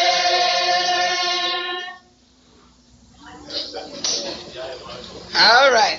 Huh? What you say? All right. Onward Christian soldier. All right. You know what to say. All right. Let's just stand up now. Onward Christian soldier. You know, I want everybody to go like that now. Chest up now. Onward Christian soldier. You know what I mean? All right? Everybody stand up. I want to see all the old people, all the young people stand up. I want every man to go like this. Every woman. Onward Christian soldier. All right? Let's try that. Let's try that. I feel people tired. Are you tired? Are you tired? Switch to the back. All right. Onward Christian soldier. I want every man to know you're soldiers. All right? Let's try that. Let me see. Let me see now. Everybody. Oh, come on. Let's go. What kind of soldier we have among us? Amen. All right. Ready now. Ready now. Huh?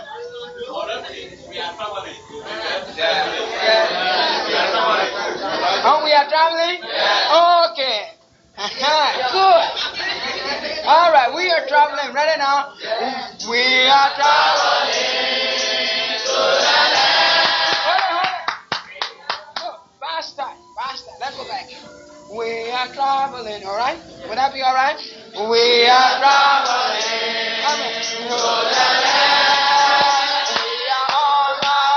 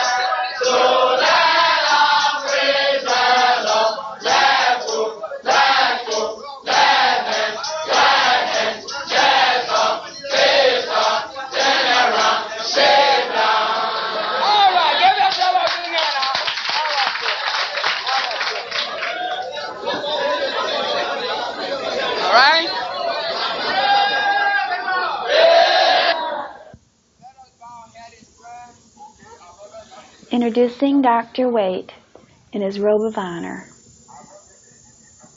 You may turn around. Okay.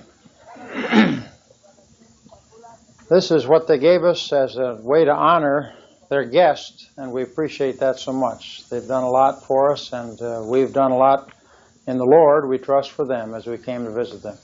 All right, Mrs. Waite, do you want to come and sit down and talk about things, or what? And I'll... you want me to be on this side, or I guess... whichever side you'd like to be, because you're the chief. Okay, we'll be on this side right here. All right. And you have some pictures to show us, I believe. Yes. And some other things to talk about. Right. Now... will you be able to see yourself over here? Yes, Will you come around the other way? The other way? Or I'm coming where my cord is. Oh, all right. Okay. I'll stand here so they can see the back of my lapa. Oh, yes. The front of it? See how it goes like this? It's like a wraparound skirt. And I tied it here on the side, but I think they tied it. Then it has this little peplum effect, like this. Okay. So, now, we don't have too much time to spend this evening. It's already quite late. What time did you flash the time on it all? I flashed it in the beginning. In the beginning, okay. And I didn't want it over. All right. Now, I hope we're in. Can we be seen? Can you see if we're in? I'm seeing over there. I think I'll get a little closer like this. Get closer you to can the move over cheek. either way. All right. That's all right. Okay, he looks so cute. I always have to kiss him in this outfit. I don't know. And I'm so glad to see the little pockets here. There's one pocket here. One pocket over there. In his hat. Doesn't he look nice? This is a real honor for him to wear a hat. I don't usually wear a hat. It looks really nice. What would you like to... I just love this, and we were so thrilled. And I have a few, before I show you more pictures, I have a few little notes here that I want to tell you. First of all, don't you like this? This is nice. And the African women seem to always wear a headdress, especially when they're outside. And always in church. And in church. Mm-hmm. And I think it's a great idea because then you don't have to put your hair up if you don't want to, but they usually have their hair fixed very pretty underneath them. I guess so their husbands would see them. I wanted to talk about a few little things that I thought was very interesting, and maybe you could think of some. What was the attendance at the meeting? I don't know if we covered this. I think there were 326 in the evening meeting when everyone was there, not working. And in the morning Colossians meetings, I believe you said it was about 171, something like that. And so that was... What about the 7 o'clock meeting? 7 o'clock ones, I don't think he's mentioned that, but in that conversation with the Council of Six, that's what the secretary had, kept all those statistics. But all the statistics were given the final Sunday. Of course, we weren't there the final Sunday. Right. And in my ladies' meetings, we had 2 of them. The reason we didn't have just one was because the women from Emmanuel Baptist Church in Buchanan and from the First Calvary Baptist Church, that's where Pastor Duo and Pastor Joel were the pastors. They did the cooking, and they cooked for all the guests. Right. I think 200 people a day. I think they said they cooked for. Noon, meal, and dinner. Right, supper. And breakfast. Breakfast, that's right. Yes. Breakfast too. And so they were busy. The hostesses were very, very busy, and they couldn't come to the day meetings, and they could only come at night, and they were very weary by the time night came. That's why we want to give them these cassettes, these video cassette recordings, the 6 with the sermons and the messages and the evening meetings and the morning meetings, and also the cassettes on audio tape as well, so they can listen to these meetings. Especially Mrs. Joel wants to see them in the worst way. Yes. And we'll give them this tape. We'll give them a copy of this cassette also, this video cassette, so they can see it. I would try to say something. I wanted to say that, now I forgot what I was trying to say. They were working, and they were busy, so they couldn't see any of the meetings. Right. And that's why you gave your husband looking twice. Right. And I was supposed to give identical lessons, but it was hard because they weren't identical classes, and so different things came up, and the lessons are really they're different with review. That's right. And in the morning, we'd start out, and there'd be just a small group of people, maybe 5 people, then maybe 10, and it'd be time to start, and I would start. And before I was finished, this whole first floor schoolroom would be filled, and I never counted. It was so exciting and everything to teach and have this interpreter that I never thought about counting the attendance, but I'm sure we had 30 to 35 women crammed in this room because there would be 2 or 3 in the desk, and then women would be sitting outside. If their babies cried, they would go outside. And one very interesting thing, which we don't do in our country, and maybe we should, when a baby would cry, and their babies didn't cry very much because the mothers carried them with a lapa. They had a long, like a tablecloth thing that they'd put the baby here, and if the baby could, it would hang on to the mommy here and up here, or through here, I guess, and then she'd throw this scarf on, and they were always close to their mothers, so they didn't have to cry very much, maybe if they were hungry, and the mothers nursed the babies, and no one seemed to bother if they wanted to nurse the baby. But in my room, if a baby cried, and the women couldn't hear, they would put up with a while. They would talk in their language, and I suppose saying, "Get that baby quiet or get it out of here." And so then they would go out of the door and sit on the floor with the babies. That was very interesting. Mm-hmm. And the afternoon class was the morning class was when my husband was teaching the servicemen. Tell about the servicemen. Servicemen were deacons, and they really were servicemen. They weren't rulers. Diakonos means servant or service or minister, to serve and to wait on people, and they really called them servicemen. And they, when the altar call and the invitation to accept Christ was given or to dedicate their lives to the Lord, Pastor Joe often said, "You servicemen, if you see somebody that's interested to accept Christ, bring them down with you and help them and encourage them." So I call them servicemen. Right, and they had different duties too. Some of them had more menial duties. Some of them had they had organization. Right. Sunday morning they had teams, 4 teams I think it was, and they chose up sides. Groups, you'd be on this team, groups. This group captain, and the captains that did certain things, they were responsible for certain tasks. Right. And they organized very well. He would say something about, "You volunteer," and then he would say, "This is what you have," but I will be very disappointed. That's right. I'll be very vexed with you if you do not accept it. He used the word what vexed else, a lot. Do you have there? I'm taking too long, I guess. Yes, and, let's move on to our pictures there. The attendance, we said, well, we can talk about the Bush rights when you're on camera alone. All right, if you want me to. And, we wanted to do the African handshake for them. All right. Do you think we can stand up? Will I they think be we can room? just stay right here. Okay. We shake hands like this, and sometimes when they turn back like that. They just have a snap. I think we should stand up, though. They don't very often. I don't know. It doesn't snap too much. So. Well, we're not used to standing together.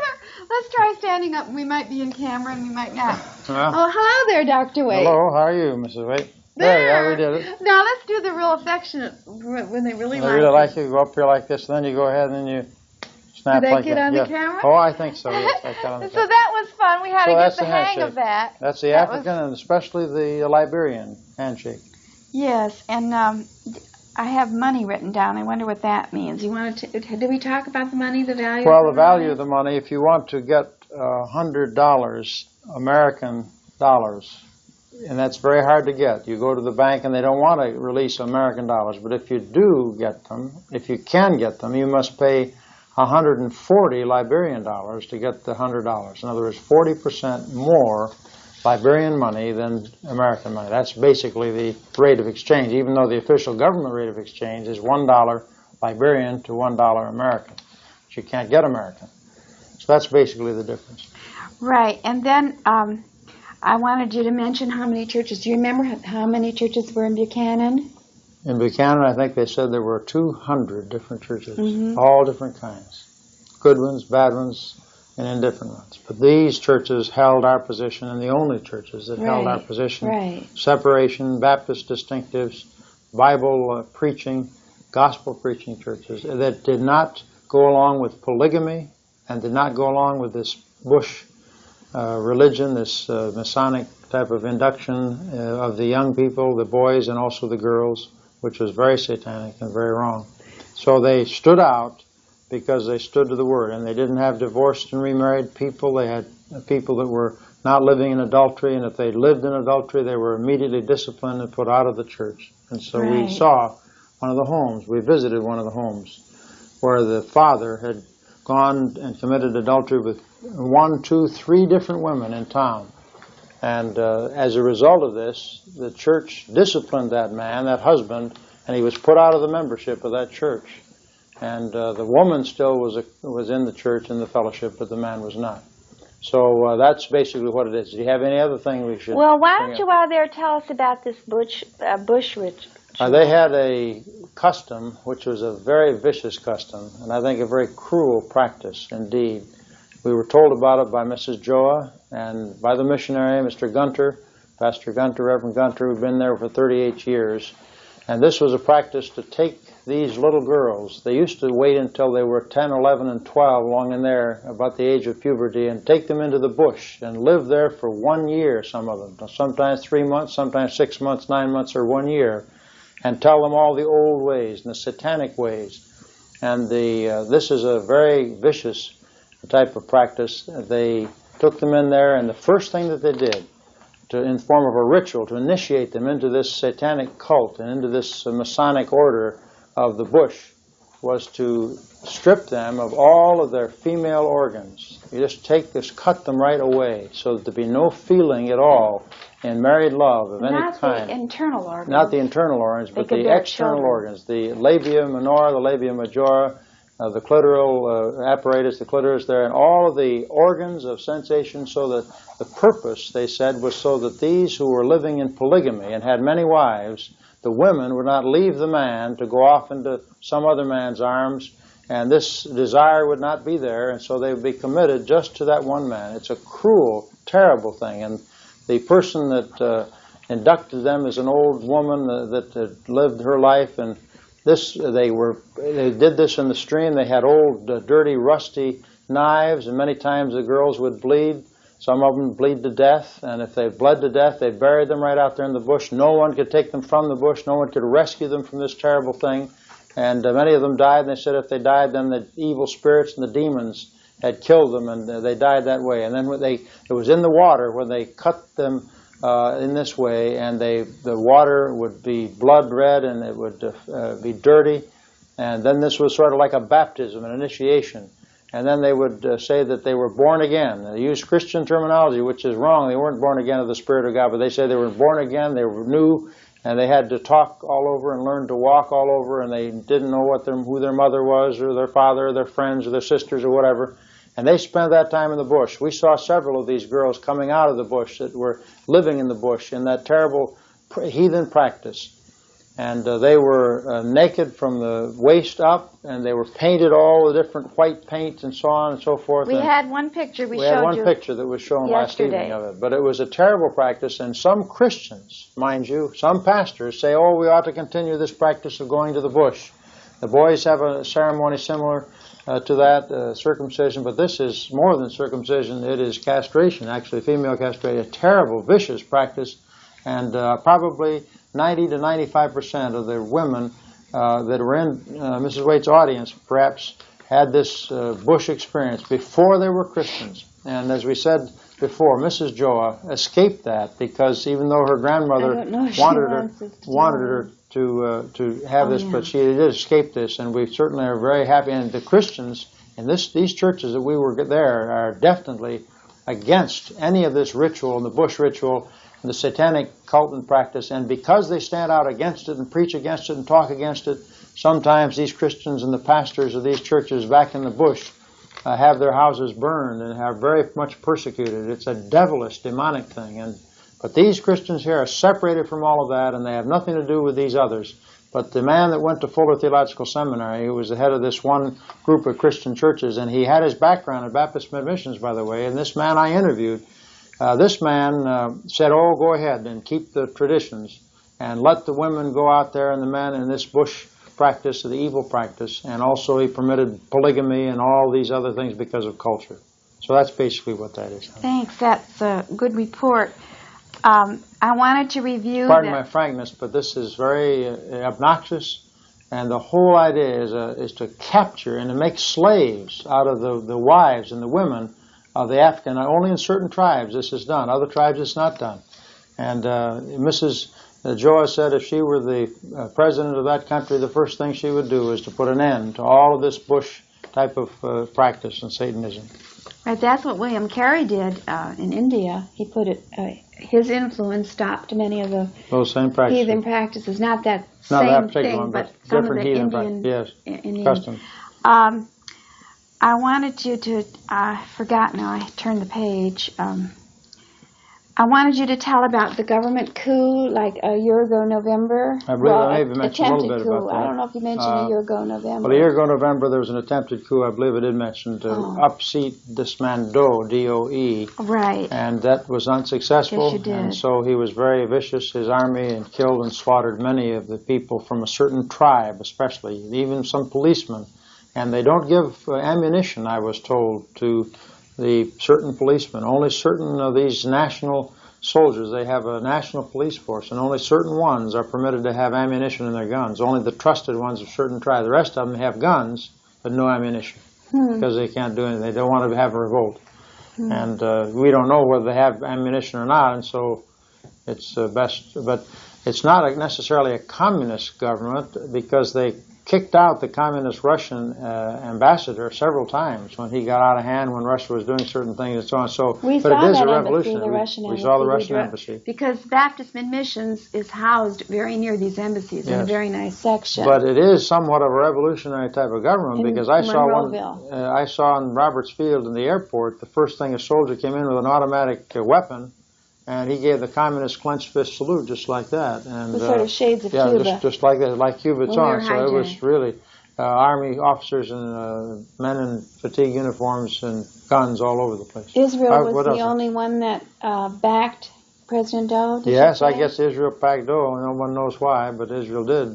That's why they cut off all communications. That's why that coup did not succeed, because they jammed all the communications. They couldn't have communication between the forces that were moving on the capital, and that's why it failed.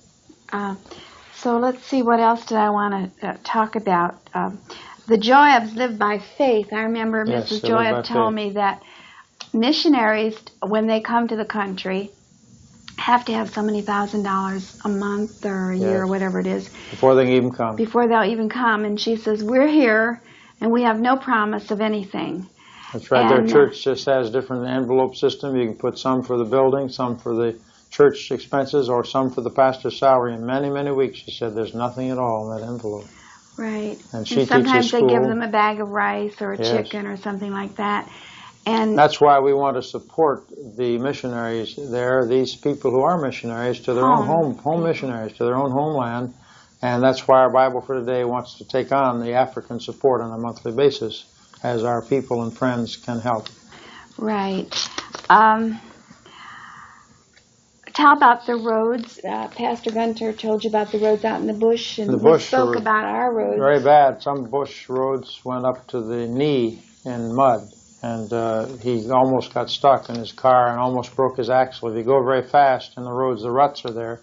Government by President Doe does not repair the roads. Between Roberts Field, where we landed, near Monrovia, going down south to Buchanan, there were many, many ruts, and we just had to avoid them, go clear around the streets, and they just seem to be, the local citizens around there many times fill them in, and if you don't fill them in, they don't get filled in. And then they come out and want a tip. Yes, sometimes the Solomon, Pastor Joe said that they want, even on a bicycle or on a motorcycle, if they fill that road and they stop it, they have a roadblock and say, all right, we want a tip, 40 cents or 50 cents to go by here because we fixed this hole in this road. That's how they get it fixed. Right.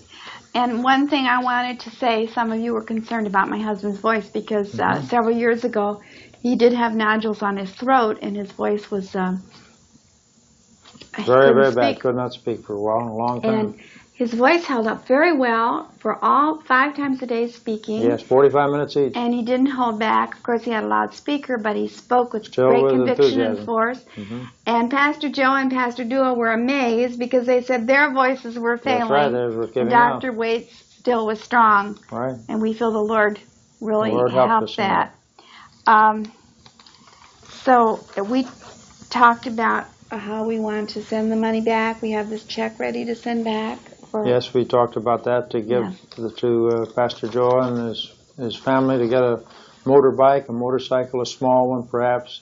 But this check for $500, we are going to mail back by airmail a money order as soon as we can, and we hope that need will be met so that he can go all over Buchanan. If he needs to go up to Roberts Field, he is the leader of this group of churches that is a sound, Bible-believing, Christ-honoring, and ones that love the Lord and love the Lord's people. And he should be able to be mobile and not be stationary or have to buy 40 cents this and 40 cents that for taxis every time he needs to go places. But he walks and walks and walks in that hot, hot sun. And he carries things. He has his little maroon satchel and little bag, right. And he has that full of literature, and he carries that around. Right.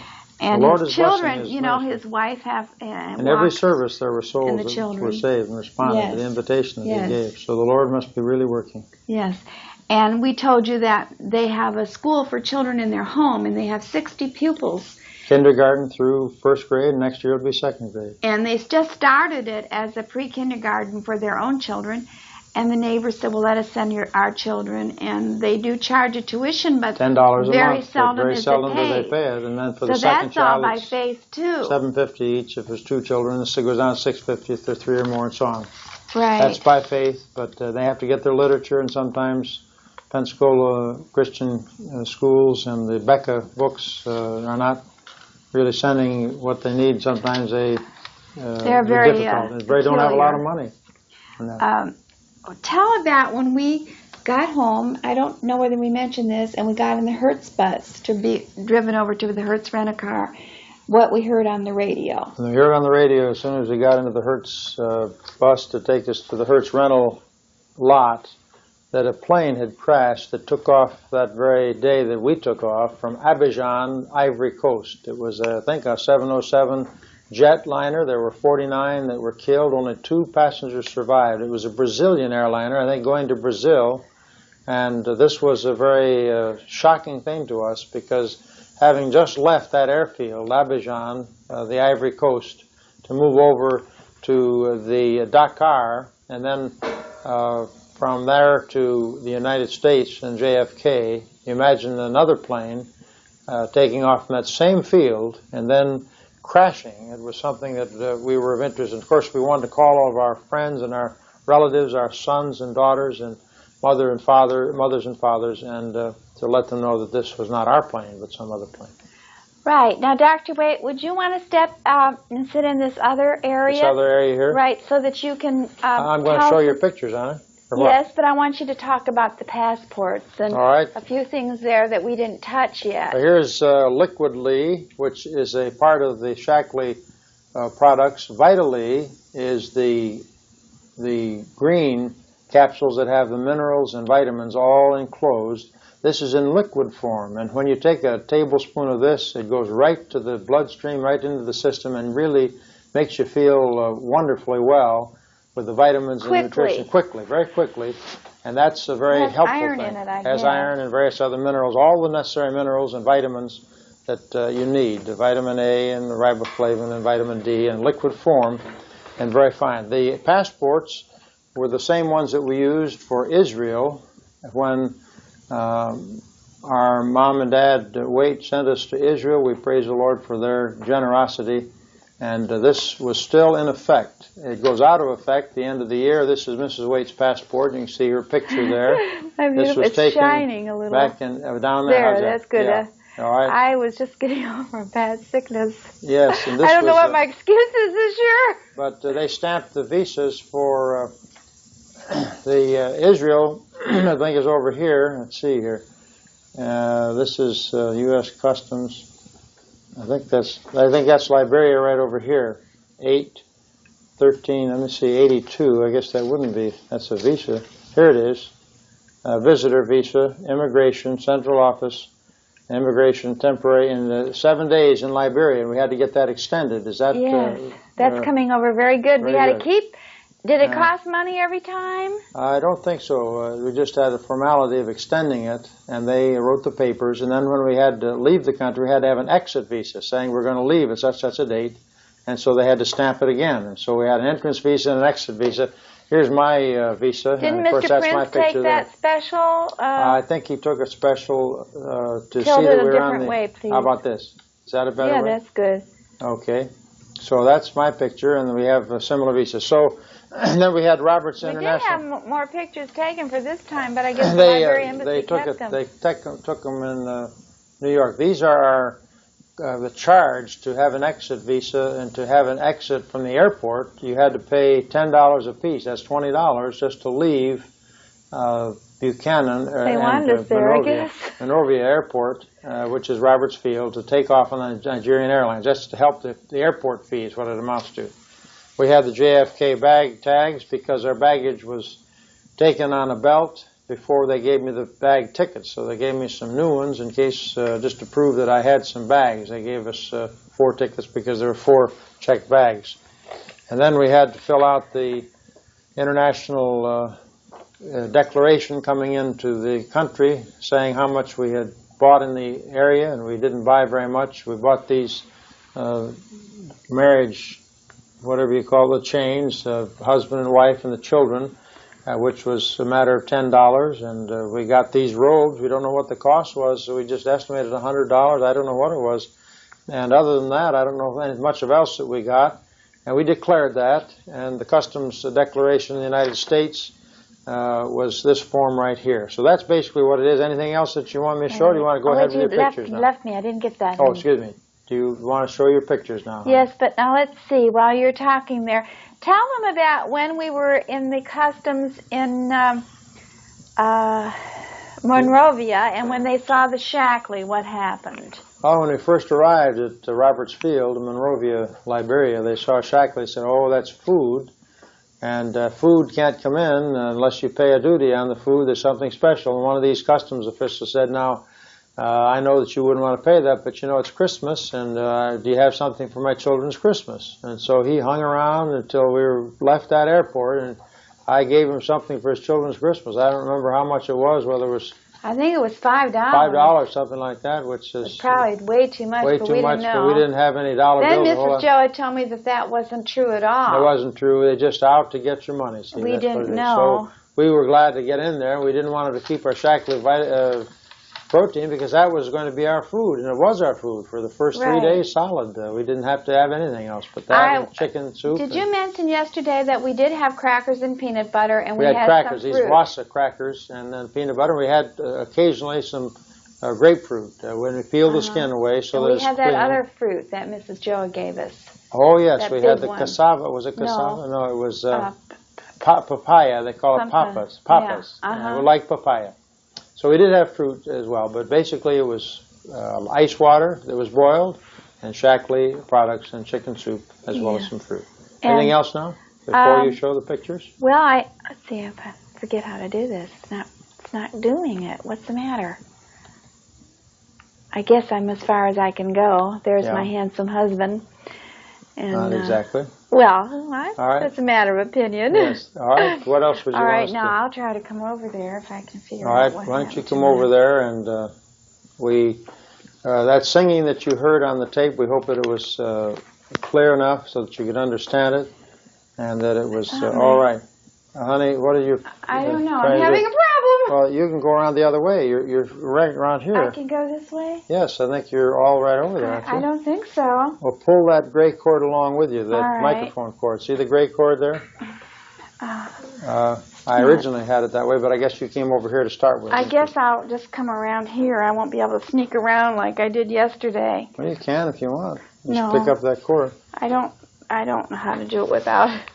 We got these cords in there. See, you got the cord on the other side. The whole, maybe not. I guess you're over here. It used to be over here. It is over here. Okay. Here we are. All right. Now, you go ahead and show them some pictures. All right. And I'll work the camera. All right. We showed our passports. We thought that was very interesting.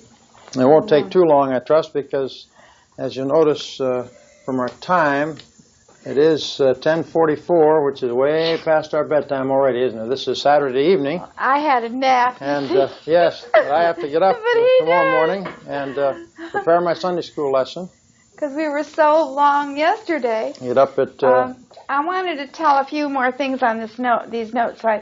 When we were in Abidjan the second time, and when we were in the line, we didn't know then that our tickets weren't valid. Although we had tickets, it was very difficult to understand that. But while we were happy, in our ignorance, we were waiting and talking, and I always talk to strangers, and there was a tall young man behind me, And I asked him where he was from. He was an American. And he said he was from Ohio. And I said, oh, we're originally from Ohio. Where are you from? And he had been visiting some missionaries. And a friend of his, who was a custodian on a mission compound or something, and he said, oh, he was from Elyria. I said, Elyria? I said, my husband was born in Elyria. Right. And, small world. We were having a good time. I said, I used to live in LaGrange. And he says, oh, I know where LaGrange is. And right about that time, my husband stepped up to the desk and discovered our problem. And so we didn't get to talk as much about Elyria. He went to Ralph Neighbor's, the church Ralph Neighbor founded, after he left First Baptist in Elyria, to the Open right? Bible Church, Mm-hmm. right? And Really? I said, oh, I remember Mr. Neighbor. He used to whistle. And he says he still does. And he's quite elderly, I guess, in his 80s. But that was sort of interesting, so I've told you that. And then I wanted to tell you, we noticed it even in Kennedy Airport when we began, and then every airport we went to. The Africans are when they see people, they're very loud, and I'm not, this won't be offending them, because Mrs. Joe has said that the Africans were very loud and noisy, and when people would come in, they would jump, they'd see their relatives and make a whole lot of racket. And so you'd hear this spontaneous eruption of noise and joy in different parts of airports when the planes would come in, and I thought that was very nice. Another thing I wanted to tell you, which I am taking as a compliment, is the last day or so, I think it was after when we were in the airport or sometime, well, I won't tell you because I don't want to get anyone in trouble. One of the ladies said to me, oh, Mrs. Waite, we're so glad you didn't ask the other missionaries how to behave. And I said, what do you mean? And I said, I just was myself. And she says, oh, that's what we like so much about you. You were just yourself. And she said the other missionaries, the missions must have certain policies, and the missionaries have to be a certain way. And I said, well, how do they act? And she says, well, they never let us in on the fact that they ever make a mistake, or that maybe they and their husband might have a disagreement. They never let us know anything about this. And you just made us feel like you were just a regular person. I said, well, I can't be a hypocrite and stand up and say that I'm perfect when I'm teaching husband-loving lessons. And so they liked that. And then they said, you don't act like a missionary. And I said, well, how do missionaries act? And they said, like missionaries. Well, I couldn't visualize my very best friend, Rose Durham, acting anything but like Rose Durham.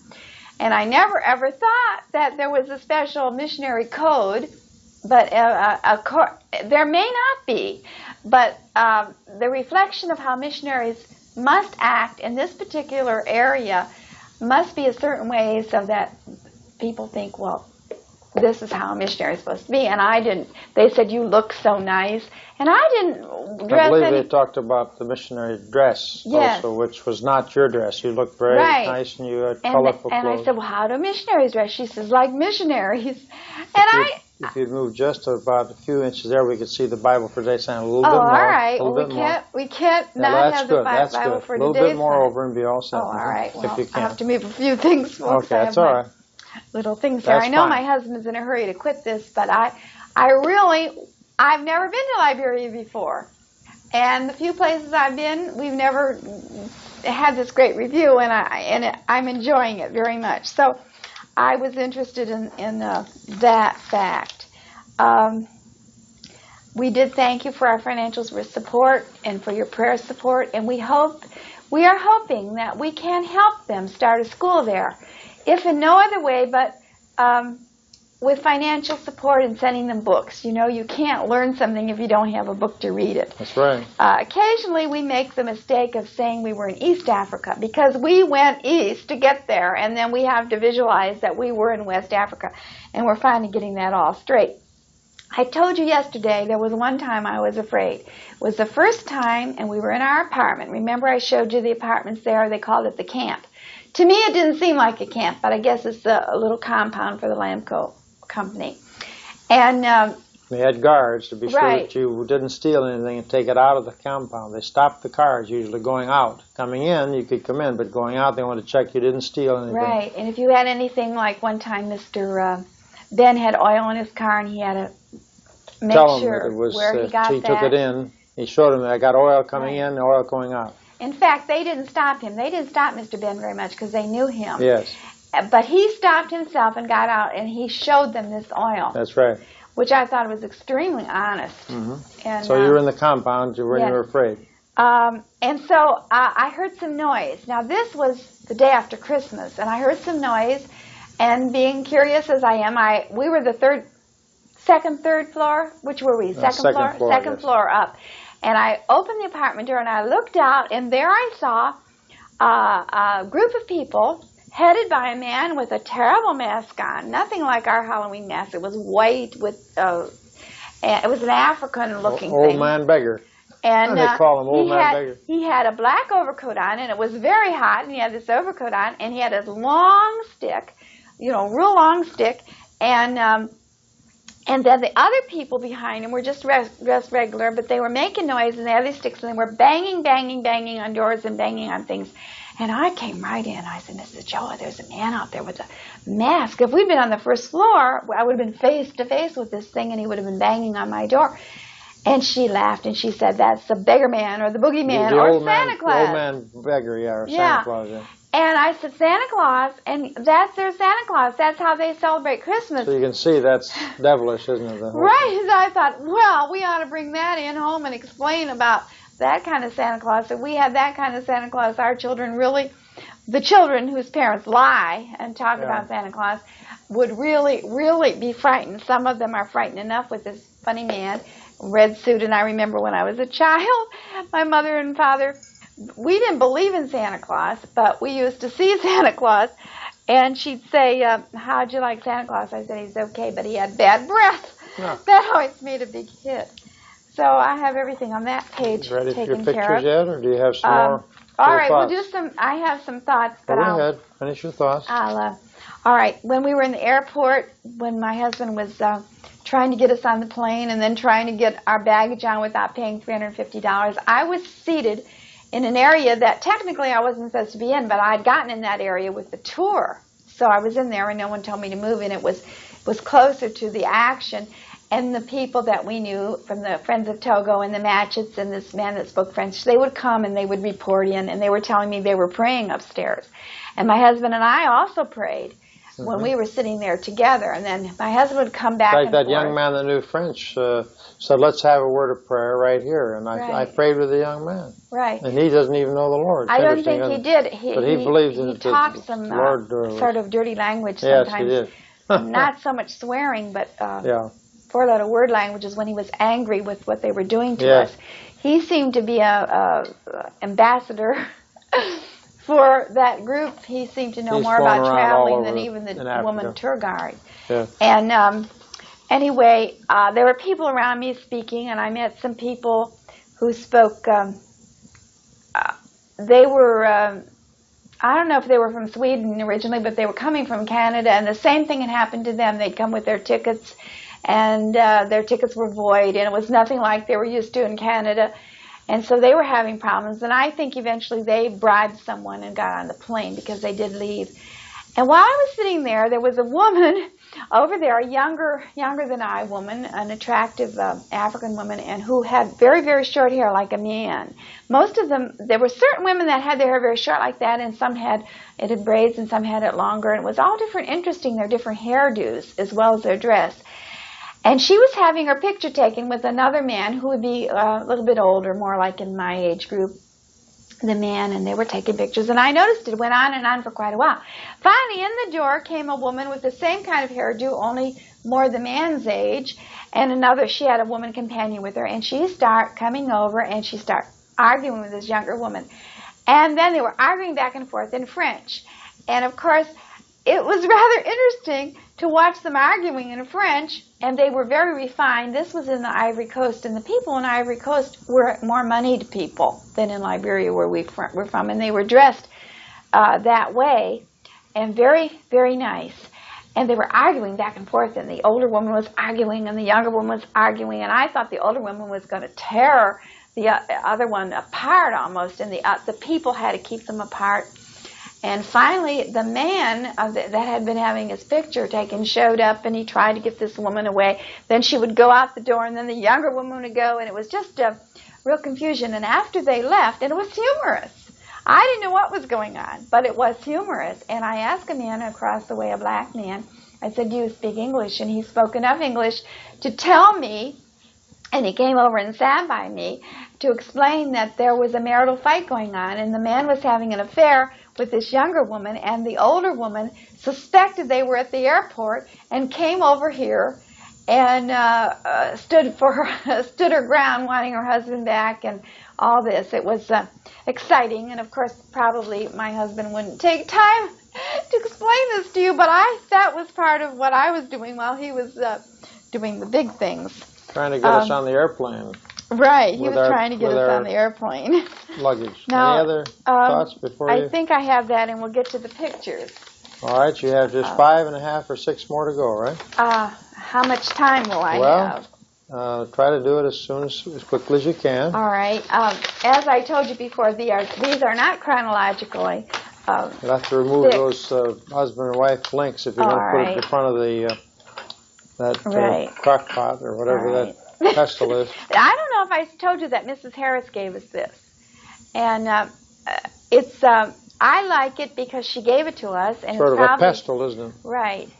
And I also wanted to tell you, Mrs. Harris takes, her sister told me, that's here in Philadelphia, has 20 people live in her house. There are 20 people live in her house. She's taken in a lot of children from the street, while her own children live in the bush. This is something. A couple of them, 2 of them, yes, like 2 sons. George Harris is educated and is being educated. I think George is still going to high school. That's something interesting. People go to high school later. They start to be educated later. So consequently, they're in their 20s, many of them, when they're in their high school. We met one girl, she was 19, and she was either in 7th grade or 8th grade. How's that? All right. Now, I was disappointed. I didn't always get the hang of taking pictures of the black Africans, and you see Pastor Duo here. I shouldn't have had him behind that dark thing. Of course, they should have been able to stand up. That's right, Pastor Duo, Mrs. Duo, and Mr. and Mrs. Joa, Pastor and Mrs. Joa. Pastor Joa has the bullhorn there, the automatic battery-operated loudspeaker system. They love that. They really did. It plays musical tunes. You just push some buttons, and they're all programmed. About 25 different musical tunes, jingle bells, and various other things. And when they didn't have that on, when they weren't on camera, so to speak, at the conferences, you'd hear that music every once in a while. They like to play that. I want to tell you about Mrs. Joa's dress because it's interesting. Beautiful red dress. They do have dresses in the marketplace, but she said a lot of the women go to tailors. And this was a red dress with little polka dots. I said it was sort of like dotted Swiss, only it wasn't dotted Swiss material. I don't know much about material, but she said the material cost $7, and it cost her $7, give or take a few cents, to have it made. And when they have them made, they don't have a pattern. The tailor just looks at the person. You bring a picture in from a magazine or you describe it, and they just make it. That's how my lapa was made. She borrowed a blouse. She said she wanted to make a blouse like it.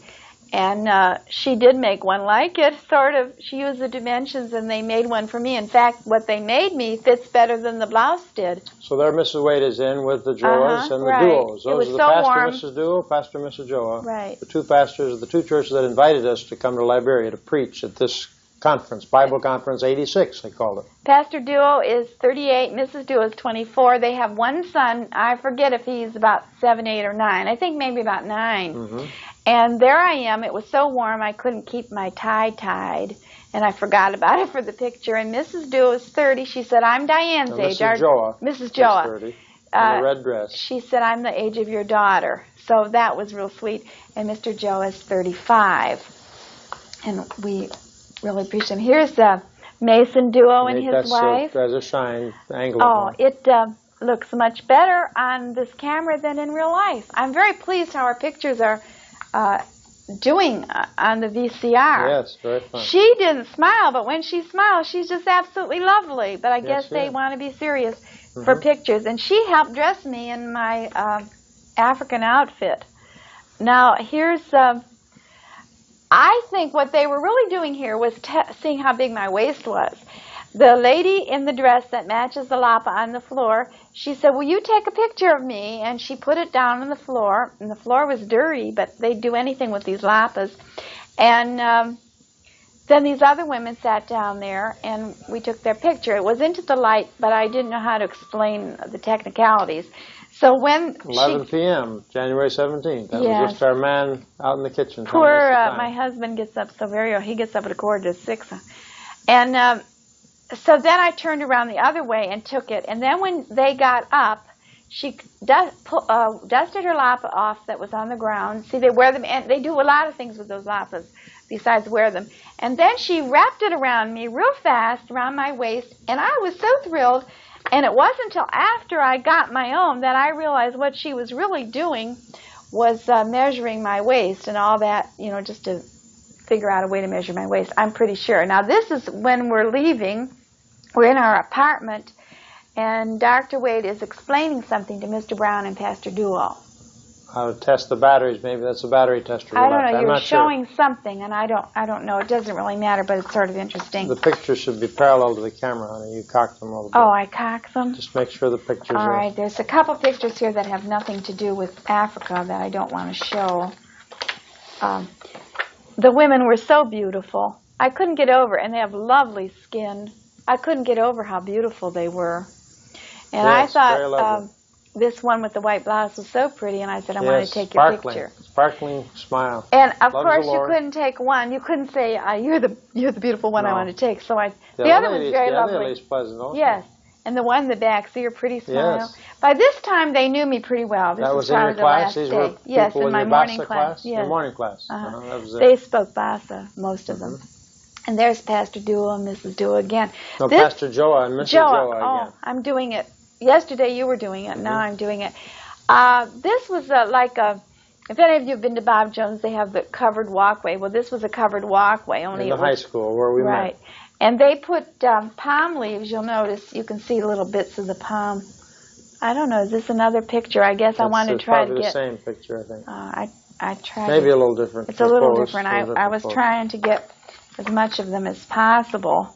That's a lovely good. Picture. That's a beautiful picture. It comes off much better because there's all this light on it. It's beautiful just lovely. Picture, yes. Very Pastor and lovely. Mrs. Solomon Joa, and they really. And I don't know how they do all that they do because just having a school in the house would be something. Well, just having the extended family would knock me for a loop.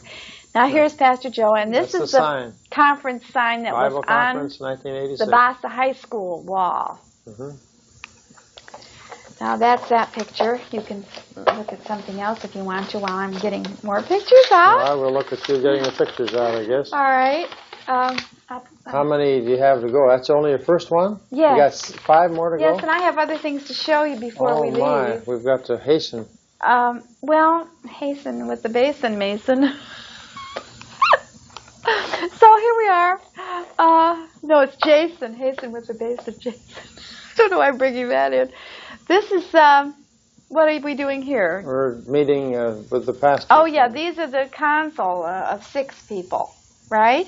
I think maybe. No, I don't know. Just Mr. Brother conversing. Brown. Is that Mr. Brown? Isn't that Mr. Brown? I don't know. That's Pastor Joa. And no, I don't think so. I guess you're just discussing something. I took some pictures. Am I doing right here? It's all right. That's Pastor Joa's son, and then that's the little niece, one of their nieces, who lives with them. I said, why does she live with you? And she lives with them because she attends the nursery, and then also to help in the extended family image. There are some people. That girl there is Mrs. Joa's. Is that Mr. Brown on the left or not? No, that's Mrs. Joa's sister. On the left, the man on the left. My left, as you see. I don't know. It looks like. Oh, I don't know who that is. On my right, but at the left of the picture. I'll look at it. Anyhow, that's all right. Maybe that is Mr. Brown. I'm not sure. Maybe not. Without his taxi, I might not recognize him. Then this is Darling. I want to tell you that inside, where we ate, they called. What am I doing wrong? Just put it down. I don't want to show this yet. Oh, all right. Where we ate. Go ahead. Yeah, but I forget when where you ate. Go ahead. The finger marks. Where we ate was called the Center. It was the place where Pastor Duell had his church. And it was really very poor, according to our standards or anything. But the women slept on one side and the men on another. And in the back was the kitchen outside. And in front they had a canvas and where we had our women's meetings and where we ate under the canvas with palm trees all around. And inside one day, and it's real dark in there, I saw this baby getting a bath. And I had missed taking a picture out in the highway of a baby getting a bath. And I thought, oh, here's my chance. And the mother liked me to take it. And it was so cute, this little baby girl. Look at her little fat legs. They're lovely. And one time a lady wanted me to give her a handy wipe. I was showing them how I washed my hands. And she said, I have a little fat baby. Could I have a handy wipe? I have a nice fat baby. And I thought that was really cute. This is where we had our afternoon women's meetings in the dining common, I guess we could call it. And see the palm branches all around, they cut them off and they put them around. And it's private, and it probably keeps bugs out too. And it's private, and it's very nice. Now here's Vonnie Waite with her husband, Loving Lessons, and that usually Mary was my afternoon translator, but she wasn't there. And this you can was see Nancy. the dining fly on the top is blue, the blue tent. Right. On the top. And they were. It kept them out of the shade. If it should rain, that would keep them dry. Right. It was nice. It never did rain though. It kept the sun away. Now, that's the schoolhouse where they meet. The Bassa Maranatha, what is it called? The Emmanuel Baptist Church meets in that school, right there. And this was right off the back door with the dining fly. There's a lady with her shoes off. They would take their shoes off a lot.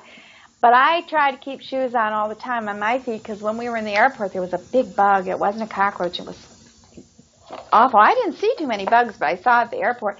And I said I wanted to step on it because I didn't want to get in our luggage. And Mrs. Joa said it was the kind of bug that lays eggs around. And if you go barefoot, you can get those eggs in your toes, and then you have this disease in your toes. That's some more pictures. Is that your class? That's the afternoon class. Mrs. Joa took a lot of Mrs. Joa took a lot of pictures for me, and here I am teaching. And this. Your afternoon class. Yeah, they sat around different places. I think I was staging this, so a lot of them left. She was taking pictures afterwards. You know, I wanted some pictures, and then she said, "Come over there and show them." This. And those were my mandates for marriage, which I can show you. I was looking for some of my husband-loving signs. I hope I didn't leave them in Africa. But if I did, I'll have to make more. Mandates for marriage. And we passed this out to the women who could read English. Personally, I didn't know we were going to have such a big conference. Pastor said it was a small conference with over 300 every evening, and 325. I had probably 30 women at each group, at least. And so we didn't have enough to give everyone. And see, it goes on and on forever. This is sort of a synopsis of the husband-loving lessons, the main sort of rules and scriptural and otherwise. How many total mandates are there? We have 68. 68 mandates for marriage. I'm not sure why it turned out to be 68. Yeah, are those available for those who want to write for them? Yeah, Bible for Today, 900 Park Avenue, Collingswood, New Jersey, 08108. It's they're $4 for $1 plus 35 postage and handling. So like if you send $1.35, if you only have $1, but that's pretty inexpensive. So even some of the ones who spoke Bassa, they wanted them, they said, well, we'll take them home and get someone to read it in English, and I hope that someone would be a woman.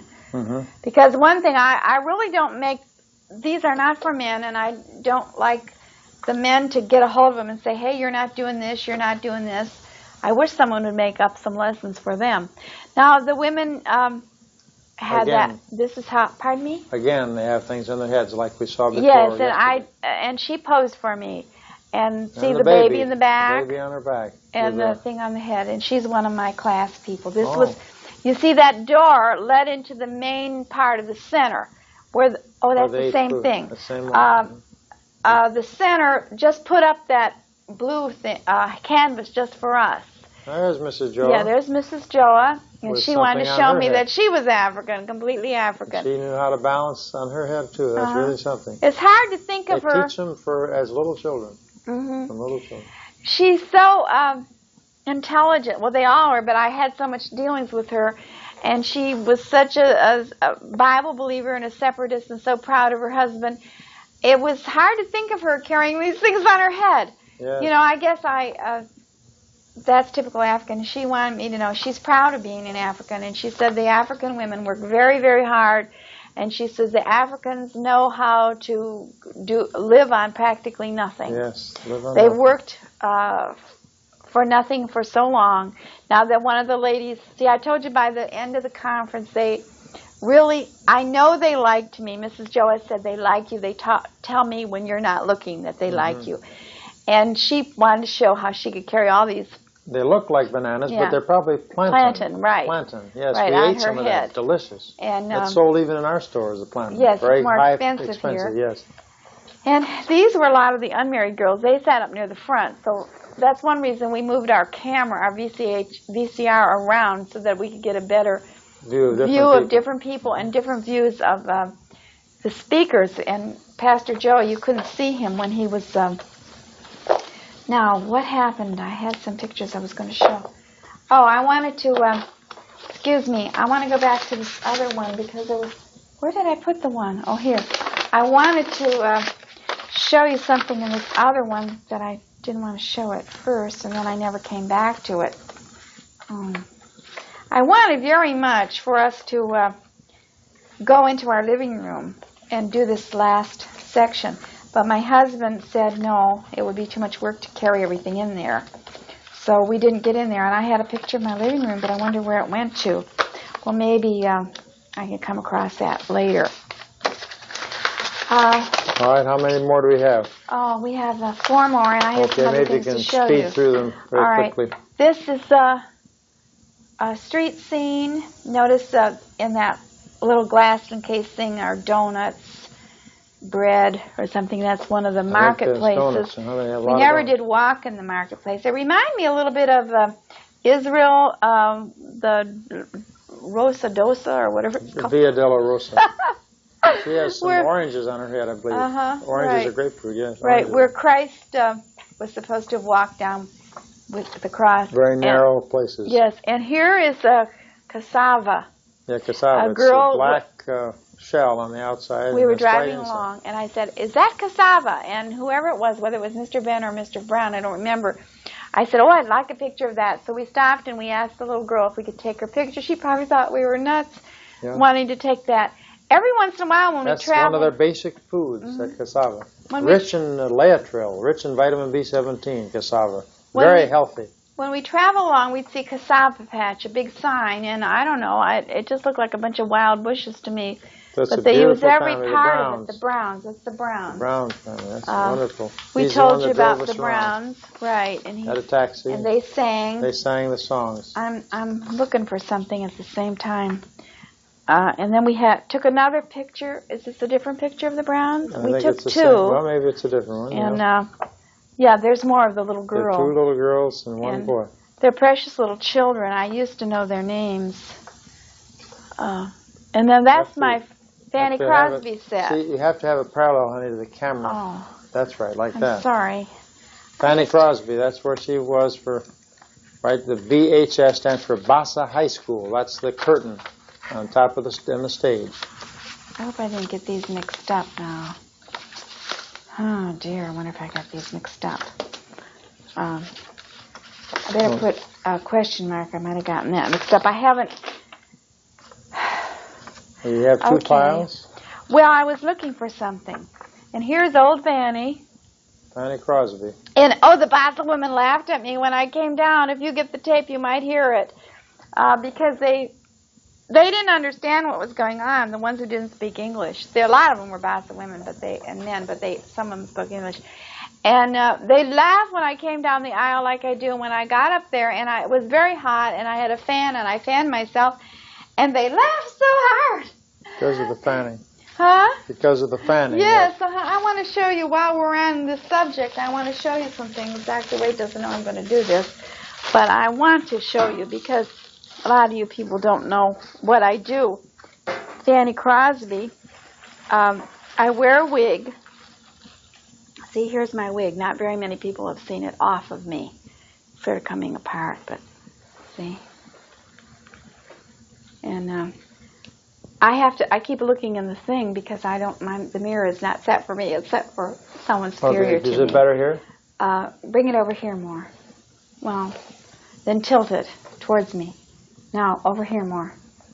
Over a little more. There, that's fine. Now I don't have to keep looking at the monitor. See, and I put this on and push all my hair up, and then it smells good.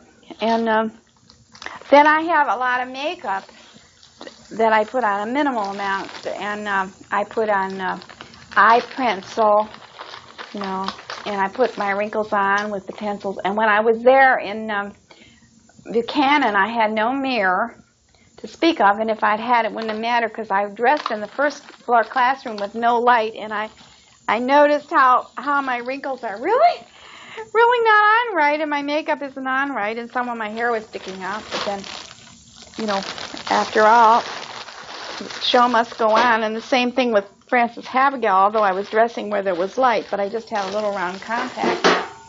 And what else about Fanny I wanted to show you? I wanted to show you my glasses, because I can't read without glasses. For Frances Havergal, I have to wear glasses. That's C. But for Fanny Crosby, you don't need to see. And this is the broken pair. I have two pair, so I'm showing you the broken pair. And I fill this in with marker pencil. And then you see when you put them on. Let me show you the ones that one pair broke immediately, so I had to get another pair. We bought them in a costume store. They're really Ben Franklin, and it makes all the difference in the world, you see. Bless your dear souls, how good to see you. You come all the way to Bridgeport, Connecticut, just to visit old Aunt Fanny. Would you like a little bit of my African stew? So anyway, that's that. I don't know what Dr. Waite's doing. Sleeping. He never knows what to do with me. Then he says I'm very long-winded, and I go over, and sometimes we have to... It's only 11:17. We keep... Are you almost finished with your I'm wound up. I took a nap today, 2 hours. This is my watch that keeps me going. Now, my husband has bought a stopwatch, a big stopwatch for me. I'll show it to you. I wish it would make you stop, but it doesn't seem to have much effect. I guess, is this up or down? Oh, let's see. That's right. And I'm supposed to have this, but I get so confused with these settings. Angle it, so there it's better. With all these stopwatches. That means 3 minutes and 18. That means an hour and 3 minutes and 20 seconds. We've been palavering. No, not palavering. That's trouble. Oh, that's we've been talking. Talking. Oh, pardon me. In Africa, that's yes. In Africa, trouble. That's trouble. All right. Now as long as I'm into my props, I want to show you my Frances Havergal glasses. I meant to bring down one of her poetry books, but fortunately for you, I didn't. Now, I have to wear these because I can't read, and I don't know my script, Frances Havergal, as well, so I have to be prompt. After I've done that 100 times, I won't have to be. And this is my Frances Havergal handkerchief, which someone made me for Christmas. And she coughs. I don't know if she coughed in real life, but she coughed. She's very sick. She was a sick woman, and so I figured she coughed. And so when we cough for Frances Havergal, that means it's time for the narrator to come in. And we did a lot of it by ear, and my husband shortened up my beautiful narration speeches because of time. And also he says I'm too fancy with my words, and he wanted people to understand. I was going to say something else there, but it isn't that important. It's just a little chit-chat. So that's that. Now we're going to take more pictures. And I also have an energy bar, half an energy bar in here, because sometimes I need a little boost of energy before I go on stage. All right. Now we're on to the next thing. And then once I wasn't on the VCR very much because I was usually behind the VCR, and so my husband took one of me in my Fanny Crosby dress, but with my African headdress on. When you're taking the VCR. And I'm VCRing, and that was real nice. I didn't know he took that. And here's the headdress, you see. This is not official. This is an American African headdress. I just have to tell you how the Lord sometimes leads you even in packing. I never take scarves unless I'm going to be out on a boat or something. And you don't find me on a boat very often. And but because of this thing with Diane and me about how people on the TV, they'll have a scarf like this, and then I was reading how to dress slim. And one of the things is to wear scarves, and then people don't notice if you're fat. And, you just put them around and you have them go different places. And so I was going to do some of these fancy things when I was in American clothes. I was going to try to really impress them with my knowledge of how to use scarves. And he's going like this to me. And instead, the Lord had me put them in there so I could wear them on my head. You wear them all different ways on your head, which no one will get a kick out of that but Diane. And so here's Pastor Joe. We'll quicken the pace now that you're off of me. And the interpreter. You see him? And then this is the last. Pastor Duo's interpreter. And notice that stick. We made that stick special. Pastor Joe brought that up, and we taped that up so the microphone could be right in front of my mouth. I wouldn't have to strain my voice. He said But he's so short and I'm so tall, he had to cock the microphone down. Yeah, so cute. For the giant, the mountain. Right. So for the last 2 days, they had that. And I'm sure that the next speaker, Mr. Gunter, would be happy. Yes, too, to have that like a microphone because he's very stand. tall. And Pastor Dewey said, I'm not waiting for the carpenters. I'm going to put this up myself. Pastor Evidently, Joe said that. Yeah, I'm getting them all mixed up tonight. Too much sleep. It's the audience. Right.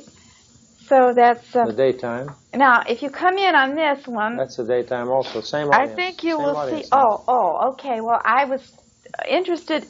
Can you see where the missionary is?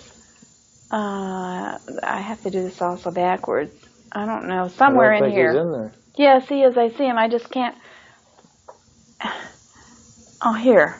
Oh, there he is. Yes, but you have a better picture later. Yeah. Well, I just saw him Reverend there. Gunter is his name. Right. Reverend Gunter. He's from Baptist Mission's home office now. He's formerly a missionary. He's on the home staff. He's out doing a little business there. Sort of He's a a council mediator. of six. Yes, mediator between the different. Now, my husband took this picture, and it's off too because of the council of six. You see Pastor Joe, second from the right. One of the members of his church is Mr. Benjamin. Can't think of his last name. And then the one in the center, the orange shirt, is from Roberts Field. He's a layman. Then next to him is the secretary. No, let's see, that's another layman from Pastor Duo's church. Then second from the left is Pastor Duo, and then extreme left is the secretary of the Council of Six. Pastor Duo is the treasurer. This man on the left is the secretary, and Pastor Joe is the chairman of the Council of Six, and he's also the national representative of the National Association of Mid-Liberia Baptist Churches, which is this conference that's just 1 year old. This is their first Bible Conference 86. All right, go right ahead. And how many more do you have now to go? Now we really, let's let it be a surprise. So I've shown that one. We have 3 more, including that includes this one. All right, that now should be here's very point quickly. number 1. I wonder what his point is. That's in text and translations. You can tell that by the manuscript there. My husband was asked, probably never be asked again, but he was asked to teach about Bible preservation at Baptist High when our son Dan was a senior, and the vice principal got very shook up because of my column against adultery. And anyway, my husband made up a very nice booklet, and he used that as a text. It was very nice. Now there's some of the girls. See, they wore different kind of headdresses. Different costumes, and they changed their costumes sometimes 3 times a day. Those young girls from Roberts Field. They were very fashionable. Is it on this side? No, the other side are all the pastors seated up there. They had in the front. That's right. Yes, they had 6 pastors, 6 churches represented, some of the but young more girls from pastors Roberts and Field evangelists. Baptist Church Choir. Right. They were real up dear. front. And they enjoyed things. Yes. Now here's Mrs. Joa and her sister. And I'm sorry I've forgotten her name Oh, that's already. her sister, yes. She's real pretty. She's 19 and the younger sister going to at college, the university. isn't she? University. Very nice. And that's that dress. See, did you notice how Mrs. Joa has her hair?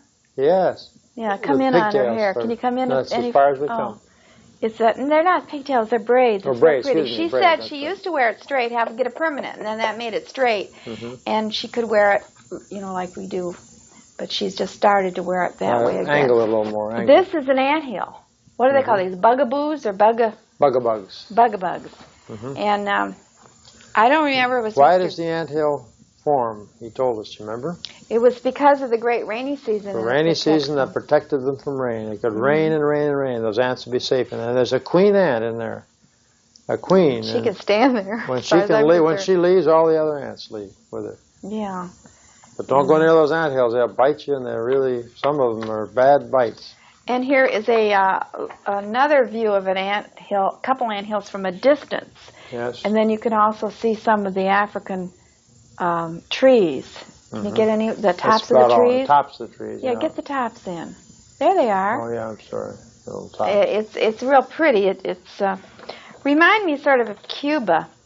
And here's Mr. Prince in his working clothes. I hope I have a picture of him. I may not, but we have him on VCR. We had him on VCR, yes. With his truck. He's there with his truck. And we're up He worked a lot, so we didn't always come to the We're up in our meetings. apartment, second floor. He took a picture down there. They honked the horn lots of times Yeah. when you come out, and we kept popping out for the wrong people. Different people honked the horn. But he was the one that got us that apartment. Yeah, it was lovely. He works there at Lamco.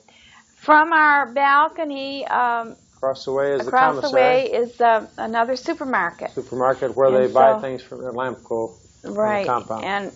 And it was strange. There were hardly ever any cars there, and yet there would be people in there.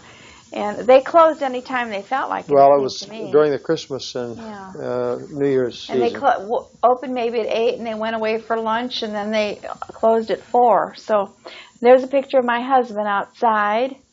We're waiting for Mr. Brown, probably Mr. Ben. One of the two. And now here's Pastor Taylor and his family. And he's from Roberts Field area, near Monrovia. He was a layman. He's a plumber, I think he told us. Yeah, plumber. And he was a layman and sort of thrust into pastoring. Evidently, he loves the Lord in this small little group with just a few families. Yeah, he wonders whether he should start a church. Quite a distance from where they live, and I think they probably used to be in another fellowship, and then they separated. You know, when the church is separated, and his wife doesn't feel at home in this fellowship, and it's quite a ways away, and she has, I think, 6 children. My husband thinks she has 5, but I think she has 6, because I know what it's like to have 5. And she can't come to the services because she's tired a lot. All right, and so that's I could the see pastor why. of that little church. It's the beginning. And here is my husband teaching again. And here is a dear 3 of them. And it seems like that's the lady that has that pretty little girl, too, but she wasn't there. But they wanted me to take a picture of them together. And it's too bad the little boy looked up, but he loves his daddy. So now, we took some of the iron ore, which is the largest industry. They don't have much industry. And if the Americans pull out, they'll have no industry. And the Americans are losing money, I guess, in Goodyear, and they're losing money. That's a pile of iron ore back there. It looks like a mountain, but it's iron ore. And they have it in different grades, different piles of different grades of ore, that Mr. Brown told me. We have real good cameras, but that's the same we take our I get double so I can send them to the relatives. But now that I know how to do this, I won't have to send them to the relatives. Oh, it was pretty with the light shining. Go up there. It was pretty, like that. Yes, that's not the right pretty, color. But I like it better. That's it gives it a lot of brightness. Try this one bright. It's just the way they reflect. Oh. And that's more of that iron company. The man made a special effort to show us that, so I made a special effort. All right, we're almost finished with our pictures. 2 more. Pictures. Well, I want to show you something for fear I won't get it in. This is nothing to do with it, except it has something to do with it, because this is Fanny Crosby. So that's good. Okay? A little bit down more. Down more. That's all right, better. This is Fanny Crosby. This is Fanny Crosby when she's younger. Did you point it down? Where did my pointer go to? We have a lot of pictures. Someone like Fanny Crosby so much that they enlarged a lot of pictures, and it's real nice. So we have about 8 of them in big frames. And when we travel, we took them out of the frames and we take some, but we didn't take these to Israel. We wouldn't have been able to have any other hand luggage but the pictures. So I left my Frances Havergal hat home, and I left this home. Oh, I should get my Frances Havergal hat and show you. I don't think you need it. This is Fanny when she's younger, and I'm sorry I've forgotten. She's probably, before she's married, she got married at 38, I think. So it's before I think that. It's 31. She was saved at 31. Saved at 31, okay. This is her beautiful mother. She's not too pretty, is she? Well, you know, they might have been prettier if these are old-fashioned pictures, you know, so they had to hold real still by that time. Mercy is her name. Yeah, Mercy Crosby. And then she married, her husband died when Fanny was born, and she was widowed for 15 years, and then she married a Mr. Morris. And I don't usually tell this, but her husband, her second husband, she had a couple children by him, and these are some of the children she had by him. This is Julie, and this is Carrie. And they're half-sisters to Fanny. And they sort of took all the money from Fanny, but Fanny never said anything. That's the sideline. I don't usually tell these things. And her second husband was a Mormon, became a Mormon, and went off with Brigham Young or something. Those are little-known facts that I don't bring up, you know, because it sort of takes the blessing away. And she wouldn't go with them, which I think she should have gone with him, because that's what Christians are supposed to do, but that's beside the point. Here's Fanny when she's probably in her 80s, and this man here is Sylvester Maine. Mm-hmm. I do believe. Let me look and see if Hubert Maine? Oh, yeah, Hubert Maine. Well, he's somebody Maine. From Bigelow in Maine. Mm-hmm. And they knew each other when they were younger. They used to play in the square in Connecticut, but then their paths went away, and then they met again. And after Mr. Bradbury died, who started Fanny in the hymn writing, see, she has the same kind of glasses like I wear. And that's just a coincidence, but that's happy coincidence. I did not know that she wore a brown wig, and we got the white wig, and I'm glad I didn't know it. She always carried a little book with her. It was not a Bible, but sometimes I pretend it was the Bible. You know, you can use a little bit of... And then here's Fanny when she's about 48. And she was poor, but people would tell me when they'd see this picture, she didn't dress like a poor woman. She had very nice clothes. And that's true. People gave her things. And her very dear friend, beside Iris Sankey, who was a singer with Moody, her very dear friend was Phoebe Knapp. Phoebe Knapp was a wealthy woman. She was the wife of her husband, who was an insurance president. And I always forget whether it was Metropolitan Life. I think it was the one that has that rock, Prudential. But I'm not positive, and I forget it all the time, so I don't say lest I'm wrong. Oh, I thought I had... Oh, I don't. I thought I had my other pictures of my other lady. Oh, well. Frances Havergal, I wanted to show them to you. I wonder where they went to. Well, anyhow. I have two more pictures? Yes, I do. We must speed it up because it's now 11:33. This is George Harris's, Mrs. Harrison's house. And it's very nice on the outside. And on the inside as well. The inside is just, I only saw one room. It's all right. It's not, I don't think as nice as Mrs. Rain's house. Oh, whose house is this again? This is Mrs. Harris's house. Oh, I thought it was Mrs. Rain's house. I'm sorry. No. Yes. Okay, go ahead. I don't quite understand Buchanan, but there seems to be an older section and a newer section, and the Joabs and Rains live in like a newer section. Is that Pastor Joel going up the... Yes, it is, I think. Okay, maybe George Harris. They have outside kitchens, and I have some pictures of those, which is very interesting. And here, I guess this is the parlor. It looked like the size of like a walk-in closet. You're looking at the VCR, trying to find the VCR so that the sound and the picture both would come through the television. And they had no way to do it because they have a television that is an African television, and that's made differently from our United States TVs. And the VCR, the video cassette recorder, that was sent by their relatives by us and arrived there after great difficulty, that is an American VCR. So to make it work, they have to buy an American television set. And they were sort of angry about it, and they wanted to send it back with us, but we didn't want to take it because we just couldn't lift it. I said, my wife is not able to carry it. And that seemed Understatement of the year. I could hardly carry my blue bag. That seemed to satisfy them. The man in the middle, the African in the middle, with sort of the greenish color, is Mr. Harris. He's a short man, and the fellow standing up with the blue, that's George, I believe, and the white man is my husband. And he was about the only white people we saw, except one time a Swedish woman or a Southern Baptist woman came in and went out a little angry from one of the meetings, and then the missionaries. But this Mr. Harris has another wife, too. Yeah, I didn't know it at the time. No, he didn't. And a new baby. He has 2 wives. And you can see the Davenport, whoops, I have to do all this backwards. That's the Davenport, and the room was just about as long as the Davenport. Maybe there was a little table. Anteroom. And all right, what's the next picture? My husband doesn't wish to discuss it anymore. Well, that's all right. They have 20 people living in there, we learned after we got back here. And her sons are in the bush. Maybe they escaped the crowd. That's a picture of the... That's outside of Mrs. Harris's house. I don't know if that's Mrs. Harris's kitchen or someone else's kitchen, that building. And they have... then the outside kitchen, see, they're cooking. And I asked her if I could take the picture, and they're cooking out there. And it was very interesting, and I wouldn't mind cooking on the outside all the time because you don't have to sweep, you don't very much. And here we're eating at the center. The young girls are eating. Can you see their food? They have sort of like a big soup bowl, and they put the rice in and put the sauce over it.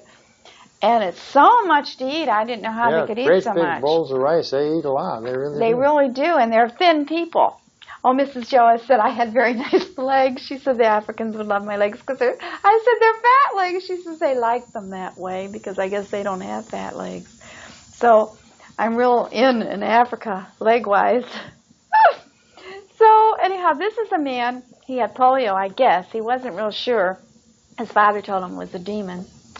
But he could not walk. Couldn't use his legs. And you may notice him in the VCR. I didn't get a real good up-close of him, but he crawled all the way up to 3 flights of stairs to the second or third floor. Yeah, third floor. Seated. His legs all screw under him somehow. I don't know how. And then he uses his hands and the bottom of his seat. Yes, that he sits on. Really sad. And he loves the Lord, and he's very humorous. He tells jokes all the time. And here's some more of the men eating. And mess hall. Right. And I watched them wash dishes. They didn't know I was going to come back there, and in one of the rooms, and they soaked those cups up 2 times, rinsed and soap. I was real impressed. Now, this is some of the food we ate, and I'm sorry we didn't take it before we started eating, but where's the plantain? Over here? Plantain is the little orange thing. Whoops. Wrong. It's hard for me to hear. Move over. Oh. That's all right. Plantain. Move your pointer over. And this is the stew. That's the stew. Move the plantain over to the plantain. I don't know what to do. That like bacon. Looks like bacon. Yeah. Move the pointer over. Oh. And then... you can't see the plantain? Point out well, didn't we see the plantain? No, you didn't point to the plantain. I thought I was. Wait, where do you think the plantain is? I have to do all this backwards. Right here. Now move it more. Look at... Well, that's there. Not the plantain. You think that's yes, that's the plantain. Over there? Yes, it was flat stuff. Well, but on the plate, isn't that? Oh, on the plate. Yes. Oh, I didn't know. Yeah, right here. Right there, yes. It's fried plantain. And this is either the...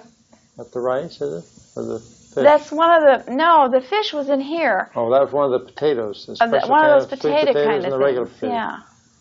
Eglon or Egon. And they had a special table. Ido. Oh. Ido. They had a special table with a tablecloth for us. They really took care of us. And Mrs.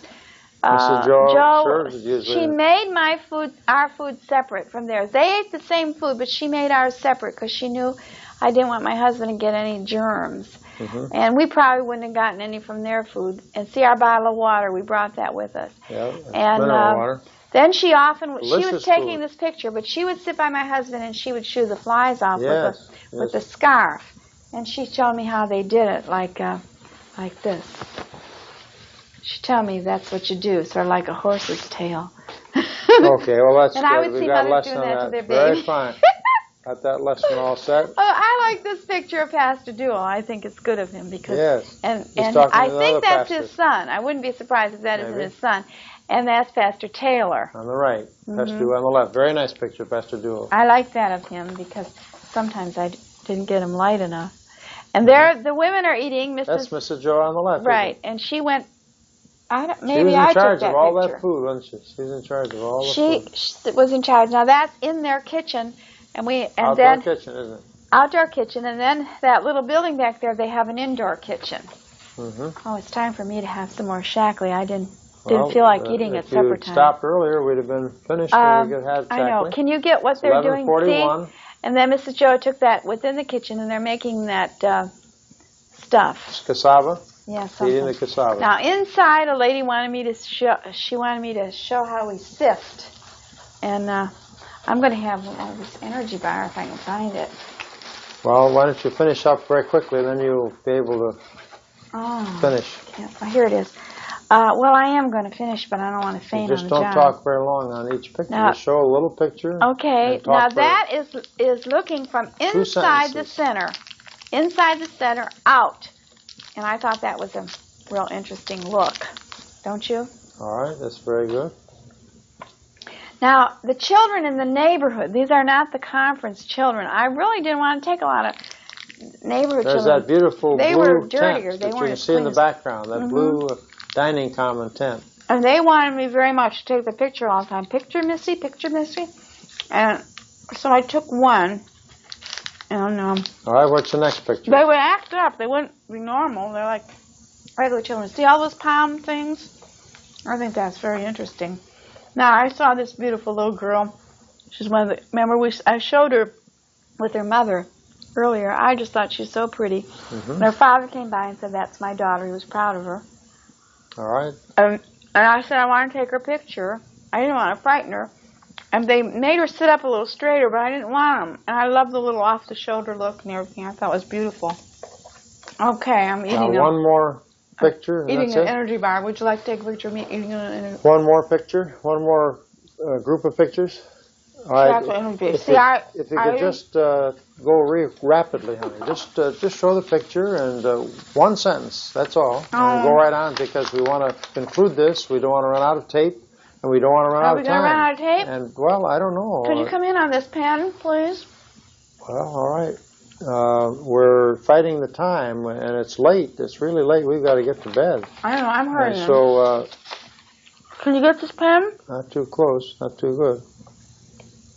But we have it. It's just the Bible for today. It says the Bible for today. We won't go into that. All right, Now, if you finish your pictures, and then we'll conclude. Now we're home. Now this is Nancy and Samuel Freeman. She's Nancy. Harris is the one in Liberia's sister. This is Nancy Jr. Right with, maybe that is on his forehead. Maybe that's already in the picture. I guess it is. Can you see the things they're bringing? Yes. We brought them in our Watch suitcases. your angle now. Watch your angle. We brought them in Still our an angle. suitcases. Yeah. for These are them. records that they They're wanted. records. And, She's a very pretty lady. he's a technician. And She lives in Philadelphia. And she's learning. He's putting her through school. And Another picture. her relatives don't understand. With our flag in the background in our home. Her relatives don't understand that the cost of living is very high in America, and because you earn a lot of money doesn't mean you have a lot of money. And they don't quite understand that. Sometimes they call them reverse the charges, $100 for one phone call. This is the car we rented. My husband looked real good in that car, so I took a picture of it. It was a real pretty one. It was took us from the airport in John F. Kennedy Airport in New York City to the 90 or 100 miles south to Collingswood, New Jersey, where we live. What was the kind of car? What was it? I don't remember. Yeah, a Ford something or other, Ford LTD something. or... LTD or something. There is a picture of me. I said, please take a picture of me. And so look you at can... the snow. We came from tropical heat to snow. Mm-hmm. And so that was in the rent-a-car area. I didn't get many pictures, and I guess I was conceited wanting one. Now this is taken through some doors because I was out guarding the suitcases, That's my renting the car. usual job. And he's signing up for the insurance and all that. He being Dr. Waite. Then here's one when we're home. He's writing a letter. Can you see the Tower of Babel, so to speak? Not really. See over, is it here? See all this here? Over there. Mm-hmm. This is Monday, Tuesday, Wednesday, Thursday, Friday, and Saturday must be up here. Mm-hmm. And every time we get mail, we put that day's in there, and it's... We're supposed to answer it before a week is through, but now we have 2 or 3 in each day. Dan arranged that for us when he was working this summer, and it's really nice. And now there's 2 or 3 things in the slot, and we're beginning to get calls from people wondering where their orders are. So we must get busy, and we have to conclude this so we can get busy on the receipts. Yes. Now this is our latest purchase, which is vital. Naturally, it's vital. It's a Recordex copy machine that tape duplicator. The master is on the left, and it has 3 copies that it is made all at once. And the feature on this is that you can increase the volume of the master. It copies either the one track or copies both tracks at once, either one. And you can increase the volume. If the master is very weak, you can increase it so you can really hear it. And we've proved it.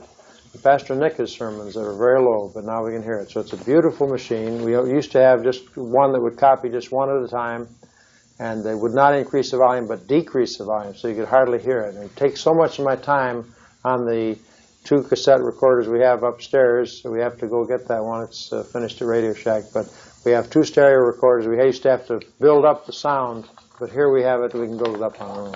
Right. Notice in the center here, the Rolodex on the telephone. Mm-hmm.